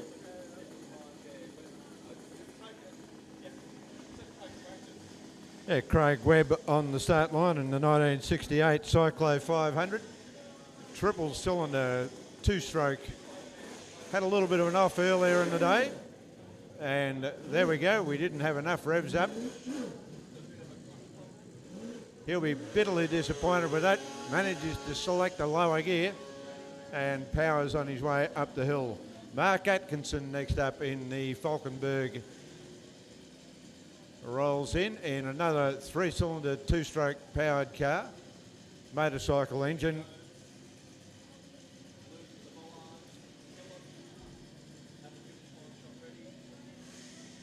Mark Atkinson having competed in a number of hill climbs over the years. Good to see him out in this car. A 34.76 for the previous runner up the hill as Mark Atkinson just waits for that green light.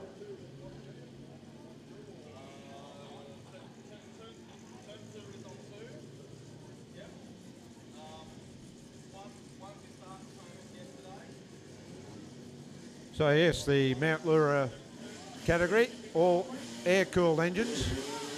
Oh, again, a bit of a double take as he grabbed the clutch, dropped the clutch, and had a double take on that start line. So off he goes up around turn 2, makes his way across the causeway. Up the climb he goes, around the left-hander, points it up and heads it towards the finish line. Gets up through there and across the finish line very soon. I expect to see a time come up at 29.48.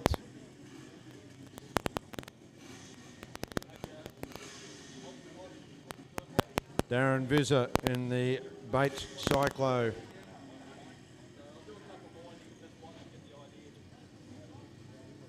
This car very quick.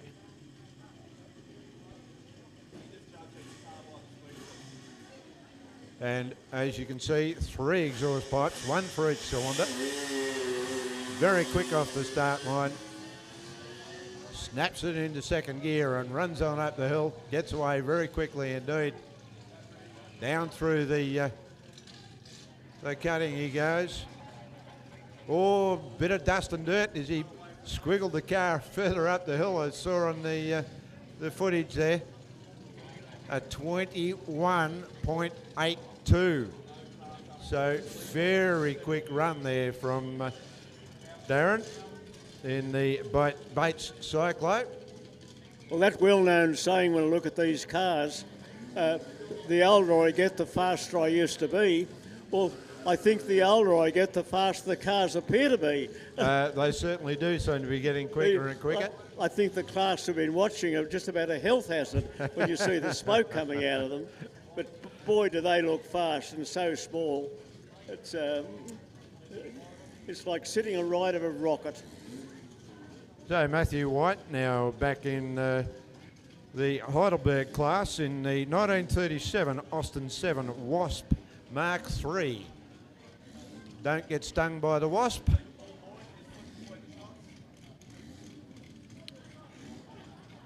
There'll be a little bit of a reset of timing gear because this is the first car in this group to run through.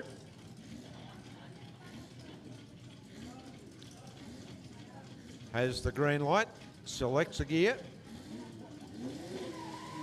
drops the clutch and away he goes. The little Austin 7 powering its way up the hill, heads on up into that right-hander, turns the car through there, drops it down through the cutting, goes up the jump, round through the left-hander, brings up a little bit of dust off the surface of the track and heads it up towards the finish line. Out of our sight now, just waiting for his time to come up. A 30.34 on that run for Matthew White. And Matthew Magilton, you know something about this car, I believe, Walter. I was talking to Matthew a little while ago. I said before his last run, give it some more stick at the start, Matthew. And I said, on the hill, I have run it to 6. I don't like going that high, 6,000 revs on that motor. I have done it. He said, oh, I don't want to give it, treat it perhaps like you used to treat it. So it's a little bit like the hasty TD. Well, About a younger driver. Not that Matthew is that much younger. He's having his 6th birthday in a few days. That looked quite a nice start.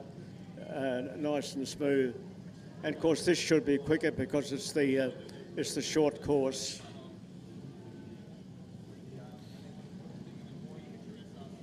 Car 18, Bill Atherton comes into the start line in the 1934 MGPA Q-type replica. Beautifully finished car. Very lightweight because I didn't even put any paint on it.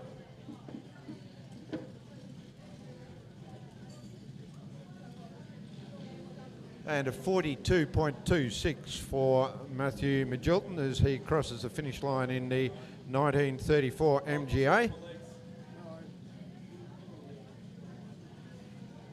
Bill now just waiting for the green light.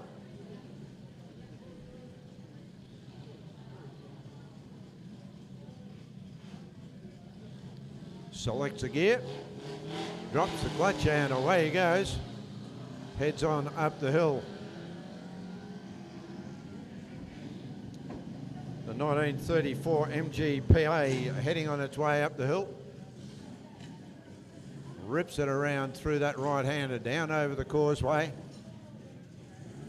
Climbs up that bit of a jump. Makes it through that left-hander. Heads through the upper regions of Rob Roy Hill Climb for the finish line. Next up, David Bell in the 1939 MGTA TB Lou Molina special.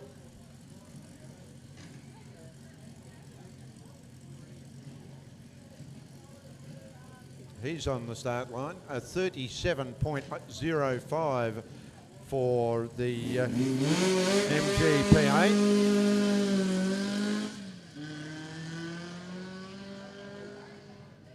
And David Bell powering on up the hill. Just filling in a little bit of very basic knowledge. That car, the Molina Special, is supercharged. If you don't know what a supercharger is, it's like a giant pump driven by the motor that forces air through the carburetor system so that every time the piston fills up, it gets pushed in under greater pressure and produces quite a lot more power. Now, some superchargers stick out the front, like that one. They could be covered with cowling or they could be open. It's quite a big piece of machinery. They can be hidden under the bonnet. There's different ways of driving them. But basically, it's like a giant pump. It adds to the complication of the car, the kind of plugs you have and things like that. But it's certainly a way of improving the performance, even though it's expensive. And they have to be looked after because they can be fragile.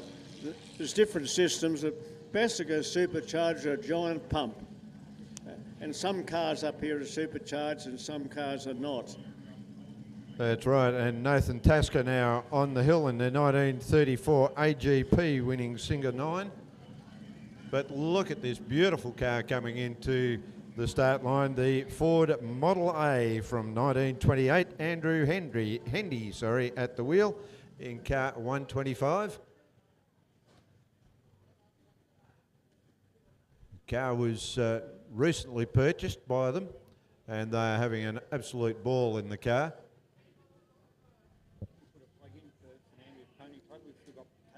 Well, I think if there's a vote taken today on the most charming, exotic car, this lovely Ford would be on the pointy end of the finalists. Yeah, and talking of ponies, St Andrews Pony Club. They've still got plenty of potatoes for sale down there, so jump on your horse, ride down and see the St Andrews Pony Club for some potatoes. They've got some great potatoes down there. You'll go and go a long way on a good potato. Well, when I had my Morris Minor many years ago, a side valve, a cousin had a Morris Minor 1000, and I drove her car a few times. It was just so much nicer than mine. But none of them went like this one's going to go in a minute. Now, Walter, there's a fresh set of times being printed out, and they are up on the board.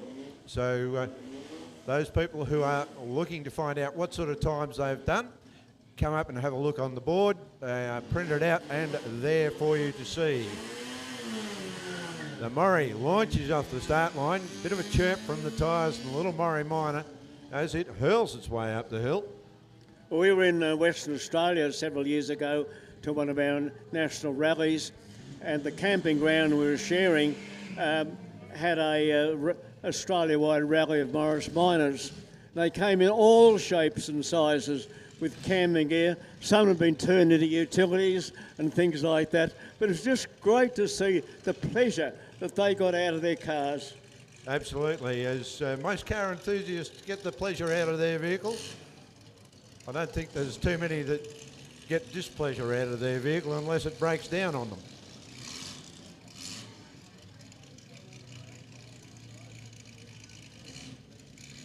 Car number 7, First of the Arthur's Seat category, Christopher Frost in the 1938 Hartwig Fargo launches off the start line, makes his way on up the hill.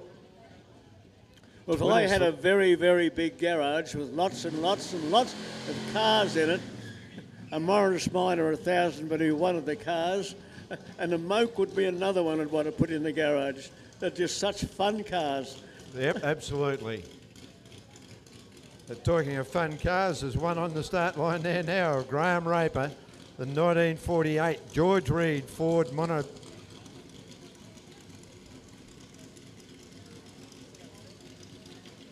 I love the sound of the idle of this car. It just falls, trips over itself every time it goes around. And when he launches off the start line,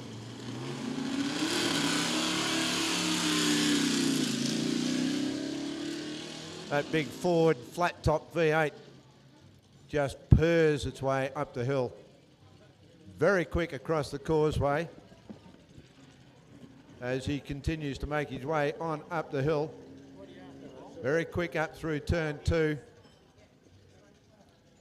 And across the finish he goes with a 24 seconds dead. So very quick time.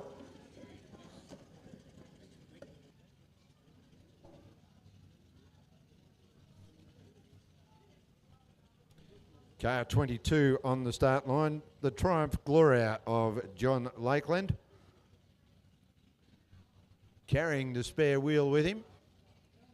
Could probably lose a few pounds of weight if he decided to take that spare wheel off. But that might upset the balance of the car.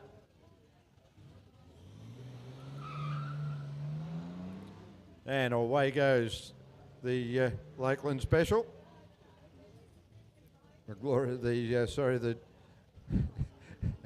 There we go, mixed up the driver's name with the car. The Triumph Gloria from 1935, that car driven by John Lakeland as he makes his way towards the top of the hill. He's replaced on the start line by car 25, the 1938 Hartwig Dodge Special driven by Paul Doherty.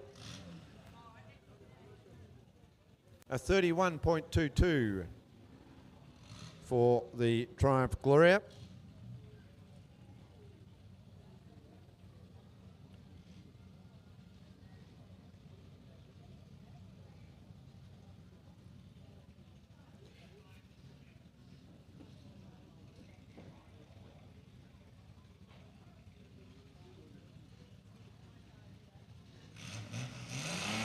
And car 25.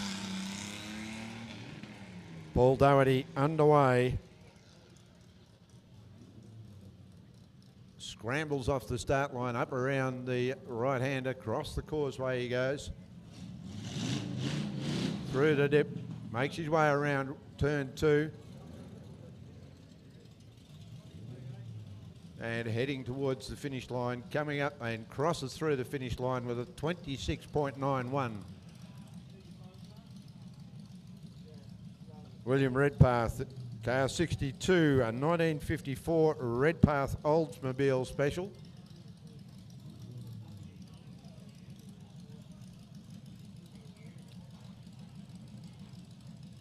Another of these cars where any movement by the driver you can certainly see. Makes his way up into the right-hander. Wriggles the car through there, drops it down through the causeway. Comes up the little jump out of there. Heads it up through turn 2. And makes his way towards the finish. Comes up and crosses the finish with a 25.87. Car 134 now. Working our way through the list. A 1934 Ford V8 Special driven by David Bell. Another of these flat top Ford V8s. The old side whacker as they used to call them, because the valves were actually beside the pistons and not over the top of them. Car 134 making his way up the hill. David driving the car really well here today. An 11.83 split for him. Wool brings up a bit of dust and dirt as he heads around turn 2. Comes up and heads towards the finish. Going to cross that with a 23.35. Good run there from David. The 1935 Railton of Daniel Leitner on the start line. Very long wheelbase, straight 8. Sounds beautiful under load as it works its way up through the top of the hill. Managed to take some time before and saw him go up. Chirp of the tyres. Thunder's on his way up around the right-hander. Drops it down through, heads across the causeway. Up the little jump he goes into turn 2. Also bringing up a bit of dust and dirt. There must be some on the track up there. Now he's coming up, heading towards the finish line, which he crosses with a time of 28.44. It's the little stinker. Got his bonnet back on this time.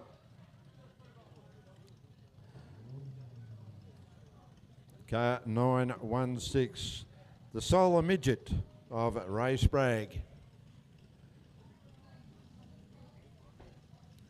And yet another of the Sidewhacker V8s. Pops his visor down, sticks it into the appropriate gear.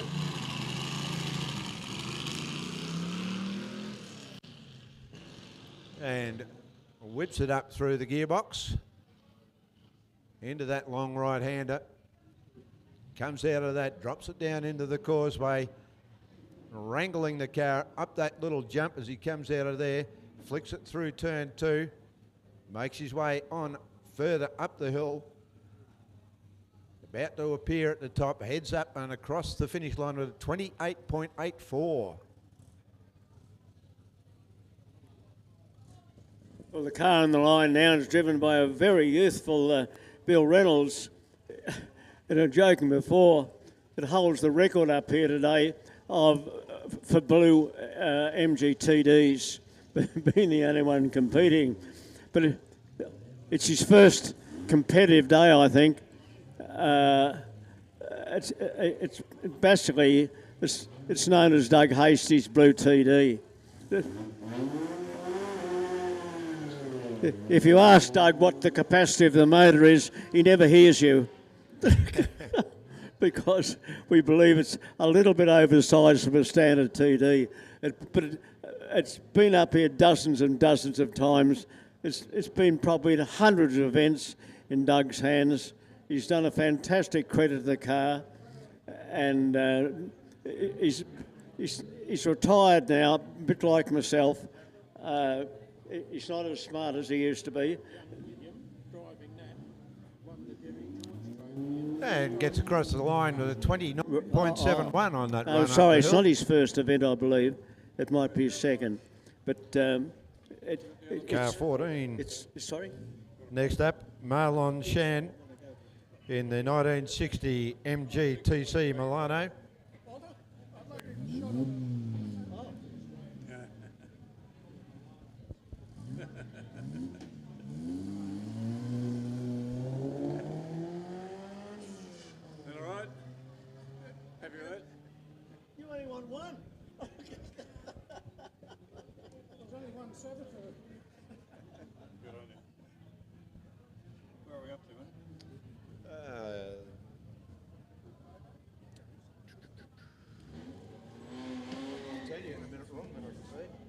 Okay, 26, the most famous race number out here, according to me, Ron, is the Patterson Bryden MGTC Special, driven by Richard Townley. 75 years last month since this car was made its first appearance at Rob Roy, on the 31st of January 1949. On that occasion, it posted a time of 32.77 seconds. And in 1950 managed a 28.99.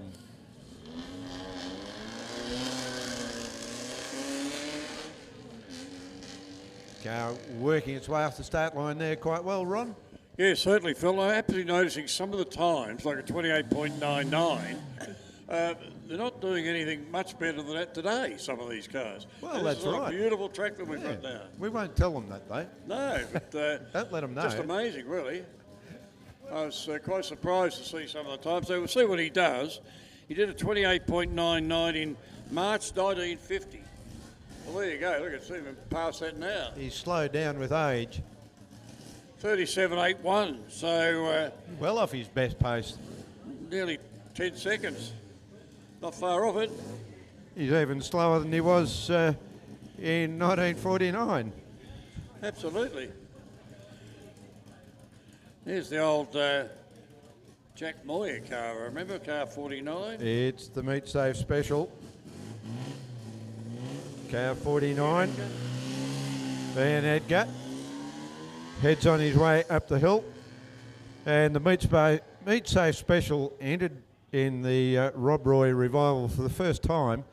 Originally built by Harry Firth. Now there's a name that's well known by some of us older people here as being a bit of a man around motorsport for a long time, Ron. Yes, he was. Certainly old Wiley Fox, as he used to call him.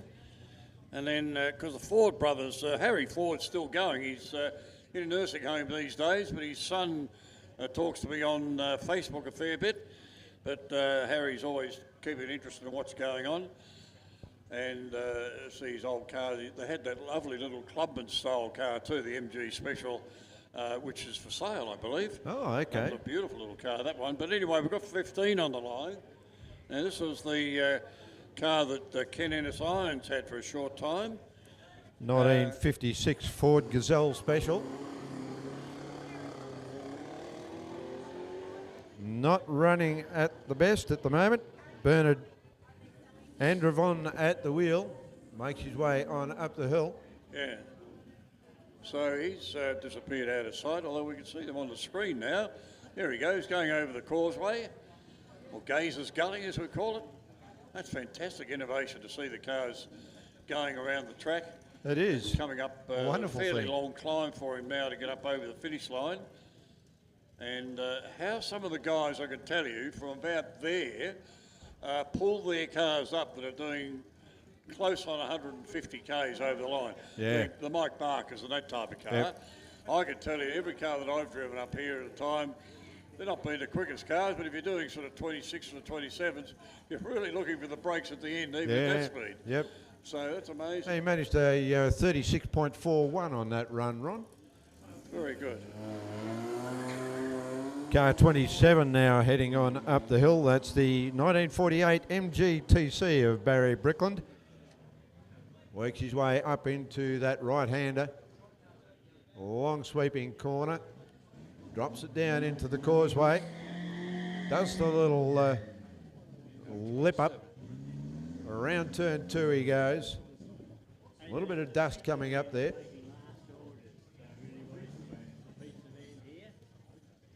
And heads up and across the finish line with a 32.57.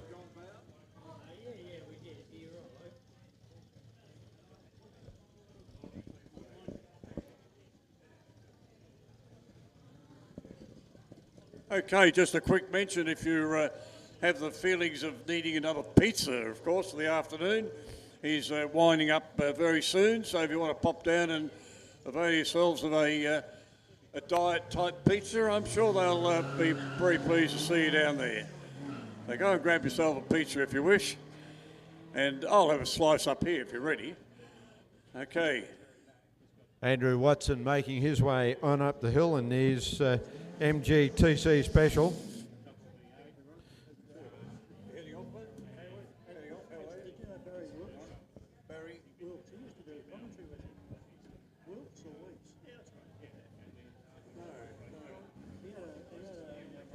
Paul Slawinski in the 1966 MGB is the first car up in the Templestowe class. Car from 1966.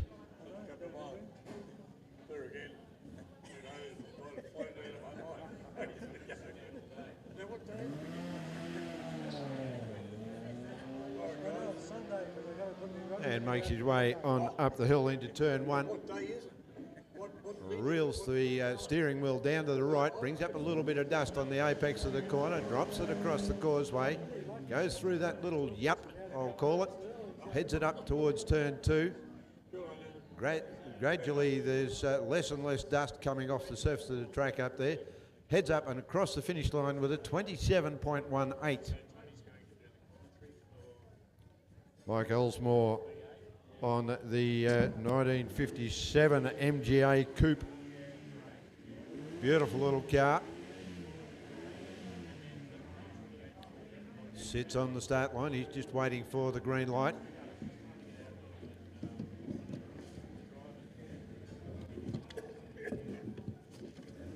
Mike keen to get underway. Green light. Drops the clutch. And the MGA is underway. Up through the gearbox he goes, into that right-hander.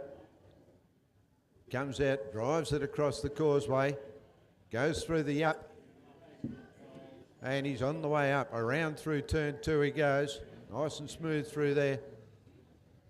Does the last part of the climb, heads it up and across the finish line he goes with 26.60. Next up at the start line is this beautiful Alpine Renault A110 of John Hardy. Good to see John out and about on the track.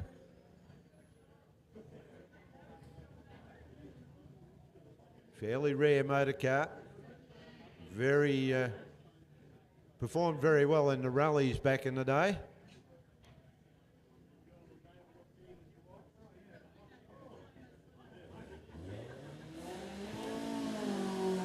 Rev the engine, drop the clutch, and away he goes. And the Alpine is underway.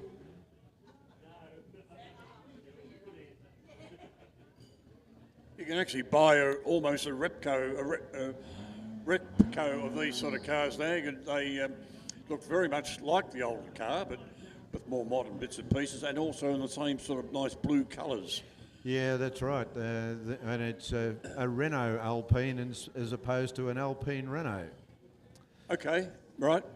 Yep, because Alpine manufactured them using Renault parts, and in honour of that, Renault have started building the replica car, or the new version. I think a company was sold in 1971 apparently, and that would have been to Renault, I suppose. Is that how they did it? Yeah, I think so, yeah. Sold to Renault, yep, 1971.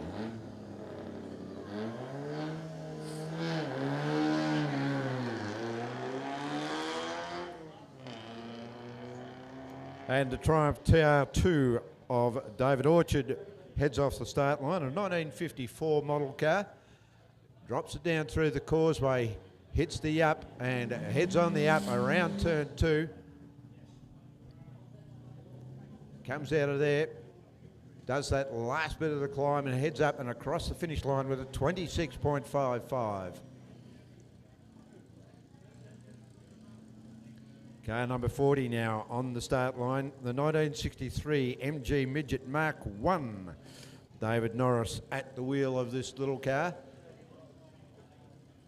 Yeah, David and Ruth have actually owned this car since 2018. Regularly competed hill climbs and regularities. It's a 1310 motor, so it's a 1275 sort of bored out to 1310, which is, I can assure you, getting the board quite thin at that when they get to 1310. And a good deal bigger than the original engine, I might say. I'm not too sure what they were originally, but they weren't that big. No. So, well, the A series motor, of course, started out at what, 848 cc's or something, or 850. Yeah, I think Gradually made its way up to 1275. Yeah, I think the original Bug-Eye sprites were 998, I think. 998, yeah. Yeah. Car 44 on there. This is a beautiful little car, the MGA Sebring Coupe of Ian Pryor.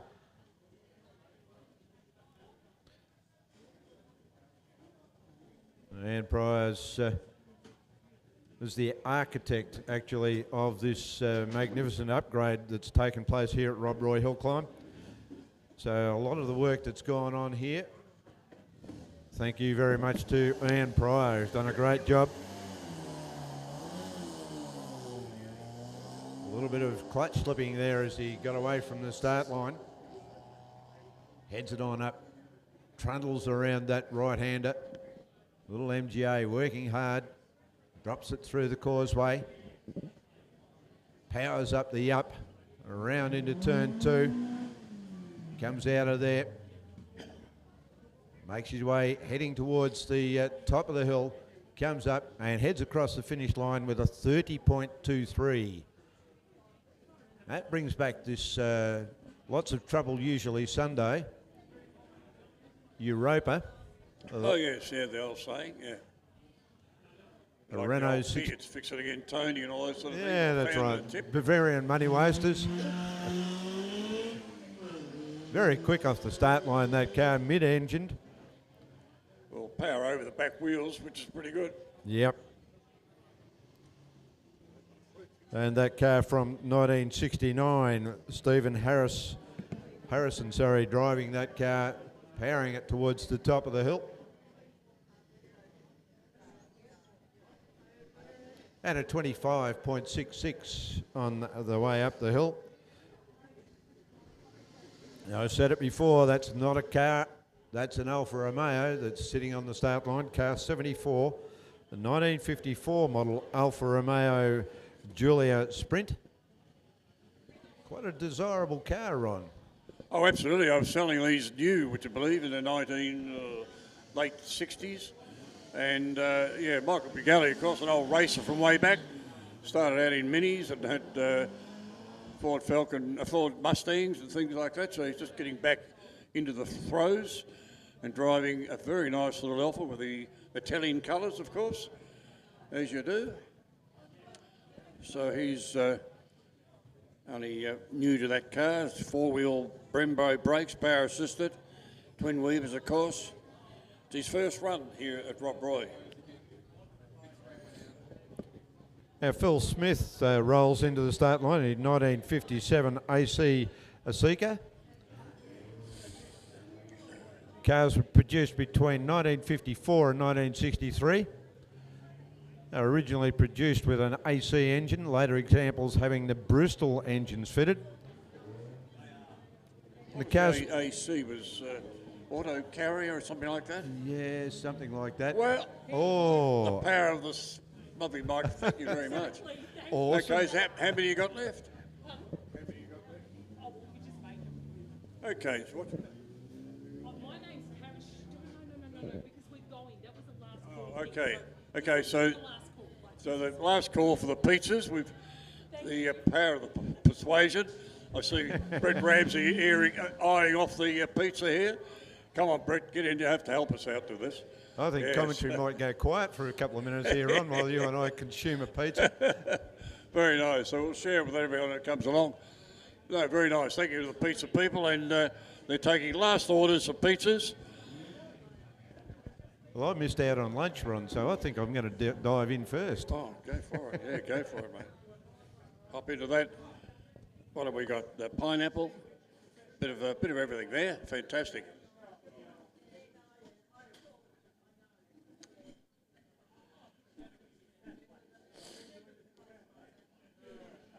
45.43. So a little 128 on the line. A little bug-eye sprites. Mike Dorr, the driver. He's had it since 1964, so not far off having it from new.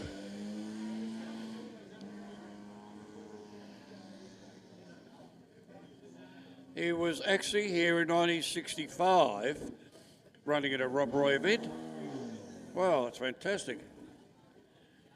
He even brought his eldest son home from hospital in that little bug-eye. That would have been a tight fit.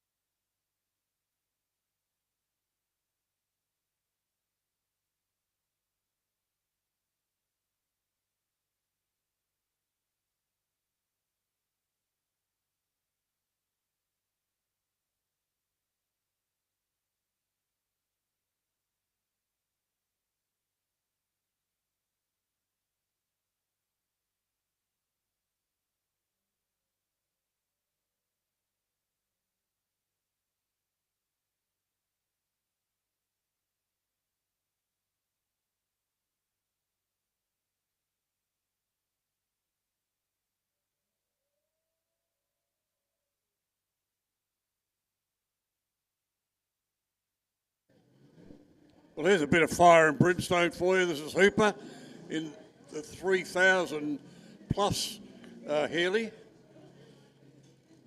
A very, very quick car.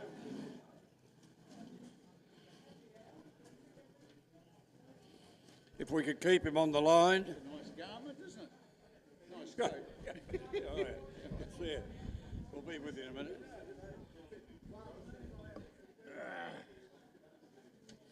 Now, just have a look at this when it gets off the line. He's had all sorts of trouble keeping the thing straight. And that start line official's taking his life in his hands, I can tell you, sitting that close to the car.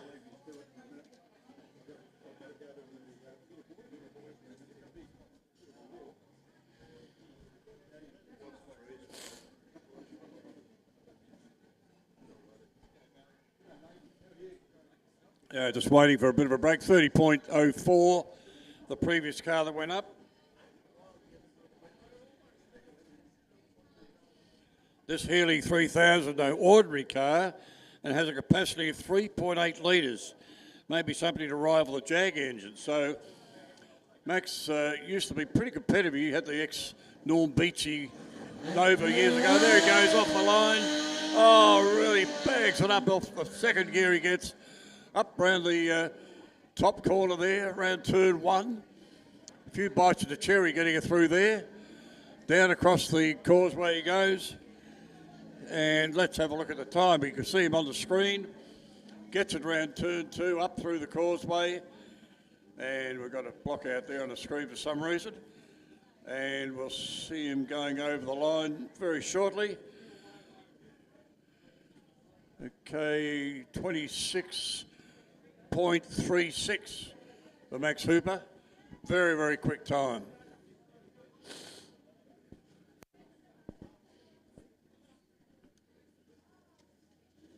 Okay, we turn the page to the Lakeland class. Lakeland Hill Climb, of course, just up outside Lilydale on the old Gippsland Road. And a great circuit, originally put together by the late Jim Abbott. Jim got involved with the Light Car Club of Australia and said he was going to build this circuit, so he did it. It was actually a Lakeland Pleasure Park type of arrangement. There was a lake down the bottom, hence the Lakeland, and it ran meetings there for quite some years, right up through to the, when did I leave? About 1969, so a bit after that it kept running. The Abbott, Jim Abbott passed away. His wife didn't want to keep on with the circuit. The Mark Sports Car Club came along and organised quite a few events at Rob Roy until eventually the circuit just got to a stage where it was too hard to upkeep and it got sold off as a residential block of land.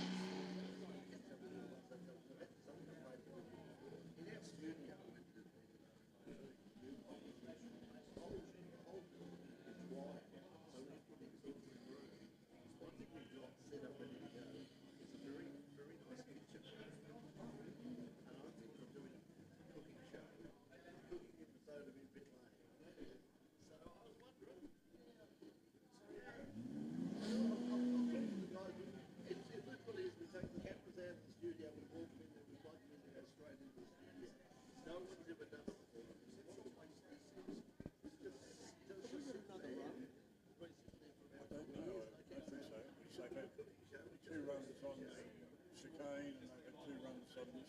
They had 2 runs on this. Oh, I think they must be coming up the second run. Go and ask if you like. Find out. You might know. You can have a yarn? Yeah, if you want. Okay. We might wait till... Okay, I've got John Bow here, who's going to give us a bit of a chat. Let's have a look. I'll see if it's on for you. Yep, you're away. There you go. Okay, now, John, here's a car you will know. These sort of cars that you've raced over the years is Laurie Bennett in his Gary Cooper car. Yes, thank you, Simo. Is this working, do you think? I think so. I don't know. I think so. I don't know either. Hang on. Let me tell you, I'll have yours. Yeah, that's great. Yeah, We go better ahead. watch Laurie launch first, but Gary Cooper was very instrumental in my life of motor racing, so he's a lovely man, and that's one of Gary's cars, one of his early cars. So one of his, I think he won the Singapore Grand Prix, did he? Yes, yeah, it's actually listed down here where the car's been.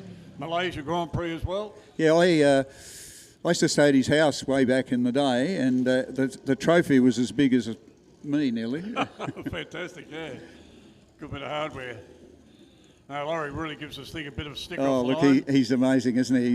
He's been around longer than me, and that's saying something. He has, yeah, started way back in TQs. Yeah. TQ little racing cars.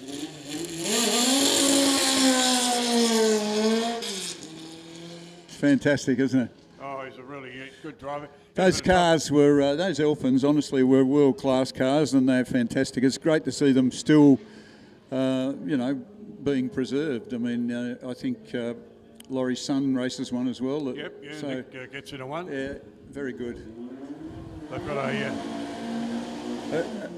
And this is a Here's another one. mono, This which is, has been missing all day, misfiring. Yeah, it's had a bit of a miss up high Yeah. for some reason. It's a pretty car, though, isn't it? Not quite sure why, but James Lambert is the man.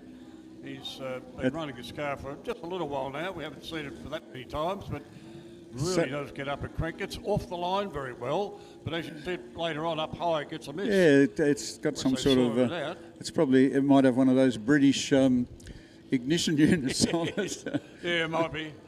Prince of Darkness might be helping out there. I'm not Lucas. sure.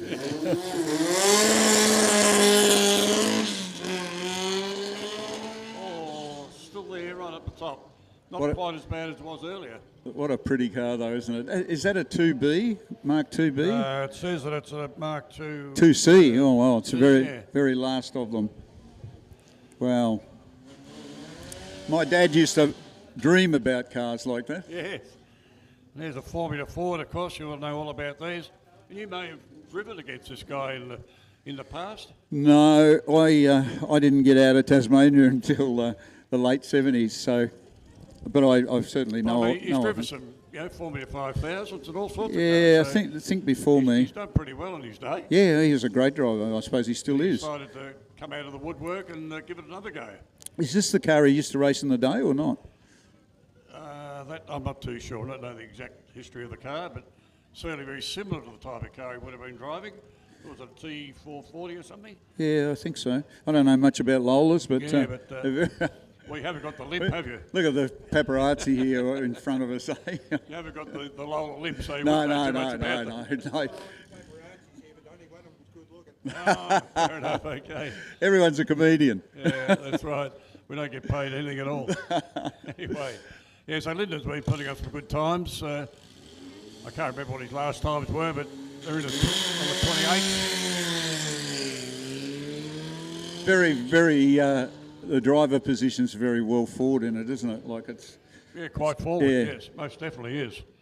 So he's up and around the hill. We actually watch him going around on the screen here these Yeah, it's days. I watched that All- big screen over there for a flash while. for us, but anyway, It's great. great to see, Yeah, fantastic. It was an idea I put forward some years ago when I visited Shelsley Walsh over in the UK, and Oh, yeah? they had all this sort of stuff. Did they then? Yeah, that's Yeah. 10 years ago, or more Right. than 10 years ago. That's great. But it's a great idea. Anyway, he's gone over the line for a 24.23, so not shabby at all. Oh, very quick. It's Now, it's you drove the Corvette here last time. I did, yes. It was a bit big and Yep. for the car, for the track, really. Yes, yeah. It's a 7 litre, big grunty thing. My but word, yeah. wow, that used to be a Touring Car Masters car, I think. I'm not sure. This is Hume in that car. Yeah, I know Don. Hume is Don Hume. They used to race. He and his brother used to race a Mini with us back in the day. Yeah, I think And- Don had a Rolt though, didn't he? Did some historic racing, open yes, wheeler, yeah, that he. PQR. They had a Mini with some other sort of exotic motor in it, Yeah. which they ran as a sports sedan, of course. Yeah. And then he'd been out of the scene for a while, but he's come back and doing very well. That's great. This event is just amazing, honestly. Last year was the first year I've ever been, and this is, Yeah. better really in the sense as the marquees are all nice, and it's, Well, they've gone to some trouble. They bought those specially, and they're actually sort of semi-permanent in the ground. They've got the holes in the ground for the uprights and things.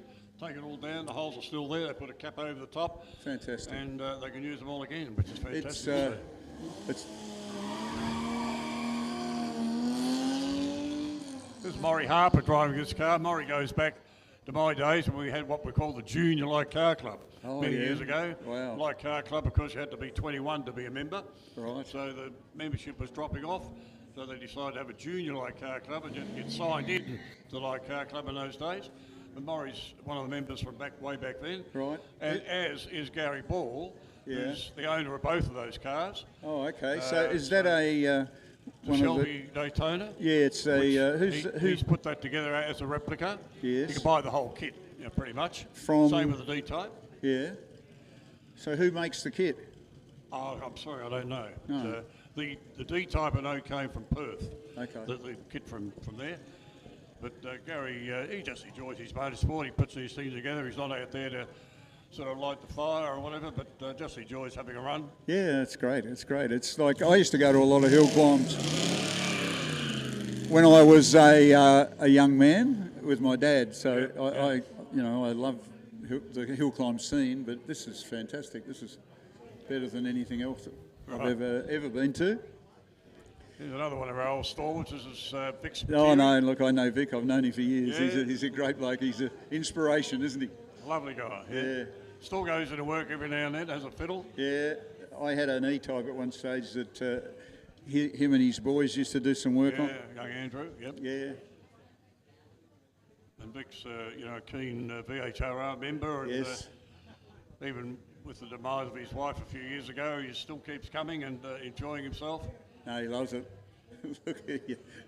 Oh, that's Raper. Graham, have a look at Graham's outfit. He's He looks egging him he on. looks like he's I think he's got that off Carol Shelby. Carol Yeah, I Shelby think used so. to drive Look at him, eh? those sort of overalls, didn't he? He did. Looks good. Oh dear, good to say. Oh yes, a little bit of opposite lock this way and the other. He still gets Pretty stuck good in it. effort. He's actually done pretty well lately in regularities. Yeah, no, I Oh, know. the He has. old stager, he's been trying it for a while, and I see. he's finally got to winning one or two. I see him round. This is a V8, yeah. Obviously, it's a V8. Well, it started out life as a Triumph TR7, Oh, okay. but of course they did have a TR8, which was the V8 engine version, Yeah. which weren't really sold here in Australia. But as the cars got older, many guys put the Rover V8 in them and Yeah. went on from there. But this fairly exotic-looking sort of thing, with the big scoops. Hope that doesn't make it go any slower. But anyway. Had trouble getting off the line before. He had a couple of bites at the cherry, but Right. see how he goes this time. Oh, that's better. Yeah, it's better now. If nothing else, it sounds right, doesn't Yeah, it? they sound good, those little Rover engines, don't they? My word. No, he's going all right. Where are we? I wonder who might just say who built the Shelby Daytona. Doesn't say. No, it doesn't say. Yeah, just down the bottom there, a replica, yeah. Because Richard Bendel, who was of Motec fame, he made quite a few of those He did, absolutely. Daytona sort of recreations. That was a car there. So I think that started out actually as a rally car originally. Okay.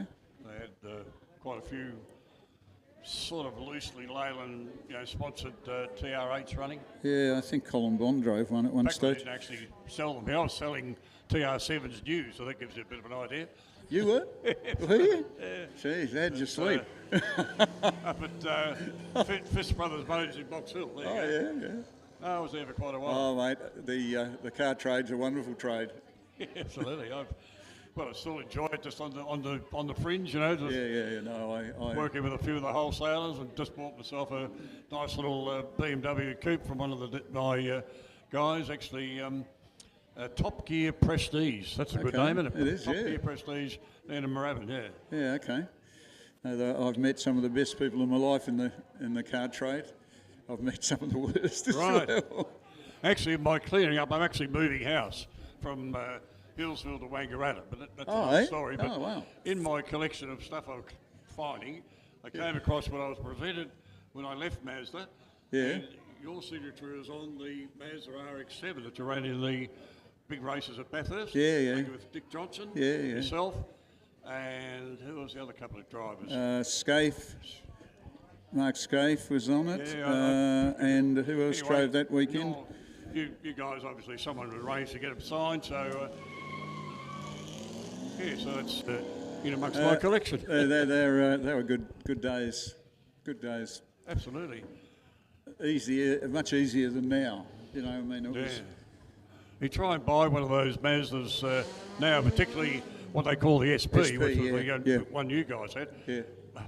Absolutely unbelievable to buy one. Yeah, they are, aren't they? They didn't make very many of them. When I think I sold my RX-7, the 1982-83 model, for what I thought was a good bit of money at the time, forget about that. It's double that now. And the rest probably. Crazy prices. We sold them like in Tassie, in Devonport, in that period of time, 80s, early 80s, up until about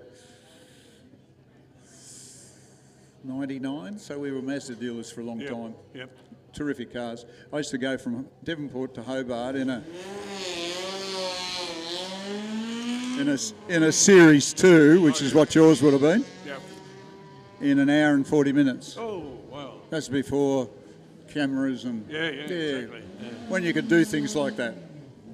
And enjoy it, Luckily now I'm a responsible citizen. Aren't we all, I still get the occasional because we have to fine, be. A sneaky Canberra car will catch me every now and then. Yeah, I know. That's a nice little Mini. Yeah, good little Mini. It's like almost loosely the Golf colours, aren't they? Yeah, it looks great.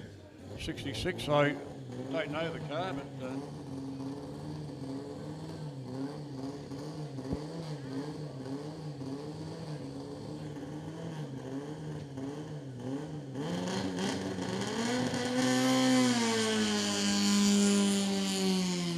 That's the Austin variant. We didn't sell the Austin model here, but there are quite a few imported ones. So, and you can actually buy the grille and buy the other bits and pieces and make it Austin model if you wanted to. He launched it quite well. Like a front drive car is quite difficult to get moving without too much wheel spin. He's either got a good clutch in it or he replaces it regularly.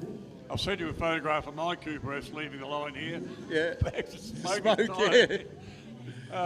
This is a beautiful little car, isn't it? Off again. Here's a car you might know. Yeah, no, I know. I know the young guy that built it for Graham Whincup, and it's That's actually the Bob Jane car, isn't it? I don't think it's the car. I think it's a recreation of the car. I know we've been trying to buy that car for a long time. Yeah, maybe it is. I'm pretty sure it was the car.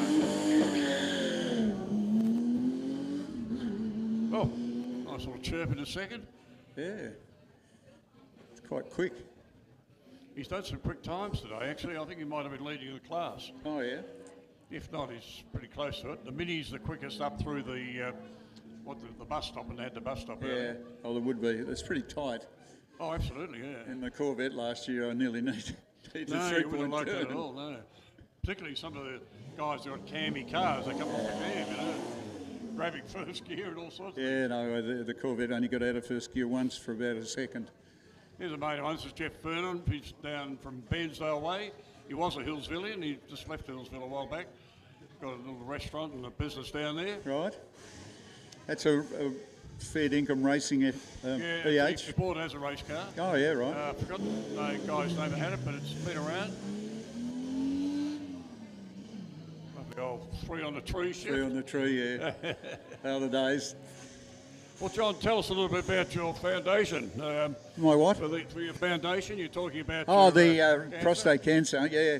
Well, I mean, I had prostate cancer about 3 years ago, so I made it my business to tell the world to get a blood test, so you can get early diagnosis. So Yeah, I've done all mine. yeah, so it's and it's not hard to do. So I wouldn't say I'm a pin-up boy for prostate cancer, but I survived it. So it's early intervention is the best way. Absolutely, my word. Yeah. Yeah, no, good. Thanks for getting on board with that. That's great. And No, I think we've got some sort of a raffle going over here for the prostate. I think on the corner here. Oh yeah, the raffle, the yeah, raffle, yeah. yeah, So the if anyone's out there could buy a ticket, that'd be good.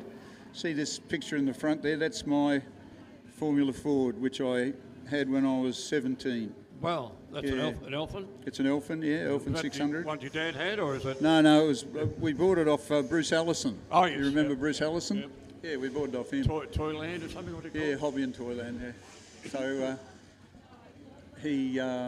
it was one of those typical race cars, ready to race. Yeah. It wasn't. Yeah, fair enough. They very rarely are. Oh, I know the story. Yeah. Yes. Look at this, that's a Mark Yeah, 8. this is a good mate of mine. This is old Chris Loeb. And Yeah. Chris used to race these in the UK, so he knows Wow. a little bit about Jaguars. Yeah. But he bought this one just because he wanted the body and the car was nice. It's got a 186 Holden motor in it. Oh, really? Yes. Oh, at least it wouldn't With leak the oil. Climatic shift. So you got two chances, two shifts. Wow. It's a good looking car. Yeah. Yeah. So, but he enjoys it. Gets up there and he's having a go. That's the main thing. Yeah, no, it's great. It's great to see. I mean, the variation in cars is just amazing, and it's wonderful to be part of it.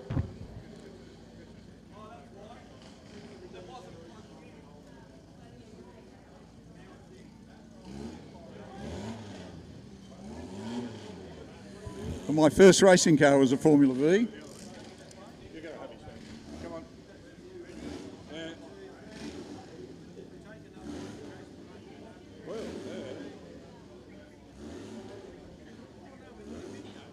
Oh, gee.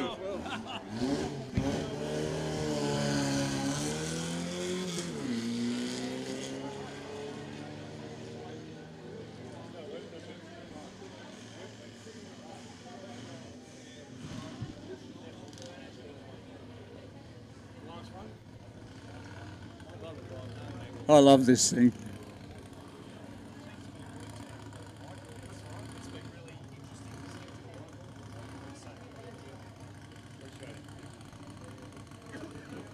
Yeah, famous car here, John. Oh, this yeah, is the I love it. ex-Lex Davison car. Yes, absolutely. Lex Davison, Graham Noonan had it last. Yes. So was the North Boys. They've got it running. They've got it running really well, though, haven't they?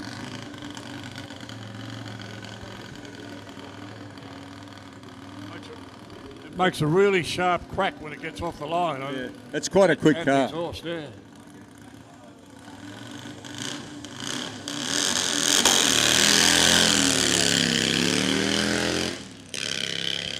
Wow.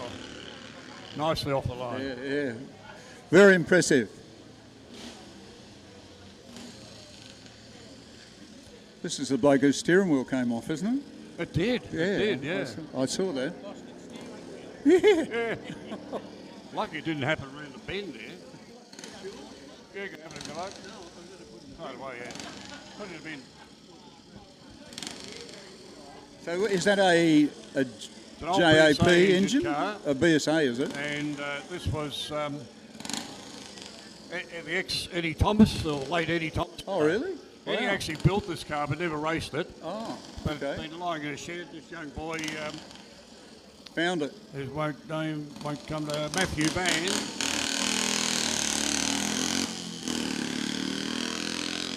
No, he's got a wobbly front wheel.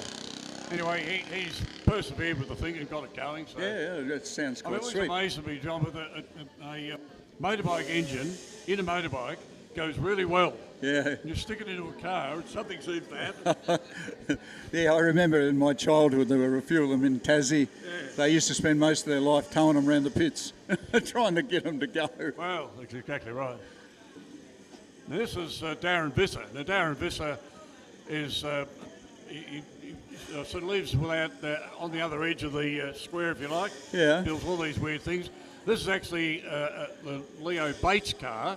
Leo Right. Bates built all these cyclo cars, they were called. All right. And this is one of them. It's a This is Kawasaki record-winning engine? car, this car.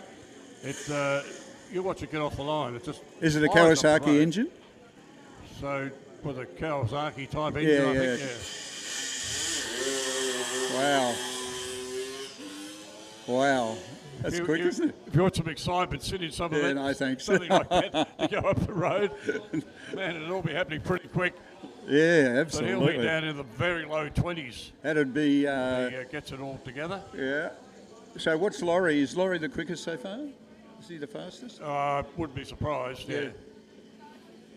Where are we? He goes over the line. Oh, he's been there. It's 22.15.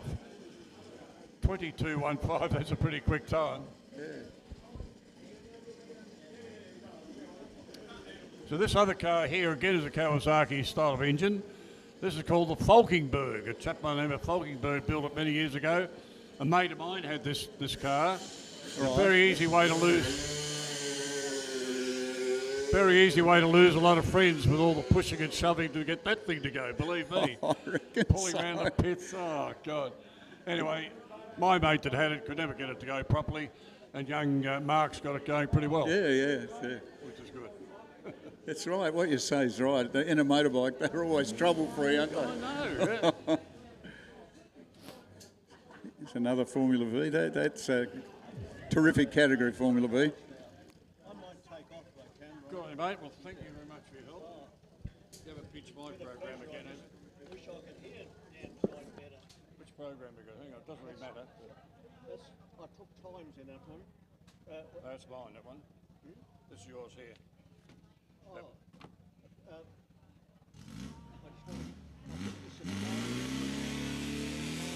Oh, okay. Well, you take that one, I'll keep this one. Okay. And the little Formula V. Now, you did some time in Formula Vs too, John. When my very first race car was a Formula V when I was a teenager. So, yeah, it was an Elfin. We did a lot of, we were very close to Gary Cooper, my dad and I, so Yeah. we were very Elfin devotees. Oh, absolutely. Yeah, my word. The Formula V is a great category. It's still one of the most affordable motor racing categories around. They smell good, these things, don't they?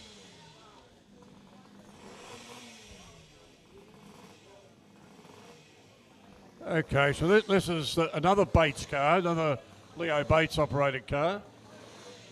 You on the air? Still- Is this going?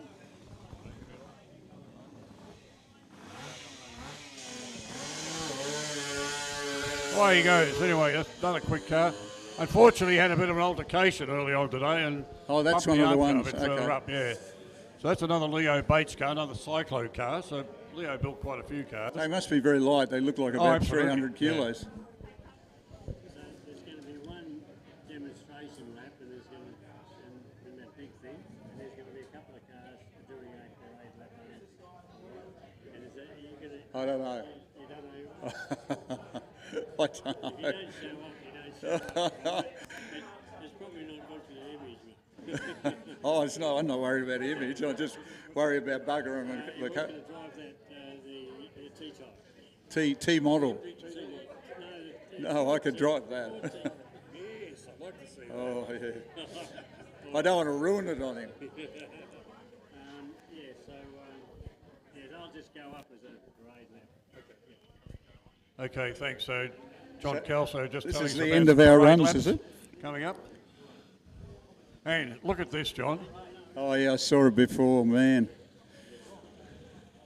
I've got some A lot of detail work's on it, gone so- into that.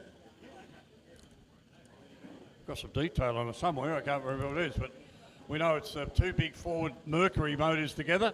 And it ran in some Grand Prix. Here we are. Yes, demonstration. There it is. the double V8 special. Darren Visser again. Yeah. As I said, he thinks out of the square a little bit. And he built this as a creation of the original sort of car. Yeah. And it's run at all sorts of events. It's actually in October at Rob Roy on a Cup Day event. So it's been up here before. Not this particular car, but the replica of it.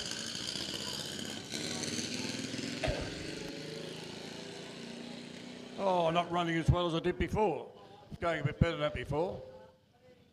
That doesn't sound that crisp. One of the cylinders of the 12s or whatever it is. No, what's that? V8? 16. 16. One of the cylinders has gone off. Lost a couple. There. But what a few go off and it would still have enough. I reckon, yeah. New MG. It's got no cylinders at all. No. Yeah, so we're having some demonstration events or cars going around, John. So Silent. The MG4 electric. Yeah. I I've read about them. Have you driven one? Graham Oxley from Werribee MG has been a great supporter of this event. Okay. And it's good to see the MG4 electric running here. Graham Oxley from Werribee MG is a big supporter of this event and the MG Car Club, and we're very interested to see how electric cars go in this kind of competition in future. All right. Okay. This is only a demonstration at slow speed, but it was interesting that they're getting him staged up very well for the timing, that was. yes, exactly. Yeah. The I'd better go, Simone. Thank you. I'm going to go and drive this T model, which is older than me. It's an A model, is it? A model, yeah. Is it? Yeah. I didn't know that. There you go. All right. Okay, well, I'll drive. thanks very much to John for coming on board. Thanks, mate. And he's going off for the drive of his life. I'll stick with you, Ron. Oh, okay. Yeah. Well, yeah, you can stay with us. And so he's gone off for the drive of his life in his A model Ford, a very upright-looking machine. So he's got to get a bit of a rundown on how it all works, I guess. Yeah, we've got the electric car here, and of course this is a brand new car, Ron. It's many decades newer than the rest of the field here today, and just doing a demonstration. And the car that's going to just do a parade after the MG4 is the oldest car in the paddock today, the 1908 AC Tricar. Now, that's pretty amazing stuff, isn't the it? Tricar's not going to do the complete hill climb. It's only going to go up as far as the causeway and then turn into the paddock. But it's got a. So the MG4's gone up the track down through turn one and across the causeway. We didn't even hear it leave the lines. No, there was no wheel spin. There was nothing No. to report really. So it's good for the commentators, Ron. You don't get drowned out by No. engine noise. But Absolutely. But the Tricar that's on the starting line now, because this is just a parade demonstration. Now, this is the only car today that's being driven with a passenger, Ron. There's Mike Elsmore's going to find out what it's like to go really fast at Rob Roy. 35.53. Yes, and that's not trying, of course. So that's just road speed. So quick, isn't it?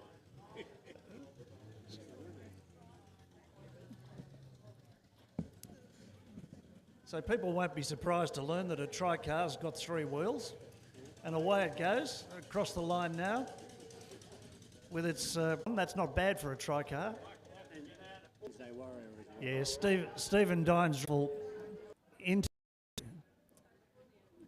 paddock in the near future. I think it's going to come across the causeway and turn. If it doesn't have to be driven by our patron of the Rob Roy, of everyone to stick around and support the drivers who are going to be given the prizes in their individual classes as well as the outright winners.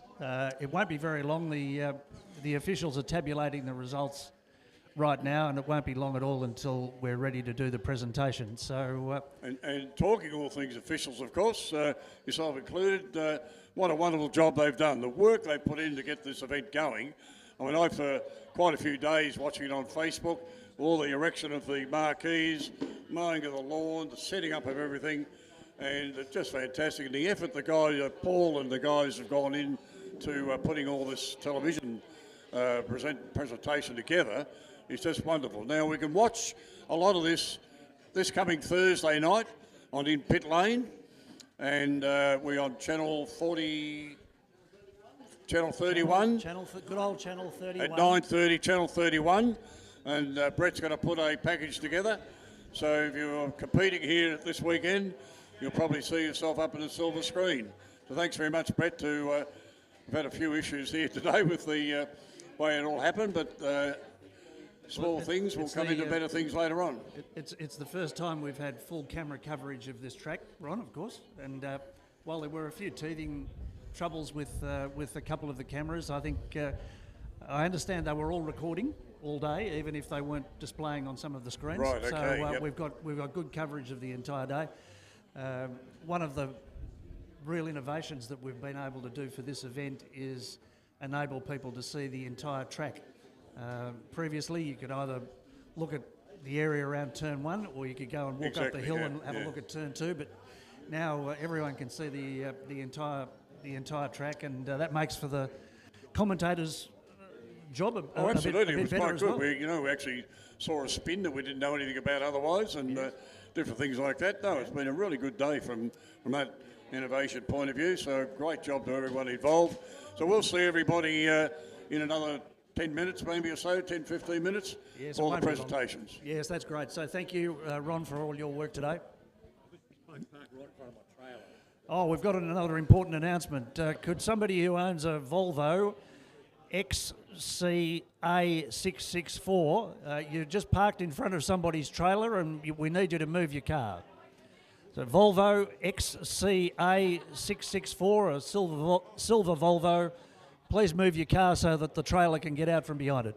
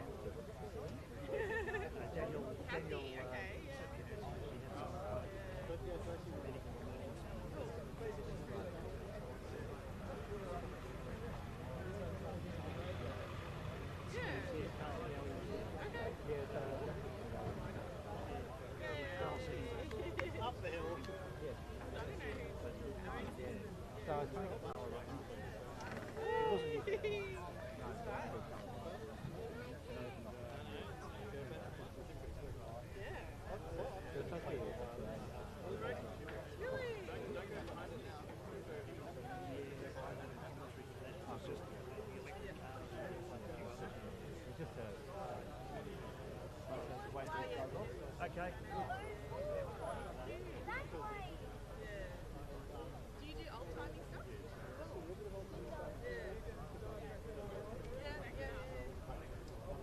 Well, you should come to the Gummo. So every Tuesday, once a month. Free. I try and go to it.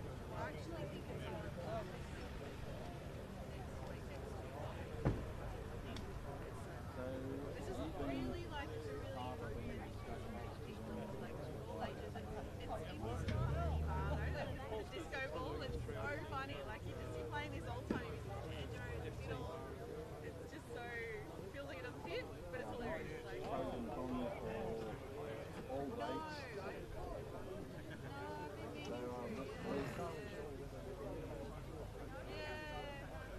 Well, I've been playing with Sanders, so yeah.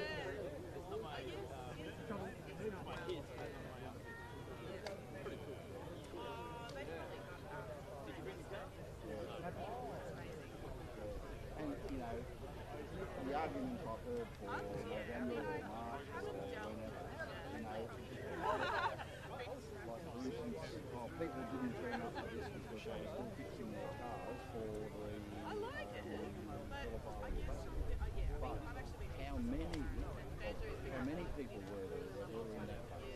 You know,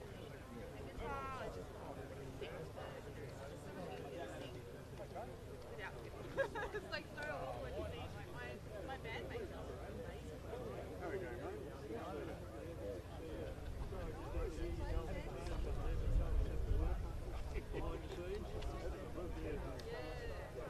Everything better, right? We'll get a better for next year.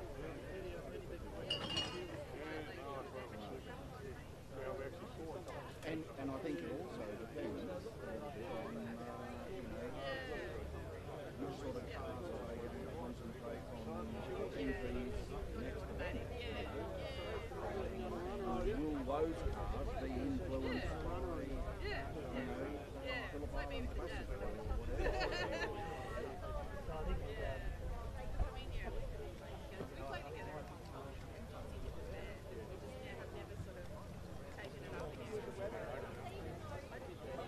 I think I see people at Escon never be that. Do you know what I mean? It puts me off. I know, and I'm like, oh, I'm not at that level. That's right. I don't, so therefore, I think they'd be very happy to come out of this.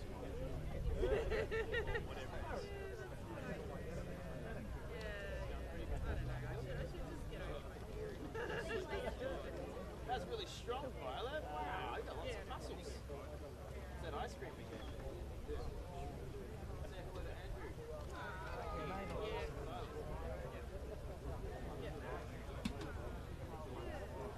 That would be fun. And up to you.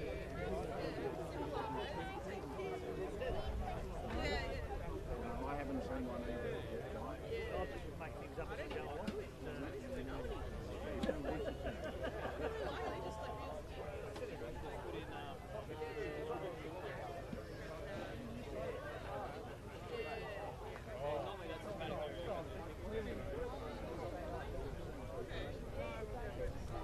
Now they've got this whole setup.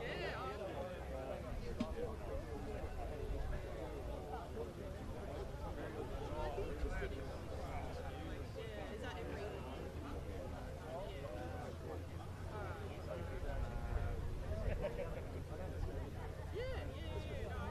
I love ice cream. It's like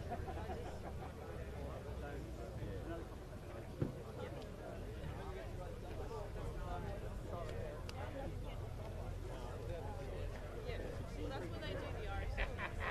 Tony and Tony. And they're in separate boxes. Yes, I saw that. And they're all in class order as they're going to be read out.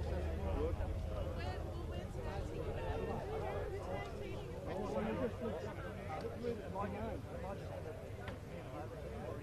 Well, I thought I might hand the guy the certificate and shake his hand. So somebody else needs to read the name out.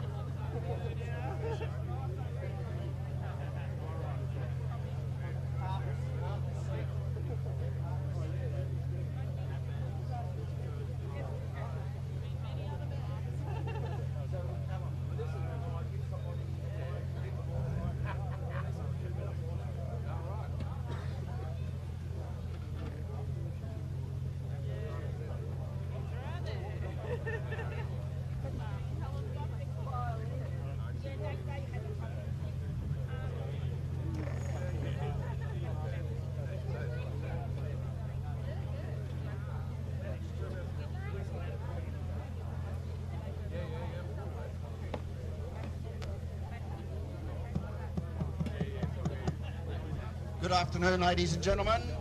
Just a 2-minute warning before the presentation starts. So all the people up in the pits who are still loading their cars, please come down. Presentation will be done in 2 minutes' time. Thank you.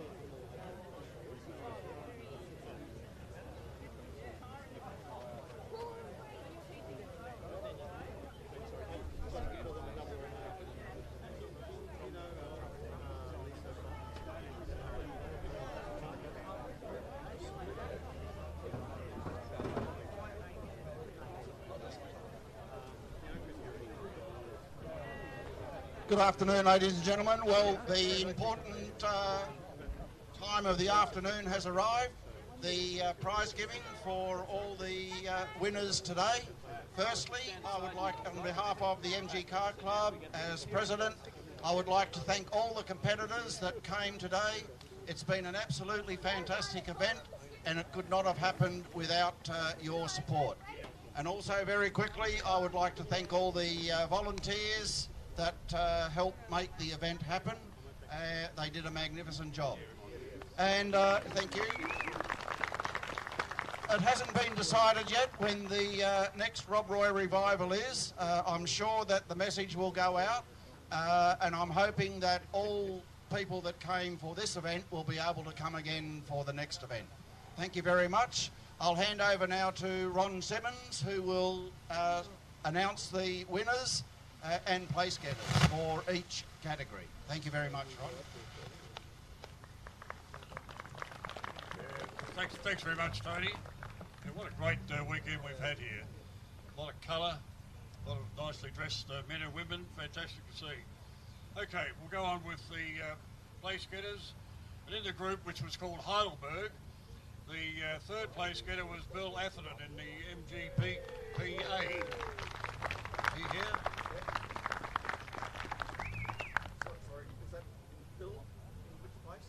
Third. This is third.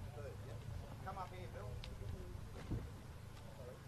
Well, look at that. They've got their names on these places already. Well done, Bill. It's sure not a bit of skullduggery going on here. They printed up already. That's pretty fantastic. Okay, Matthew White was second in that class for Heidelberg in the Austin 7 Wasp. Here he comes, over from the stage left. Okay. And John Bow, of course, our patron for the meeting, giving out the presentation. Thanks, John. And driving a very, very quick MGTA Molina Special, David Bell first.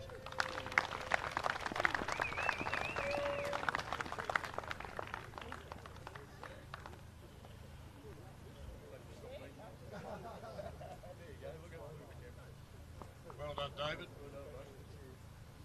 Now we go to the Arthur Seat trophy. Who remembers running at Arthur Seat? What a fantastic hill climb that we no longer can have. Third was Christopher Frost in the Hardwick Fargo.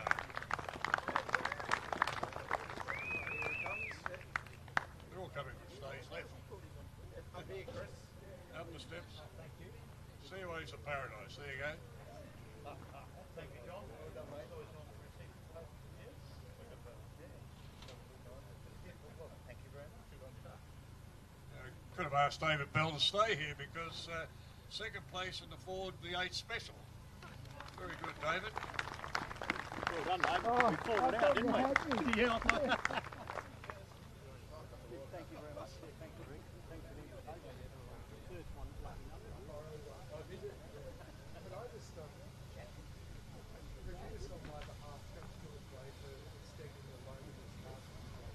Yes, we wondered what happened to Phil. Is he okay?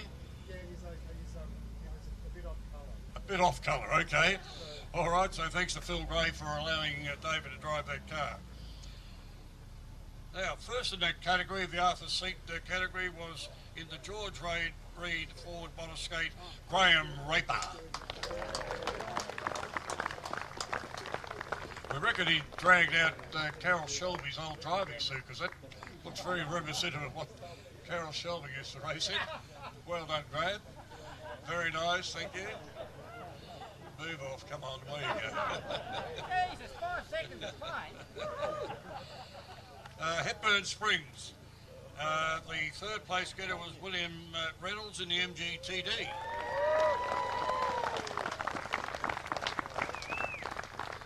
Fantastic to see. He drove that very, very well indeed.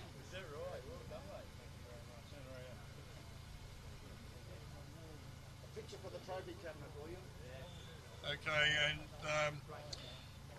second in that category was Marlon Shan in the MGTC Milano. He's still here. He's gone. The world Milanos go. Okay, so he's left. So we then go to that MGTC special with all the meat safe signs on the side of it. Car 49, Ian Edgar in the MGTC. Here he is, coming from back at stage.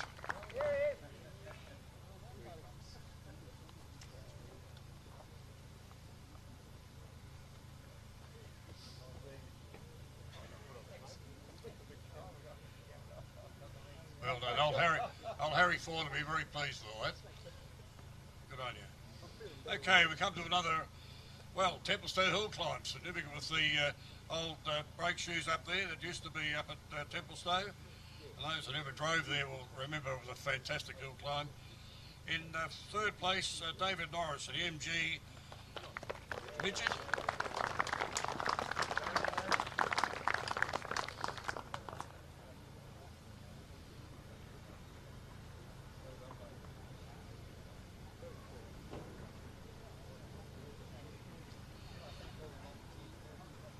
Yes, he's thanking all the volunteers. Good on you, mate. That's well done.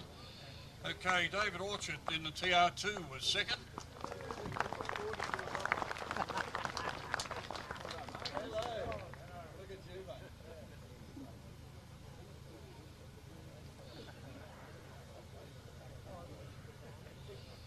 Well done, David.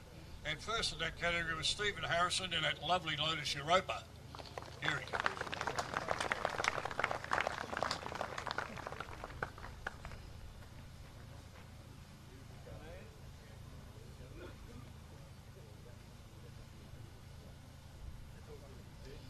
Well done. Colin Grove hill climb across the office over there at South Australia, and Paul O'Connor in the Lotus Mark 6 Climax was third. Probably heading back. We go on to second place, and that was Tricky Dicky O'Keefe in the Photon Lotus 11 replica. Well done.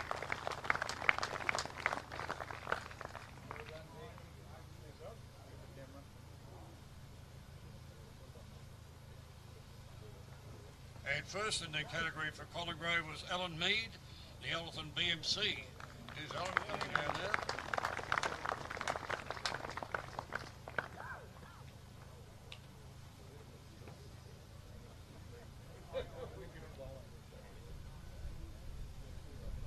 Good on you, Alan, well done.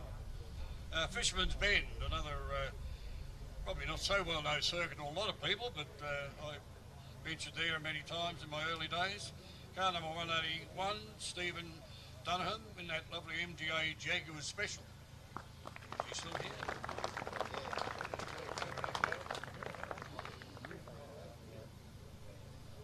Okay, so not here, Your Honour. And the guy that probably excited everybody more than anyone else for the whole event, coming off the start line at Healy 3000, Max Hooper. Here he comes. Well done. You get about 3 or 4 bites of the cherry getting that thing off the start line in a straight line. Well done. And in the magnificent Brad Holden Sports, Jeffrey Walsh took out first place in that category.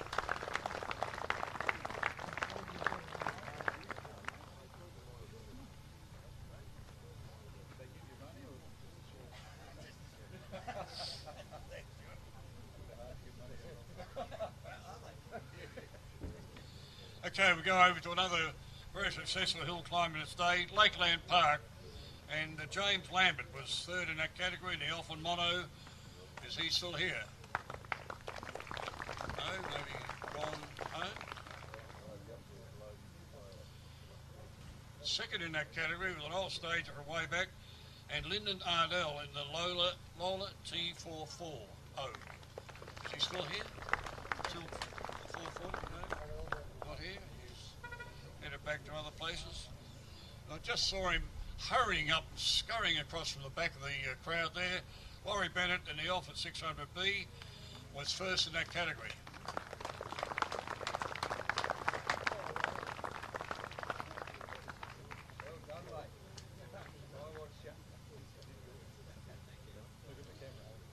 Bit of life in the old Hillsvillians yet. Okay, Mount Tarrangower was the next category. And third in that class was an old stager from way back, Don Hume in the Porsche Carrera. So he's gone apparently, okay. He's gone to other pastures. He's coming. Yeah, so I parked myself too far away. Well. When do you know you're going to get it?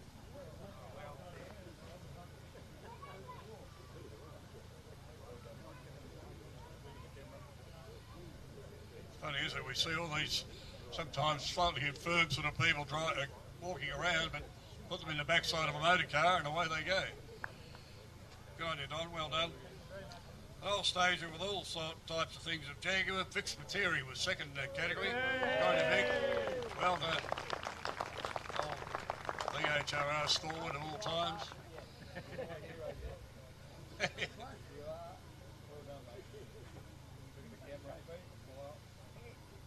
John was on commentary when Vic was going up the track, and he gave Vic a good serve. He probably did your Jaguar very well, did he, John? Good on you. So, you know, a beast of a car had come up to the line. I hadn't seen this car before. The Triumph TR8 of Ian Gowie. There he is. Yeah, what a beast of a car. But it went all right, that's for sure. John and I commented on how nice it sounded going off the line.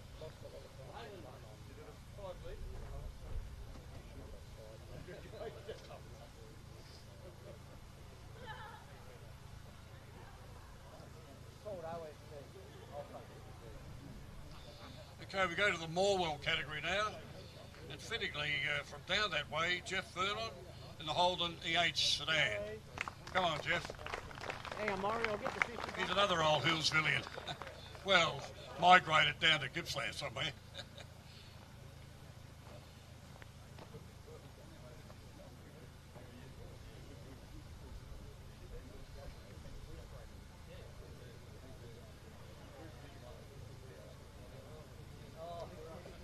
Good on you, Jeff. Well done. And Graham Wincup with the Holden Tirana GDR XU1. Are you still here, Graham? Or has he gone off to other pastures? No. Is someone taking his trophy?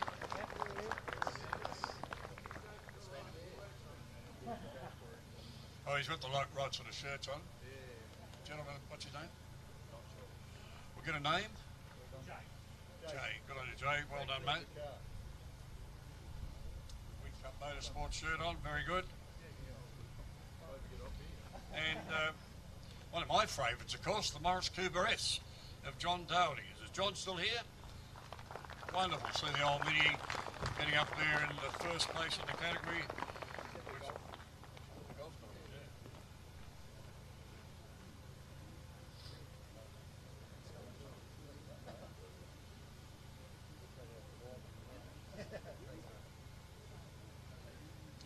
Okay, we head on down to Mount Lura for this particular group, and Rod Nilf in the Cooper Irving Mark V was third in that category. Is he still here, or is he headed off up the ship away? I've got someone over here, someone from the... Here we go. Hurry along there.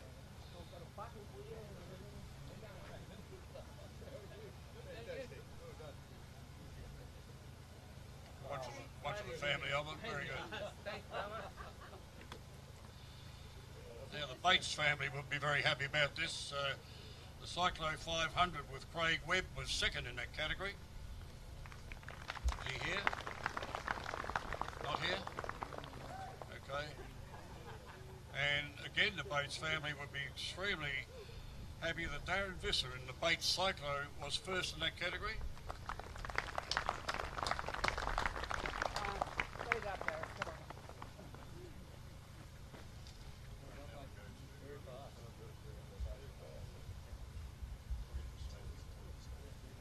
Well, don't go, Darren, please. We'll just take a couple of steps back, because we have for you the fastest time of the day to Darren Visser in the Bates Cyclo. Well done.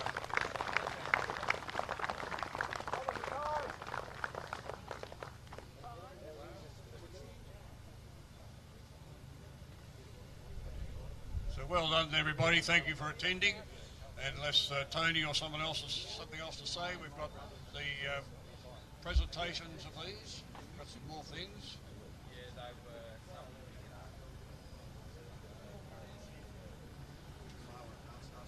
Okay, so Marlon Shand, would you mind coming to the microphone, please?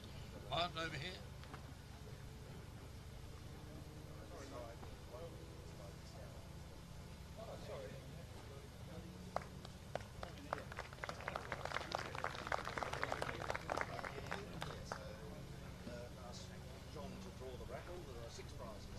Okay, there's 6 prizes in the raffle, and I think Graham Raper is... Graham Raper, as usual, has a few words to say. So, I just thought that as competitors, we really should thank the MG Car Club, all the volunteers, the photographers, everybody who puts on this event, because without them, we can't come and play with our toys. So let's put our hands together for everybody. Thank you. Well said, Graham. Thanks very much. Now, okay, so the Fast Track Experience gift voucher. The first place getter is... Oh, drawn, sorry. Got to be drawn. John's dragging it out. He's going to meet someone. And it's Jenny Bugagli. That's Mr. Bugagli's wife or girlfriend or somebody.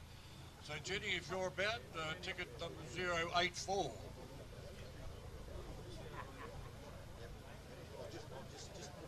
That's Michael Bugagli's Okay, the racing industry vouchers. Thanks very much to the Blanchard family for this one. $300 to be used as race industry, so you buy yourself something pretty good there. The winner is upside down. Grant Peters. Is Grant Peters here? For ticket number 227. These are probably spectators, I think, that have probably gone home.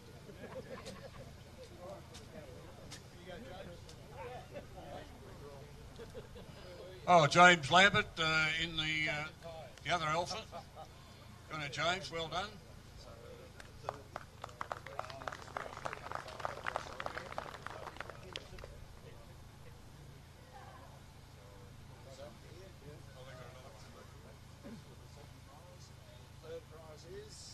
Okay, Race Industries again, thanks to Cool Drive and the Blanchard family, $200 for the use at the Race Industries, and the winner is Lee Hartman, ticket number 297. They're still here. My goodness me. Well,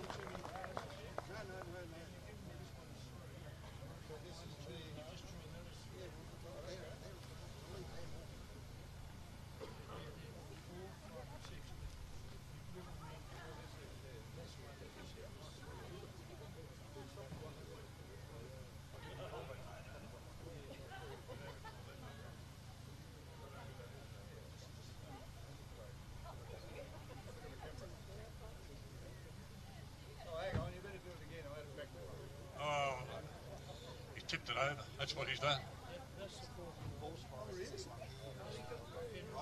Okay, the big Penrite prize here. It looks like a bucket of cleaning gear and bits and pieces and so on.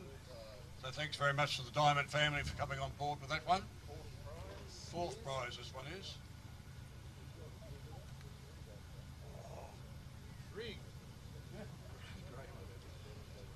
Would Graham Raper like to come up, please?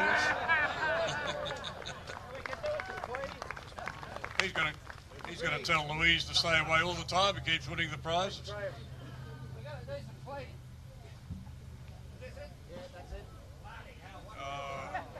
Louise is going to love you when you get home.